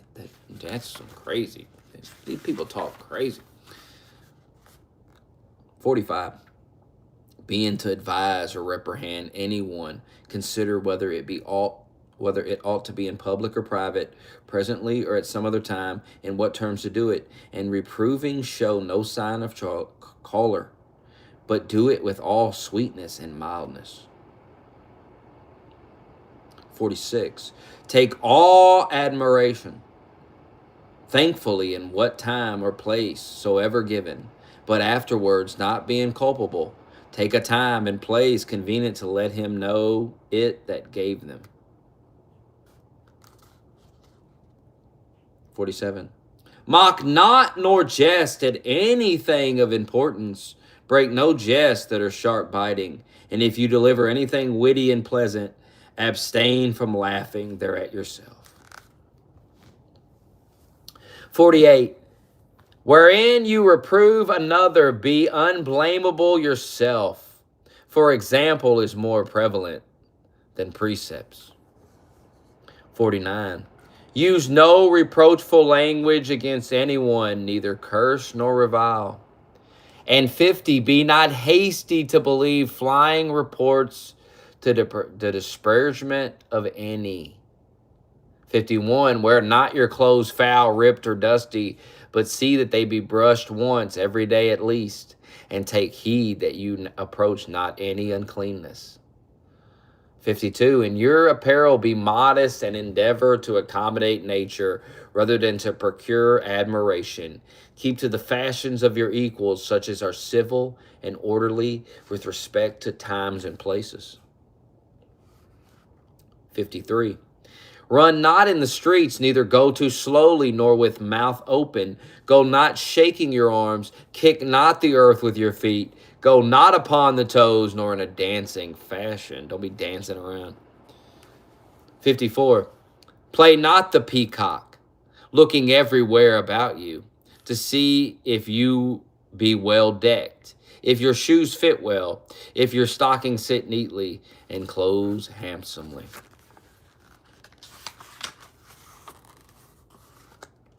55. Eat not in the streets, nor in the house out of season. 56. Associate yourself with men of good quality, if you esteem your own reputation, for it better to be alone than in bad company. That's why I had to kick y'all out of the Discord. 57. In walking up and down in a house only with one company, if he be greater than yourself, at first give him the right hand, and stop not till he does. And be not the first that turns. And when you do turn, let it be with your face towards him. And if he be a man of great quality, walk not with him cheek by jowl, but somewhat behind him, but yet in such a manner that he may easily speak to you. 58. Let your conversation be without malice or envy, for it is a sign of tractable and commendable nature, and in all cases of passion admit reason to govern. 59. Never express anything unbecoming, nor act against rules moral before your inferiors. 60. Be not immodest in urging your friends to discover a secret. 61. Utter not base and frivolous things against grave and learned men, nor very difficult questions or subjects among the ignorant, or with things hard to be believed. Stuff not your discourse with sentences amongst your betters nor equals. 62. Speak not of doleful things in a time of mirth or at the table. Speak not of melancholy things as death and wounds, and if others mention them, change, if you can, the discourse. Tell not your dreams, but to your inanimate friend. 63. A man ought not to value himself of his achievements or rare qualities of wit, much less of his riches, virtue, or kindred.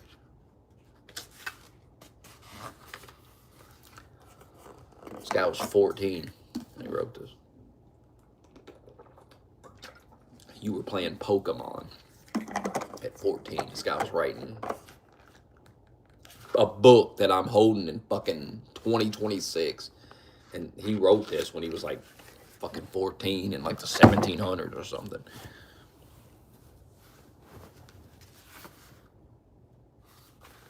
Crazy. Break not a jest where none take pleasure in mirth. Laugh not aloud, nor at all without the occasion. Deride no man's misfortune, though there seems to be some cause. 65. Speak not injurious words, neither in jest or earnest. Scoff at none, although they give occasion. 66. Be not forward, but friendly and courteous. Be the first to salute, hear, and answer. Be not pensive, but when it's time to converse. 67. Detract not from others, neither be excessive in commanding. 68. Go not fervor where you know not, Whether you shall be welcome or not, give not advice without being asked, and when desired, do it briefly. 69. If two contend together, take not the part of either unconstrained, and be not obstinate in your own opinions. In things indifferent, be of the major side. 70. Reprehend not the imperfections of others, for that belongs to parents, masters, and superiors. 71. Gaze not on the marks or blemishes of others. Ask not how they came. What you may speak in secret to your friend, deliver not to others. 72. Speak not in an unknown tongue in company, but in your own language. And that of those of quality do, and not as the vulgar. Sublime matters treat seriously. 73. Think before you speak. Pronounce not imperfectly, nor bring out your words too hastily, but orderly and distinctively. 74.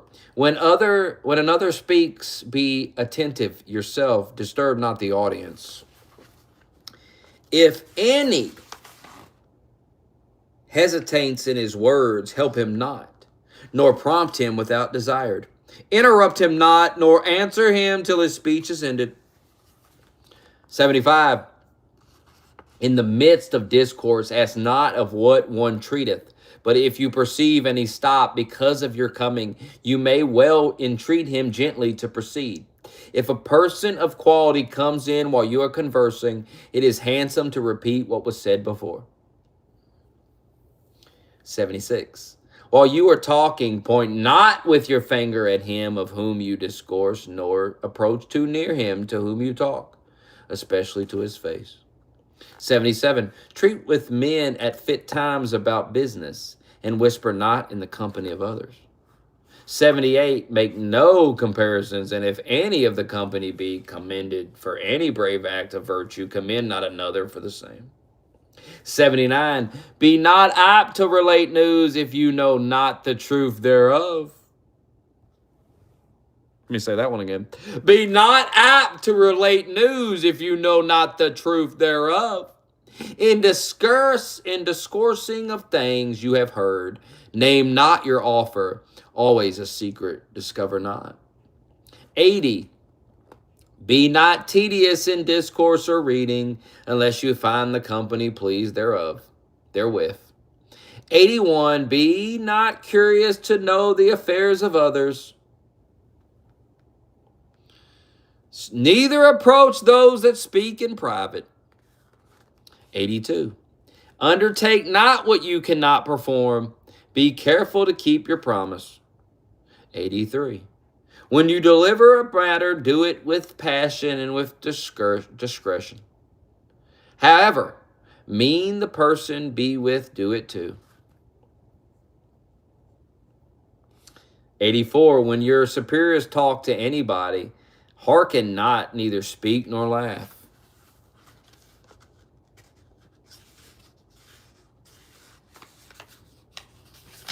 You got to talk to the Warlord Reaper. Keep telling you. Warlord Reaper. 85. If in company of those of higher quality than yourself, speak not until you are asked a question, then stand upright, put on of your hat, and answer in few words. 86. In disputes, it be not so desirous to overcome as not to give liberty to each one to deliver his opinion and submit to the judgment of the major part, especially if they are judges of the dispute. 87. Let thy carriage be such as becomes a man, grave, settled, and attentive to that which is spoken. Contradict not at every turn what others say. 88. Be not tedious in discourse, make not many discretions, nor repeat often the same manner of discourse. 89. Speak not evil of the absence, for it is unjust.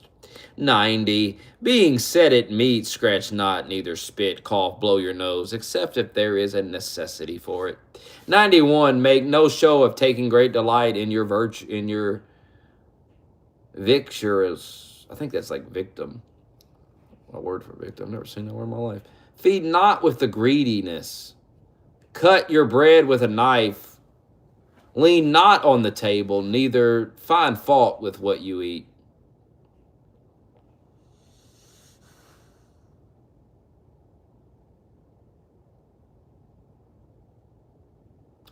'92. Take no salt, nor cut your bread with your knife greasy. '93. Entertaining anyone at the table, it is decent to present him with meat. Undertake not to help others undesired by the master. 94. If you soak your bread in the sauce, let it be no more than what you put in your mouth at a time, and blow not your broth at table, but stay till it cools of itself. 95. Put not your meat in your mouth with your knife in your hand, neither spit forth the stones of any fruit pie upon a dish, nor cast anything under the table.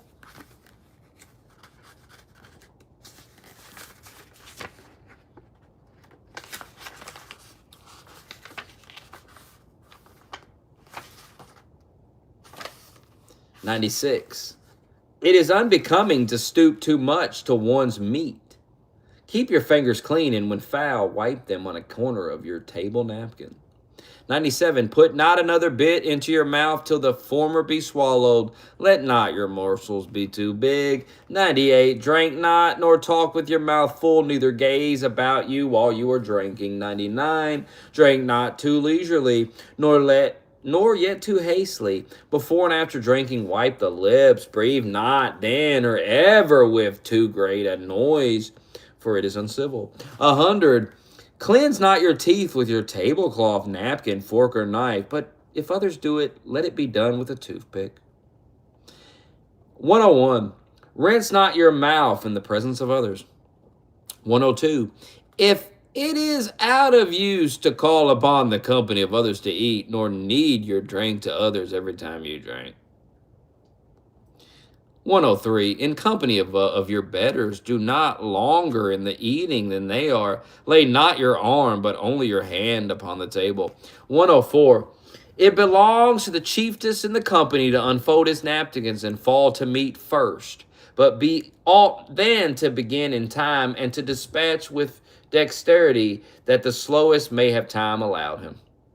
105. Be not angry at table with whatever happens, and if you have reason to be so, show it not. Put on a cheerful countenance, especially if there be strangers. For good humor makes one dish of meat a feast. 106. Set not yourself at the upper end of the table, but if it be your due, or that your master of the house would have it so, contend not. Let you should trouble the company.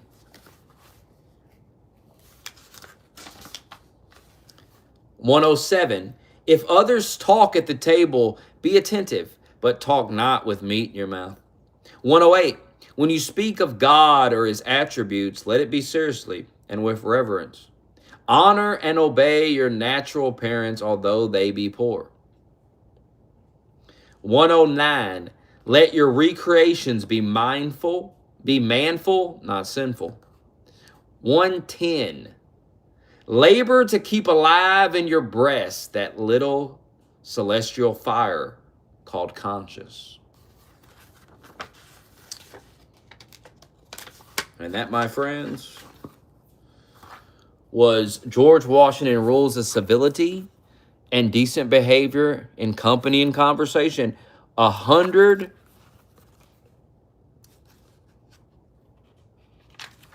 what was it? 110 of them. We read them all. We read the entire book. 30-page book.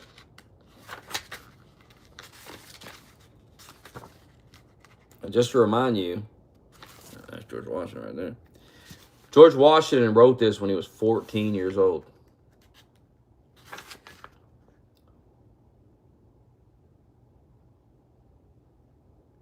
Crazy. So there it is. That's the first time I've read that. I found that yesterday. My girlfriend, I guess, she just be bringing shit and leaving it here. And I found this yesterday, and I was like, oh, damn. And now I've read it. There you go. Pretty interesting.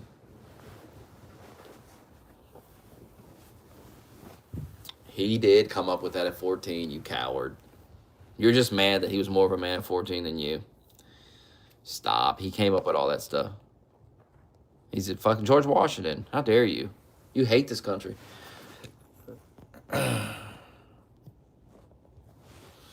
You hate this fucking country. And that proves it. You disrespect the fucking first president. I'm not allowing you. You disrespect the current president. You disrespect the first. You hate every president unless it's Biden or Obama. You're a clown.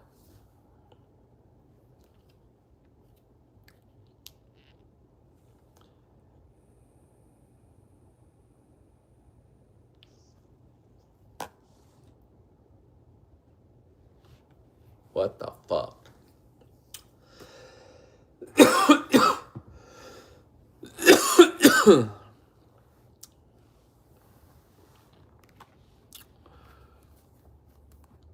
Hundred and one of them. Read every one of them.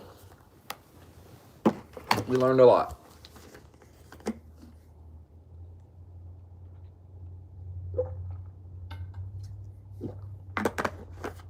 A lot of you need to consider some of those rules.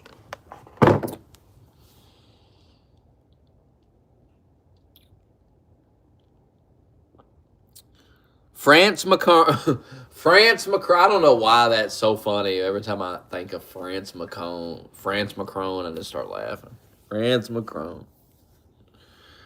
France Macron got hit by, gets abused by his wife. Where does he come up with this shit? Like, France Macron. That's so fucking fun. I don't know why that's so fucking funny to me, but it is. France Macron.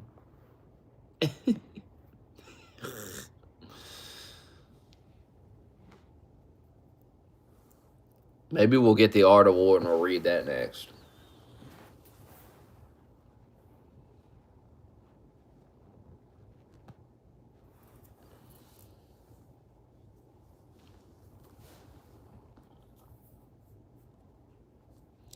George Washington wrote that book. Stop. It's absolutely right here. I just showed you. George Washington's Rules of Civility and Decent Behavior in Company and Conversation.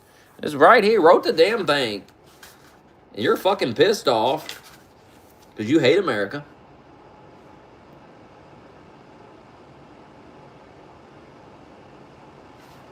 And I did, and I told you, dumbass. Look, right here. Right here, read this. Read this part right here, dummy. At the age of 14, George Washington wrote down 110 rules under the title Rules of Civility and Decent Behaviors in a Company and Conversation. These rules were drawn from an English translation of a French book of maxims were intended to polish. I said that at the beginning of the damn thing, that it's inspired by another book. He wrote the damn thing. You're allowed to be inspired. The fuck?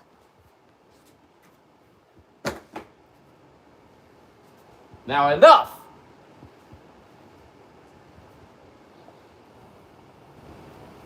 If you say another word about the founder of this great nation, you're banned. Sick of it.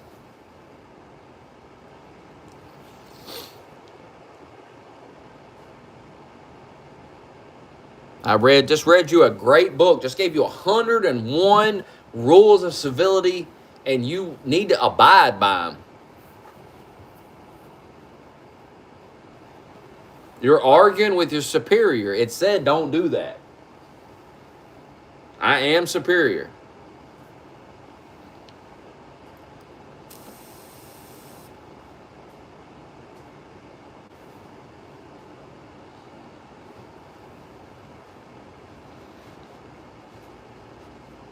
To you. To whoever gets offended by me saying that, quite frankly. I want you to be upset and start getting angry. And I want you to join that Discord and type away. Guys, I'm new here. Smokey's so arrogant and smug. I hate that guy. But I can't stop watching.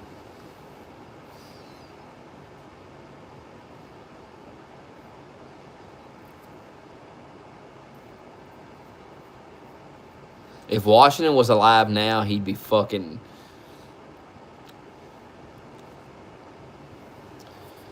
He wouldn't be tweeting, I'll tell you that. He'd probably be dragging you behind a horse, quite frankly, I'm gonna be honest with you. You'd probably be behind his horse, getting drugged down the town square. Made an example out of. It doesn't seem very civil, though. I don't know.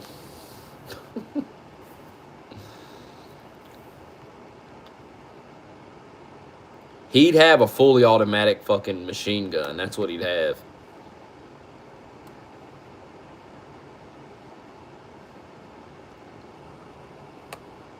If the founding fathers came out, they'd be like, what the fucking, what's with all these rules and shit? We didn't make these rules. What the fuck? They declare war. That's what they do. They declared war over a little tea tax. Imagine what they do now over the taxes we pay. Oh, I think you'd be a fan of Trump. You got to understand, Trump's an 80-year-old man. Trump has more in common with George Washington than you do. He's closer to that era than you are, by far. You don't think an 80-year-old man has more in common with people from back then than you do? Come on now. You think, after what we just read, you think George Washington didn't anticipate guns becoming more powerful? You all treat the founding fathers like Benjamin Franklin was an inventor. I mean, what are you talking about? These guys knew that technology would improve. It had been improving their whole life. They had been inventing things and doing things. Why wouldn't it? Why wouldn't that continue?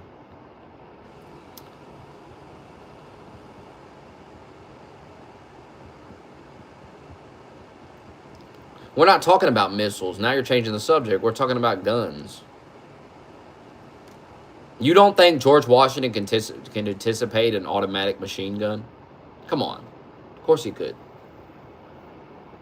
In fact, I remember watching a video one time. Look into the history of guns. I mean, y'all don't really know what you're talking about. They were trying to come up with stuff like that then. They were trying to figure out how to fire more bullets. I mean, you don't think they were thinking about that? Come on. What the fuck? Of course they were. Of course they wanted to be able to fire the gun quicker. Duh. Why do you think guns have progressed over the years slowly? It didn't start as a machine gun. It started as a fucking musket. And then over time, it got better and better and better. Of course, you can anticipate that you'd eventually be able to fire more bullets and more bullets. Of course.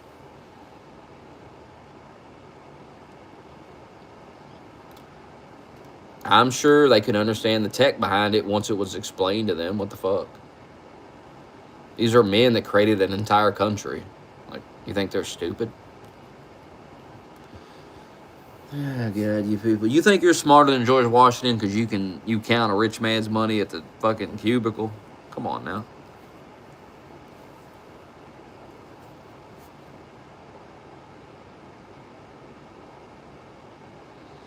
What's next is like laser weapons and shit. Israel's already got lasers.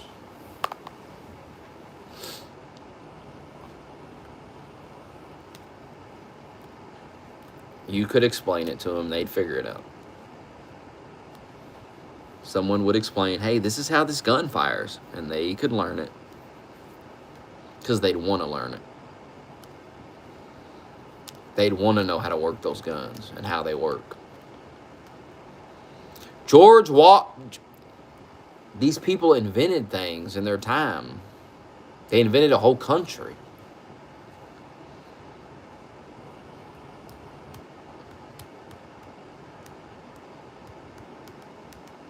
You underestimate men that were far greater than you will ever be. And if you don't see why that's retarded, I don't know what to tell you.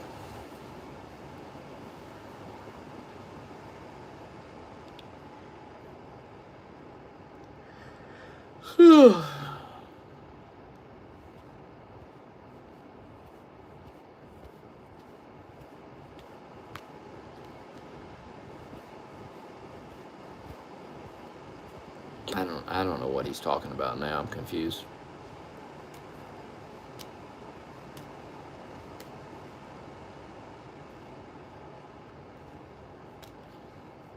I'm actually going to learn about it now when I get off here. I'm going to find a video. I'm sure there's a YouTube video about how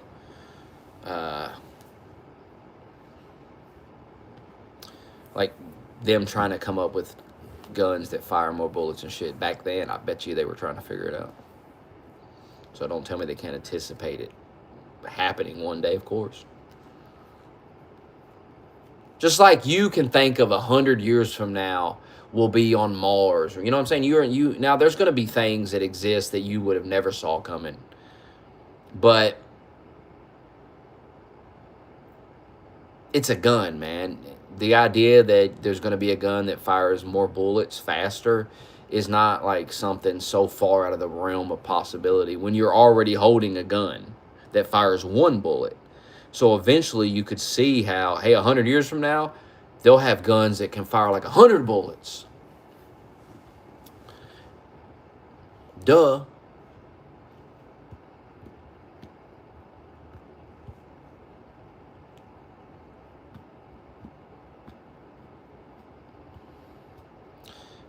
You could watch a YouTube video right now explaining to you how a gun works.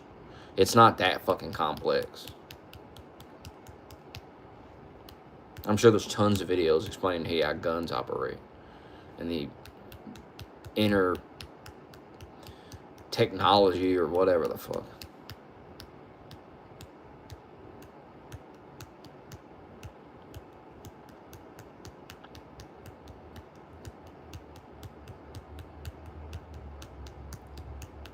Now you're going to be drafted and die in Iran. What are you talking about? That's your future, dying in Iran. You're dying for fucking Israel, boy. I love saying that to people now. It's so funny to lean into that dumb shit. Okay. If somebody tells you, if you're arguing with some dude on social media and he's like, I'm not dying for Israel, just say, yes, you are, boy.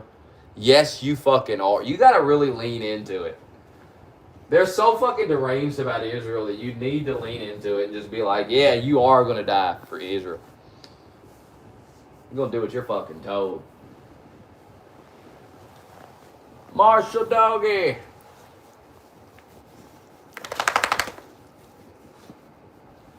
Marshall Dog.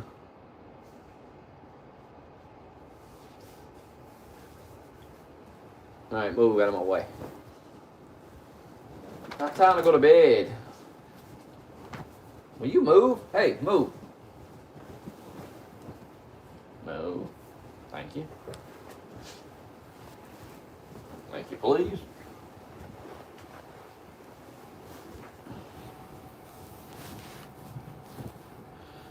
Can we ban Jabba Hutt? No. We're not going to do that.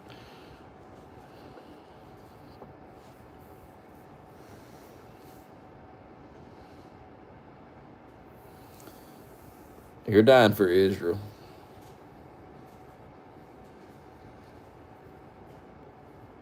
Par, how's New York doing?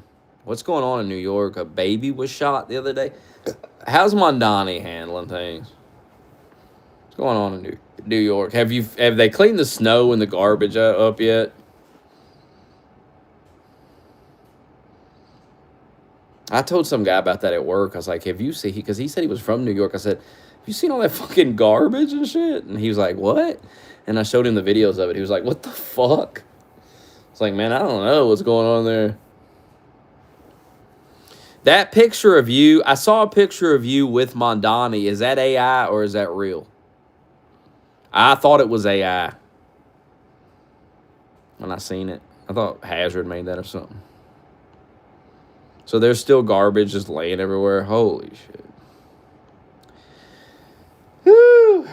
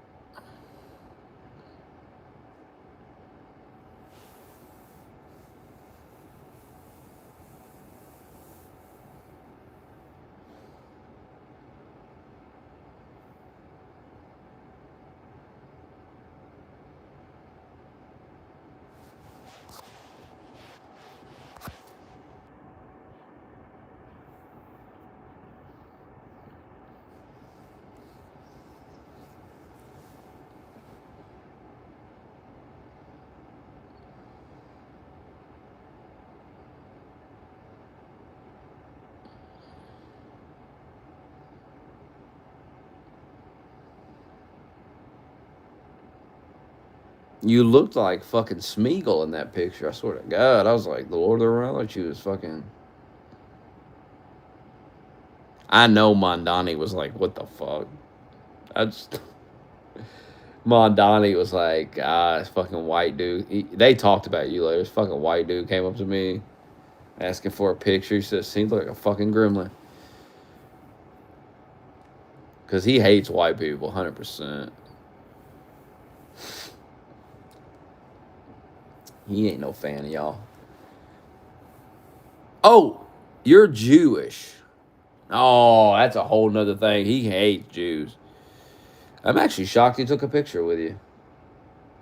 No, I'm not. He's a fucking snake in the grass. He's fake as hell. You know he was laying in bed with his wife later, and he was like, "You should have seen this fucking little Jewish motherfucker that came up to me earlier. Wanted a picture with me. Holy, to be a fly on the wall when they were talking about that. Honey, you should have seen this fucking Jew that came up to me today and wanted a picture with me. Oh my God. We need Sharia law.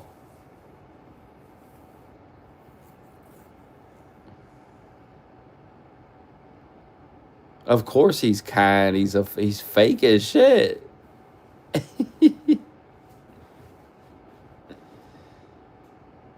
he's a politician. I mean, that's what he is. He ain't gonna be like, get this Jew away from me. Parr's expecting him to go, get this fucking Jew out of here. Not gonna do that. He got more sense than that. I know Mondani's got sense because he met with Trump.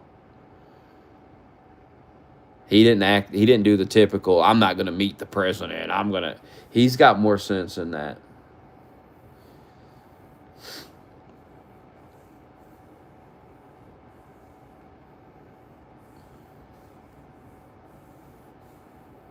He might be the president 2028. Was he born in America?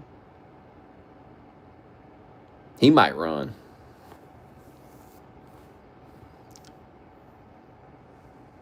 Hell, he'd probably do fucking better than. I guarantee Mondani would do better than Buttigieg or Pritzker or Newsom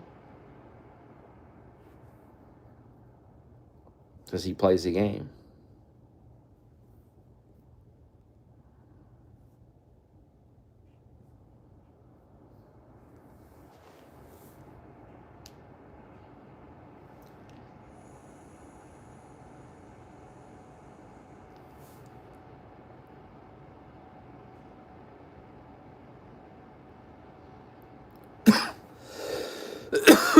Who was that idiot that told me Pritzker? He's the best. Pritzker, whatever his fucking name is. Come on, man. I don't know who said that to me, but you're retarded. You know who you are. You're fucking stupid. I think he's got the best shot. Oh my God. Fat fucking slob.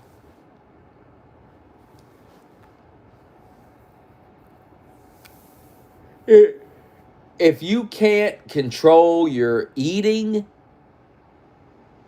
how can I expect you to control this nation?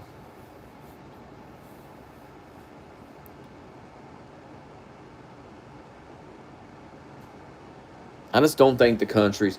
Think of who was the last. Think of this. Now, really try to think of this. Who was the last fat president? Think about it.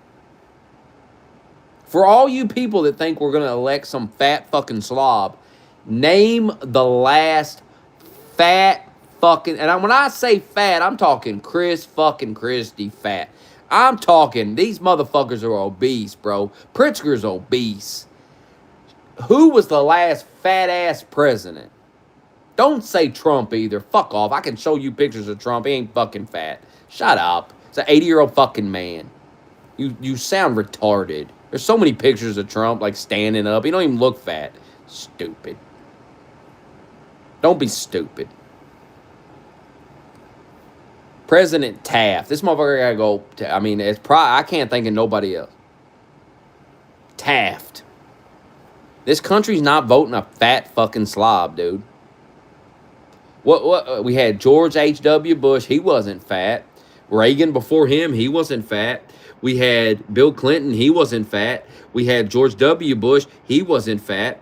We had Obama, he wasn't fat. Trump's not fat. Biden wasn't fat. We're not electing a fat dude. You're going to run a big fat slob up against Rubio or Vance? Vance has lost weight, too. Have you seen him? Come on, man. Come on, Jack.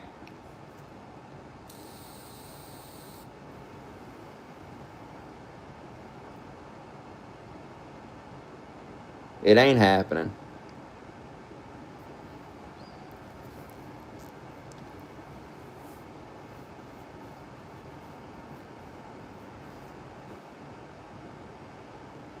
Trump eats fast food and drinks Diet Cokes all day. He's 80 years old. Not 70, he's 80. Reaper Parr's begging. There he is, Parr, right there. There's the Warlord. The Warlord Reaper. Your daddy, your new daddy. You've got to convince him to give you a chance, not me. You don't have enough money to convince me.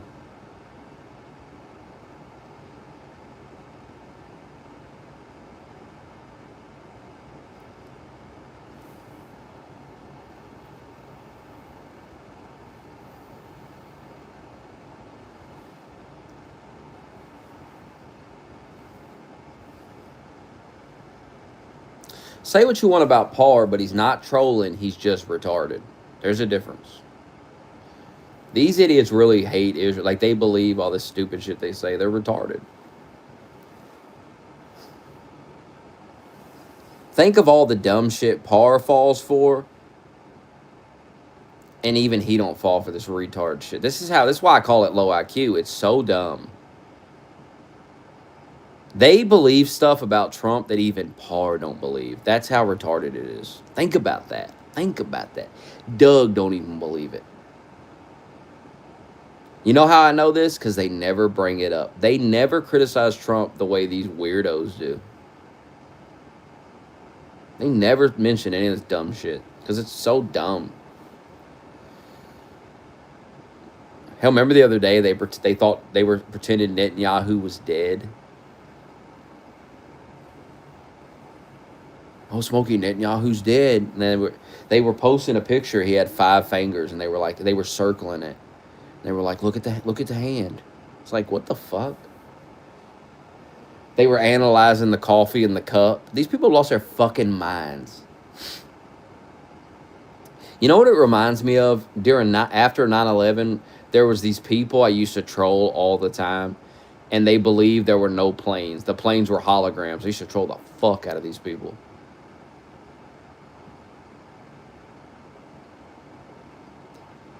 And they believed that there were no planes.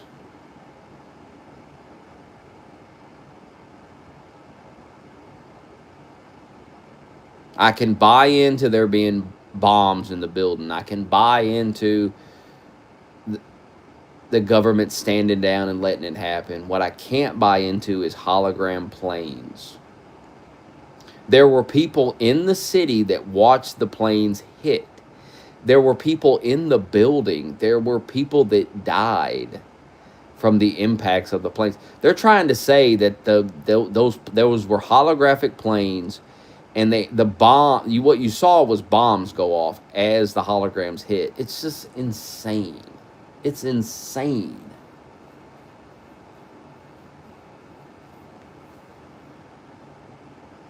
And then you got the people. The planes were remote controlled. There were people on the planes making phone calls. All the phone calls are fake. Come on, enough. You're getting too in the weeds. And that's what Candace Owens reminds me of. She's so insane. She's just goofy. The shit she says. The obsession over Charlie Kirk's wife is fucking weird. The whole thing is weird. Everyone is so obsessed over his wife. And I find it so fucking odd. And I unfollow people that bash her too, because if you Look it up. The Bible says it's wrong to attack a widow like this. There's something demonic about it, and I don't like it, and I will unfollow you over it. There has to be a line here. Why are you attacking this guy's wife? I mean, what did she do? She didn't do. I keep seeing people going, her behavior is just unacceptable. And I'm just like, what did she do? Like, what's the issue? What are you people mad about?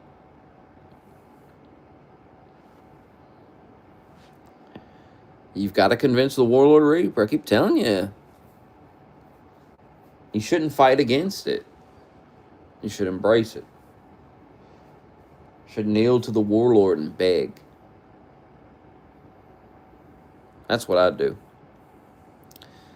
Candace Owens did start that shit. She's the face of it. Knock it off.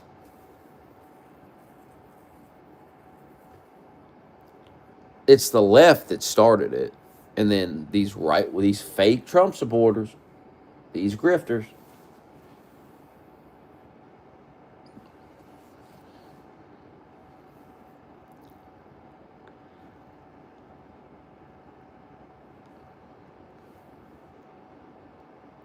Warlord's not going to play with you. And I can't save you. It's over. I'm retired. You all kept saying I wasn't running it right. You kept crying. So now you deal with the warlord. Simple. You wasn't satisfied with how I ran it. So now you're at the mercy of the warlord. It's his Discord, not mine. I just joined it.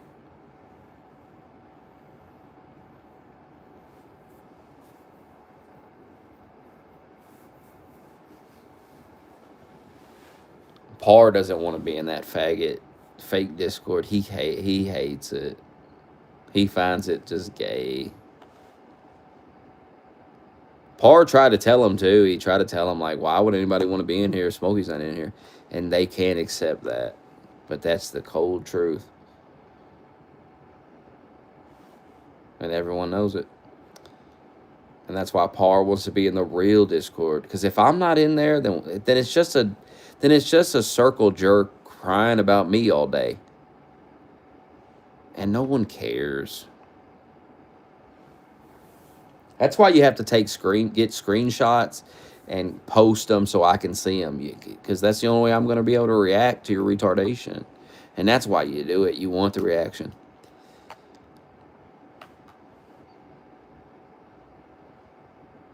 And I know you like the back of my hand, so now I torture you. I break you. And it may take months, but you will break. And you will kneel. You can't cope about it forever. What's the point of talking about Jews all day if I'm not there to fucking make fun of you about it? Now you're all just circle jerking each other. There's nobody there like me to challenge you and make it entertaining, make it fun. It's just a circle jerk. And you got to remember, I still have people that don't like Israel in Reaper's Discord. So it's not some echo chamber. It's not a circle jerk. We, try to have Oswald around, but he just acts like Oswald just can't admit when he's wrong. I mean, it's sad.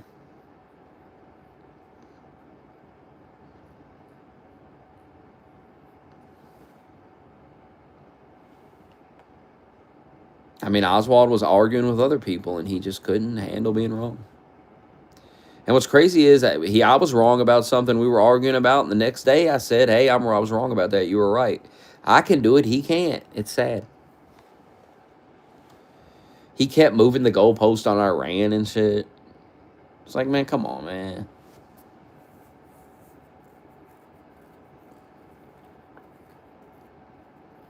And when you'd call him out on it, he would just act like a clown.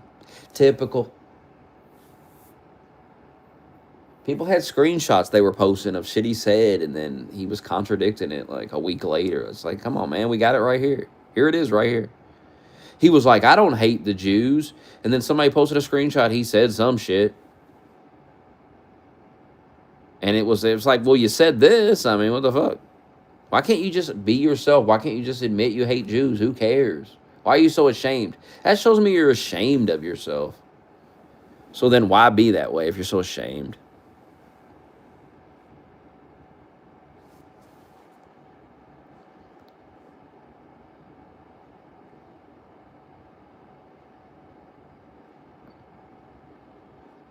Paul, you're at the mercy of the warlord.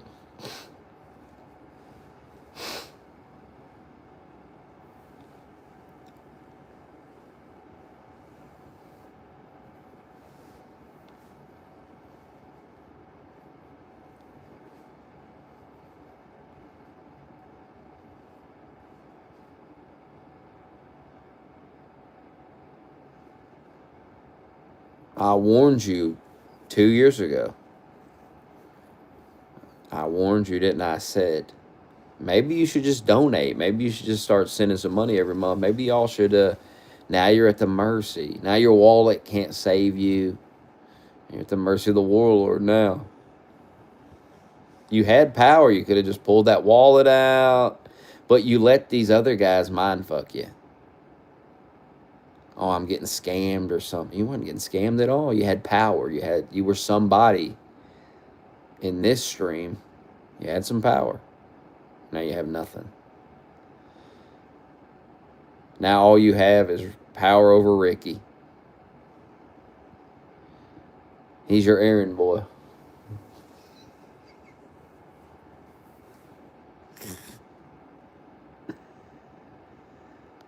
Good.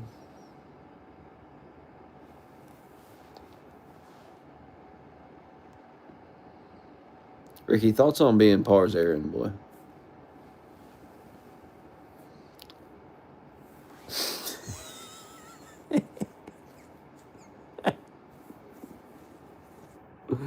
Par pays you, you run errands. Yeah, but when Par says jump, you say how high, sir? When Par sends that Venmo, you jump.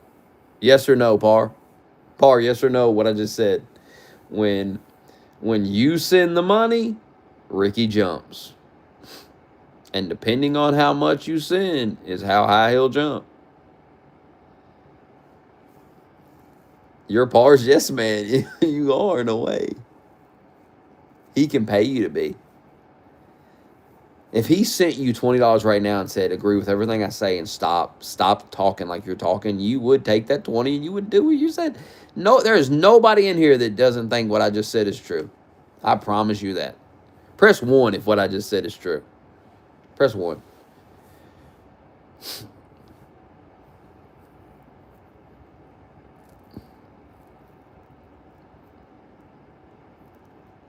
Red Hawk has never paid me to have an opinion. He's paid me to watch things. Nice try.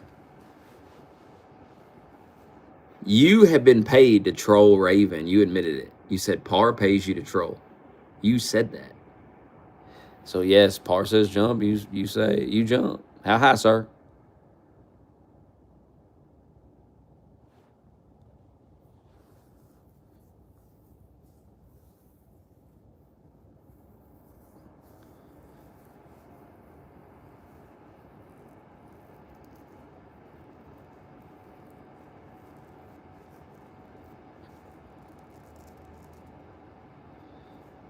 Have I been paid to troll? Yeah, by YouTube. How high, sir? You should have sent that Popeyes.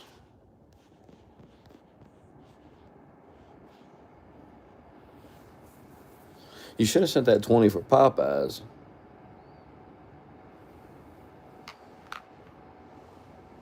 And then maybe I'd campaign for you to join the Discord. But what do I get out of it? I don't even get Popeyes. What do I care? Suffer in that Epstein Island Discord. What the fuck? Watch the circle jerk fest.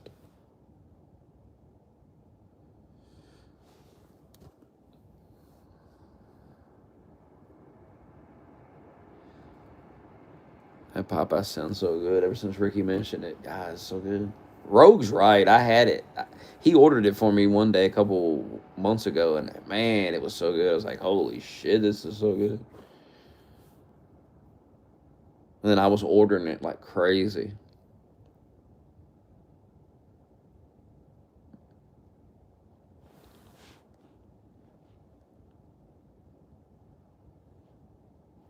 I played Resident Evil on Christmas Day. What do you want? I gave you a Christmas present.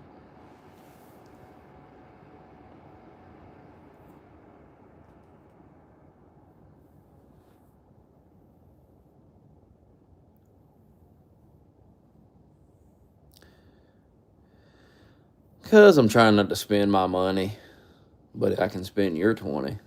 That's fine. That's acceptable.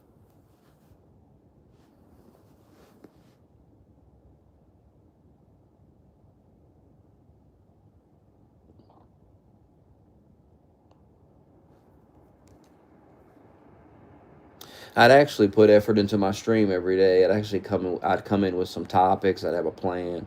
If someone gave me $20 every day to get some Popeyes, but you people are cheap. What do you expect?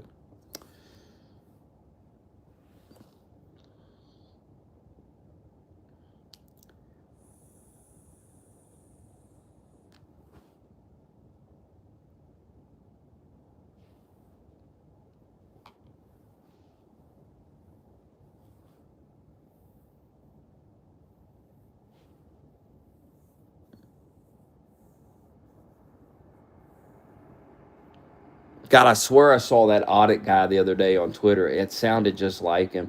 He was in a jail parking lot. Did he quit doing audits or something? He was in a jail parking lot, dude. Thanks for the 20, Jeremy, whoever that may be. He was in a jail parking lot. Just fucking. Whoever this guy was, it was an audit guy. Know enough about it to know what he was doing. And he's in like a jail parking lot, dude. And like all these cops come out. Tons of cops come rushing out because he's just wandering around the fucking parking lot of the jail. Who does that shit? And one of the cops even said, he's like, normal people don't come and wander around the jail parking lot.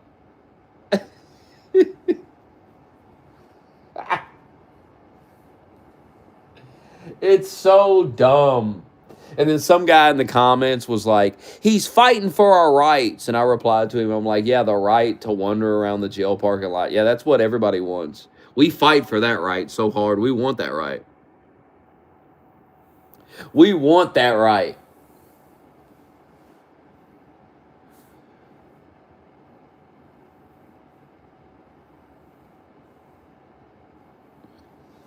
Fucking stupid. Y'all fight for the dumbest right. I don't want the right to be in the jail parking lot. I don't want to be in the jail parking lot. I don't go hang around police stations. I've never known anyone in my life that was like, "Hey, let's go hang down at the police station. Let's go sit outside the police station and fuck off." Who fucking does that? Hey, you see those cop cars over there? Let's go fuck with the cops. Like, who does that? If you're fucking with the cops, you're a retard.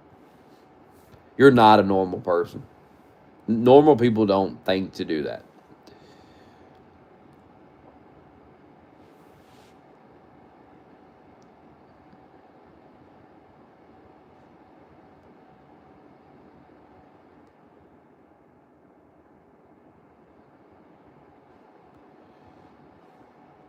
People are just tired of Ricky taking that money, being a sellout. They're tired of him taking screenshots of nothing because there's nothing anyone says in a Discord that they wouldn't say publicly in a fucking stream anyway. Who gives a fuck?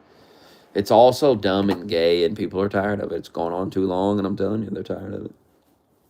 I know everything.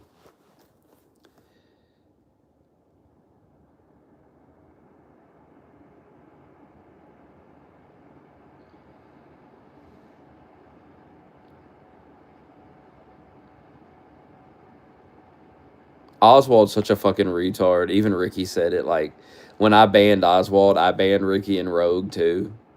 And Ricky made a good point. Like, if it was just about Oswald, why did you ban me too? Like, obviously, it was a troll. That's the thing. Obviously, I'm trolling because I kicked two other guys, but only one guy took the bait. That's the thing. Only one guy fell for it. The other two guys didn't even give a shit. It was him that took the bait.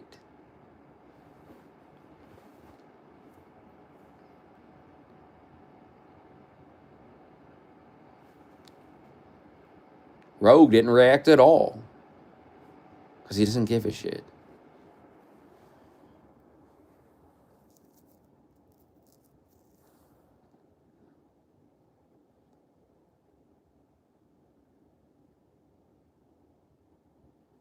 Yeah, they can't handle being the butt of the joke. They never can. They love it when it's somebody else.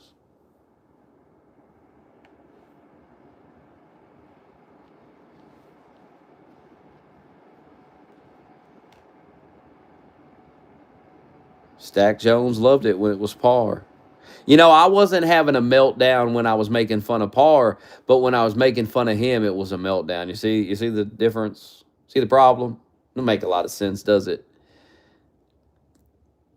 So all those streams I did clowning Par, those were funny, but when I did it to you, it was a meltdown. Cause you're a master fucking puppet master troll, right? Sure. Sure, guy. Keep believing that. Keep telling yourself that at night when you sit alone.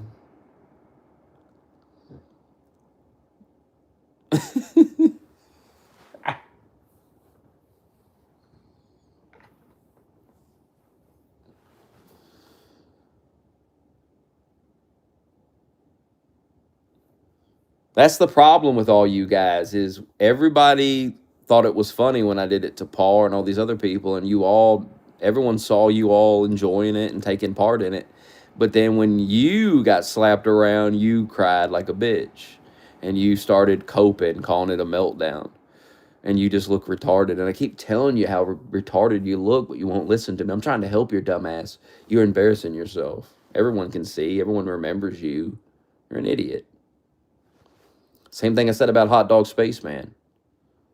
Like, it's the same thing. Like, if Parr would have sent a bunch of money to Cash and Cash would have fucked him like that, Hot Dog would have thought it was funny and everyone would have clowned Parr and made fun of him and called him a retard. But because it was Hot Dog Spaceman, a guy people liked, oh, now it's suddenly, oh my God, we can't make fun of him. No, fuck that. He's an idiot for doing it. He should be clowned for doing it. I'd clown anybody else. He's not special.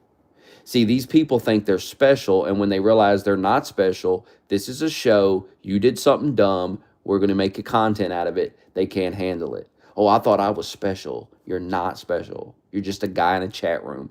Get over yourself. You're no different than Par. It's just you don't make a fool of yourself like he does.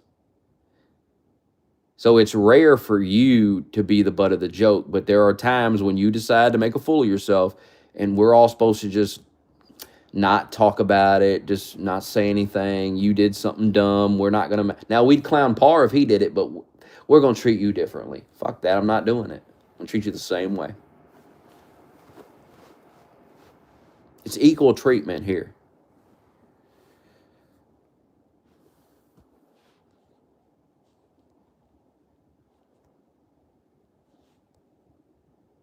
Like, nobody made you send the guy money. Nobody did any of that. Nobody knew about it. Everybody was like, what the fuck is going on? And instead of being a sport about it, coming in the stream, giving his side of the story, he ran for the hills. He didn't provide the content that he should have. He wants to be part of the show, but when it's time to, be part of the show, now it's like, well, oh my God, I'm embarrassed. Man up. It's fucking ridiculous. Because it's not like the guy did it voluntarily. He was giving the guy money. Well, how is that anybody else's fault? How has anybody else got anything to do with it? This is your decision. You're a grown man.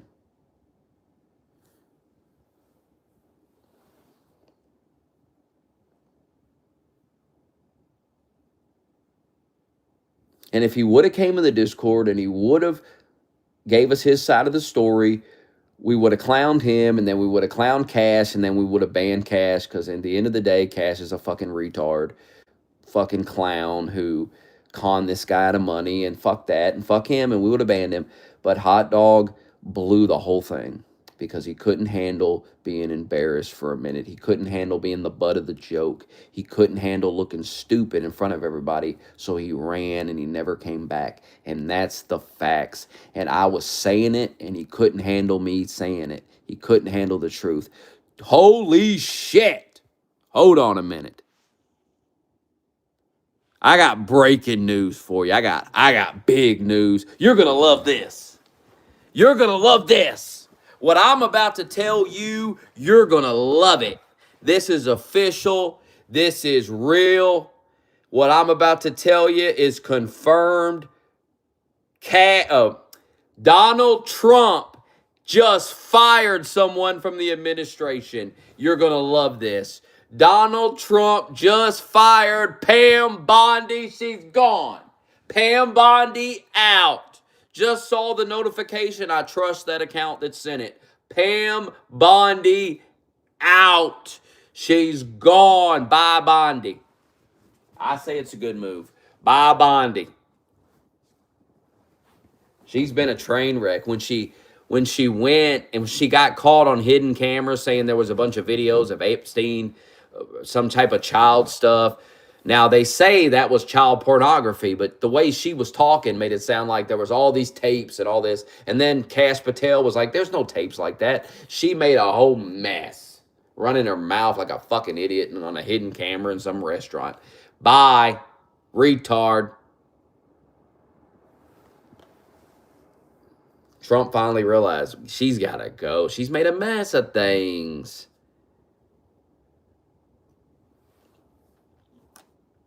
What is so hard about saying, hey, we've released the Epstein files, we've given you what we have, all this stuff you believe is there, it doesn't exist. I'm sorry.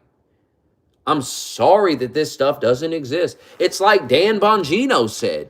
Dan Bongino came back to his show and he said, this stuff that we thought was there, it doesn't exist. I looked. It's not there. He was like, before, you know me. He was like, before I got in there, I said, I'm going to get to the bottom of it. Well, I'm telling you, I got in there. I looked. The shit we thought was there is not there.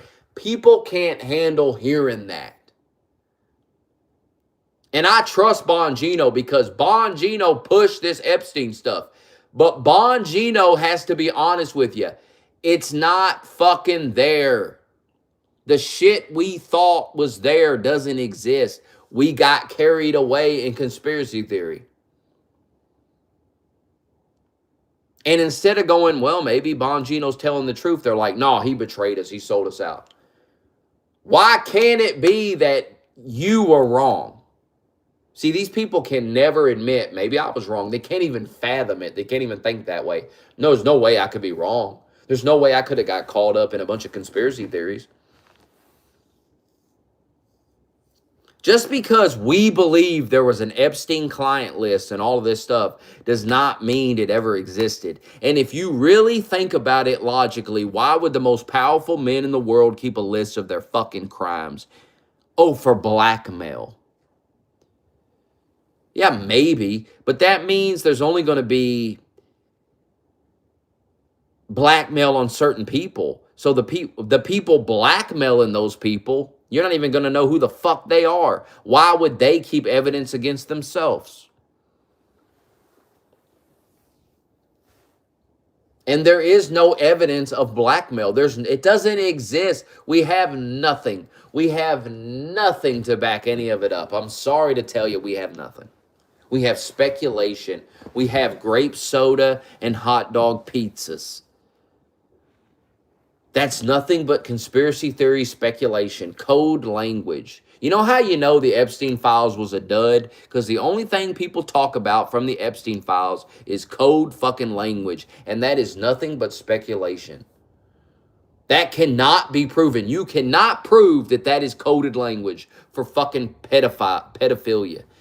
You can't prove that. Sorry, you can't. You can believe it if you want, but you can't prove it. And if you tell people that, they're going to think you're fucking nuts. because you sound crazy. It sounds crazy. And some of those emails, especially the pizza things, it sounds weird, some of the way they talk about pizza. But it could be code language for drugs. It could be code language for many other things. You are saying it's code language, and that may be true, but then you immediately go, well, it's code language for pedophilia. Well, how do you know that? How do you know they're not talking about drugs or many other things it could be? You're jumping right to pedophilia. There's no evidence that Epstein raped an actual child. If you look at the evidence, and Michael Tracy went over this shit, he looked at the court cases. Epstein, this is about like 15, 16, 17-year-olds. That's where the evidence is.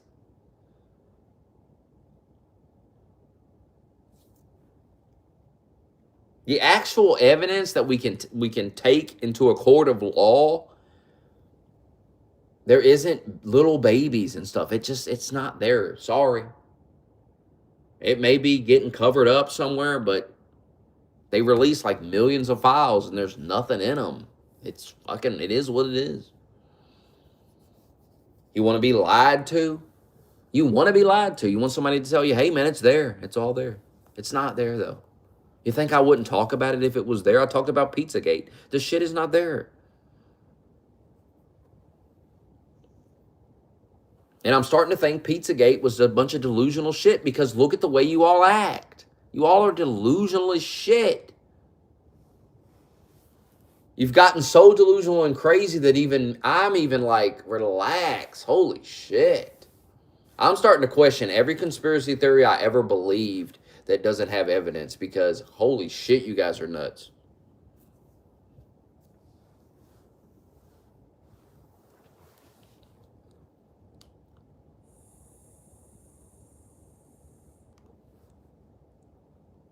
Saw fucking Alex Jones the other day talking about Donald Trump he's not in good health. I mean, he sounds just like a damn Democrat now. It's sad. It's crazy. Oh, it's being discussed. Hold on. Well, according to Vox News, she's fired. Take it up with Vox News. When have they ever lied?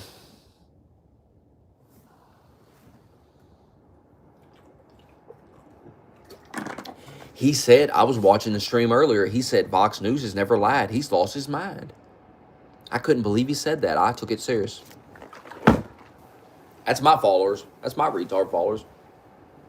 I couldn't believe he said that. I took it deadly serious.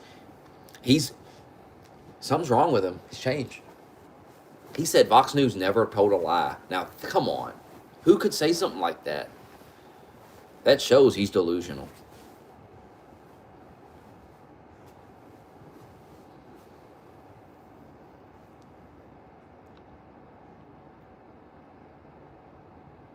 Hey, War Monitor tweeted it out. War Monitor, I mean, I trust War Monitor. Flag of Ukraine emoji, a flag of United Kingdom emoji.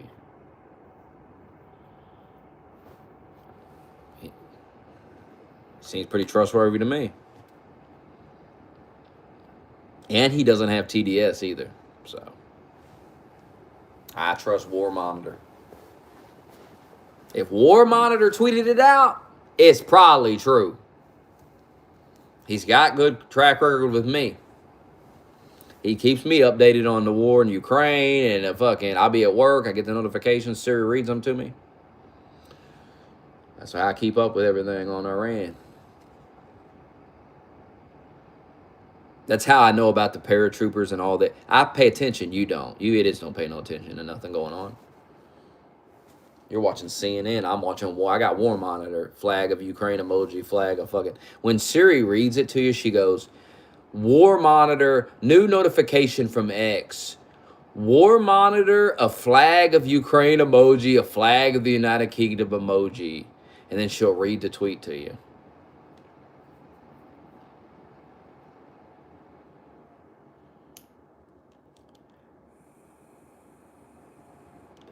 She reads the Discord messages too. It's nice.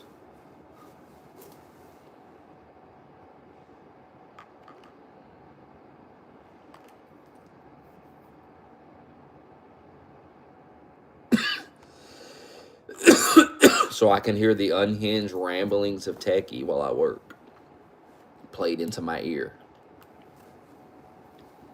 Thank you, Siri.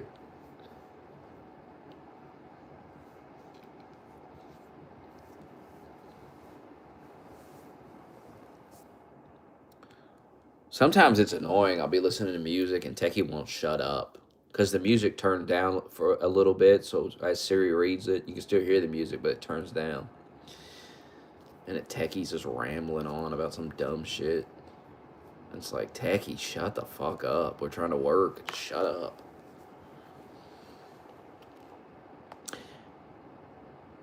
Now, I wish I could reply to the Discord with my voice, but now you can send a text message. Siri will send a text message to somebody.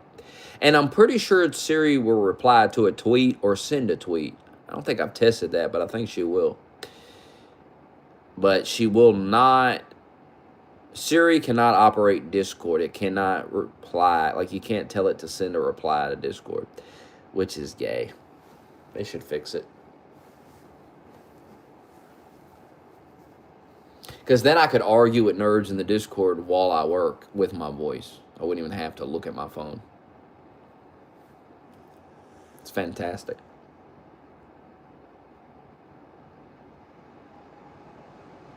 Pam Bondi out. I wonder what happened there. I wonder what was the final straw with Trump and Bondi. Has he made a tweet about her leaving yet? It could be fake news. Let's be honest. You might be right. They could be somebody just made that up.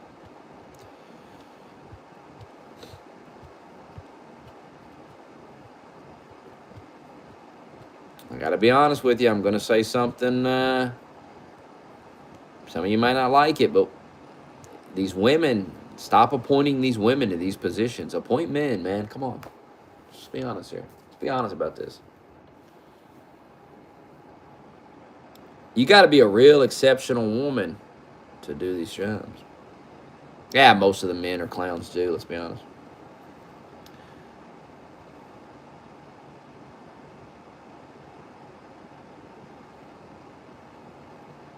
Bondi just made a lot of mistakes.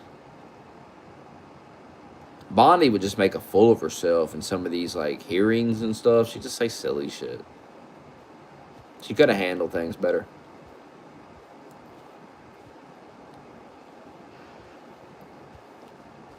Ugh.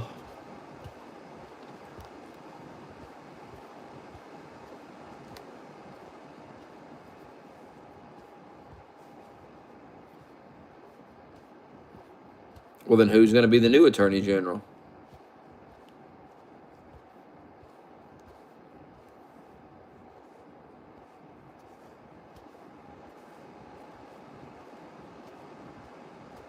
I think Trump wants to go after some of these things, and I don't think she's willing to do it. I don't think she's willing to try to put some of these people on trial that need to go on. Let's be honest, they need to go on trial. They need to go to fucking prison for what they did to the country. And she ain't gonna do it.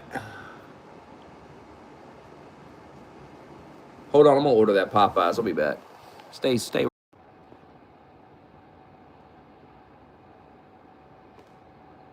What's the word? Lee Zeldin. Lee Zeldin is being considered for the replacement. And 74% of voters think congressional Democrats are retarded. So, good luck with the midterms, buddy. Good luck, buddy. We'll see who's right, buddy. And if I'm wrong, I'll take it like a man. You will cope and seethe like a bitch. That's the difference between you and me. I'll provide the political analysis of your downfall and future suffering and explain it to you. as you cope and see. You're going to cope and see either way. That's the hilarious part about it. And either way, I win. I mean, if the Democrats win, we all lose, but I'll get to clown you. I'll get to clown your dumb ass either way. Either your TDS ridden ass will be fucking coping and seething about the victory, or you will be decimated by inflation and high gas prices and Democrat destruction. I got the 3-piece tenders. They had buy one get one sandwich, but every time you order a sandwich on Door, if they fuck your sandwich up, put a bunch of shit on it you don't want, there's really nothing you can do about it. What are you gonna go down there? I mean, it's a gamble. So I just get the 3-piece tender. They ain't fucking that up.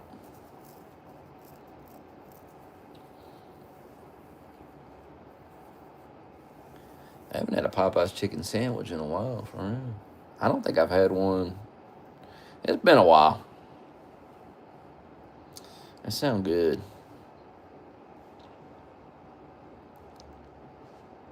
But I wasn't going to take the gamble on fucking my sandwich. I'm putting a bunch of shit that I don't want.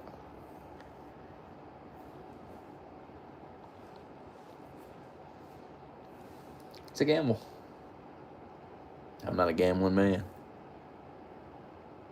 My dad was, not me.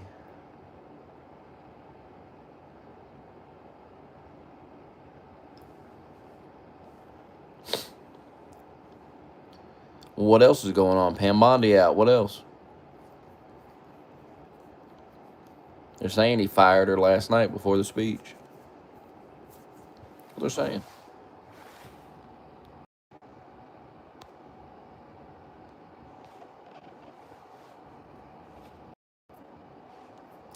"74% of Americans believe Democrats are retarded." Your thoughts?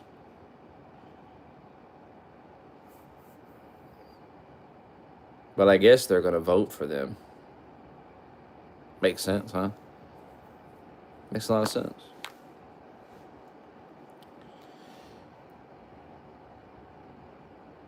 Great logic that you have. The things you all believe. Nobody can even tell me how they win. I've been asking for fucking over a year, and nobody can ever explain it.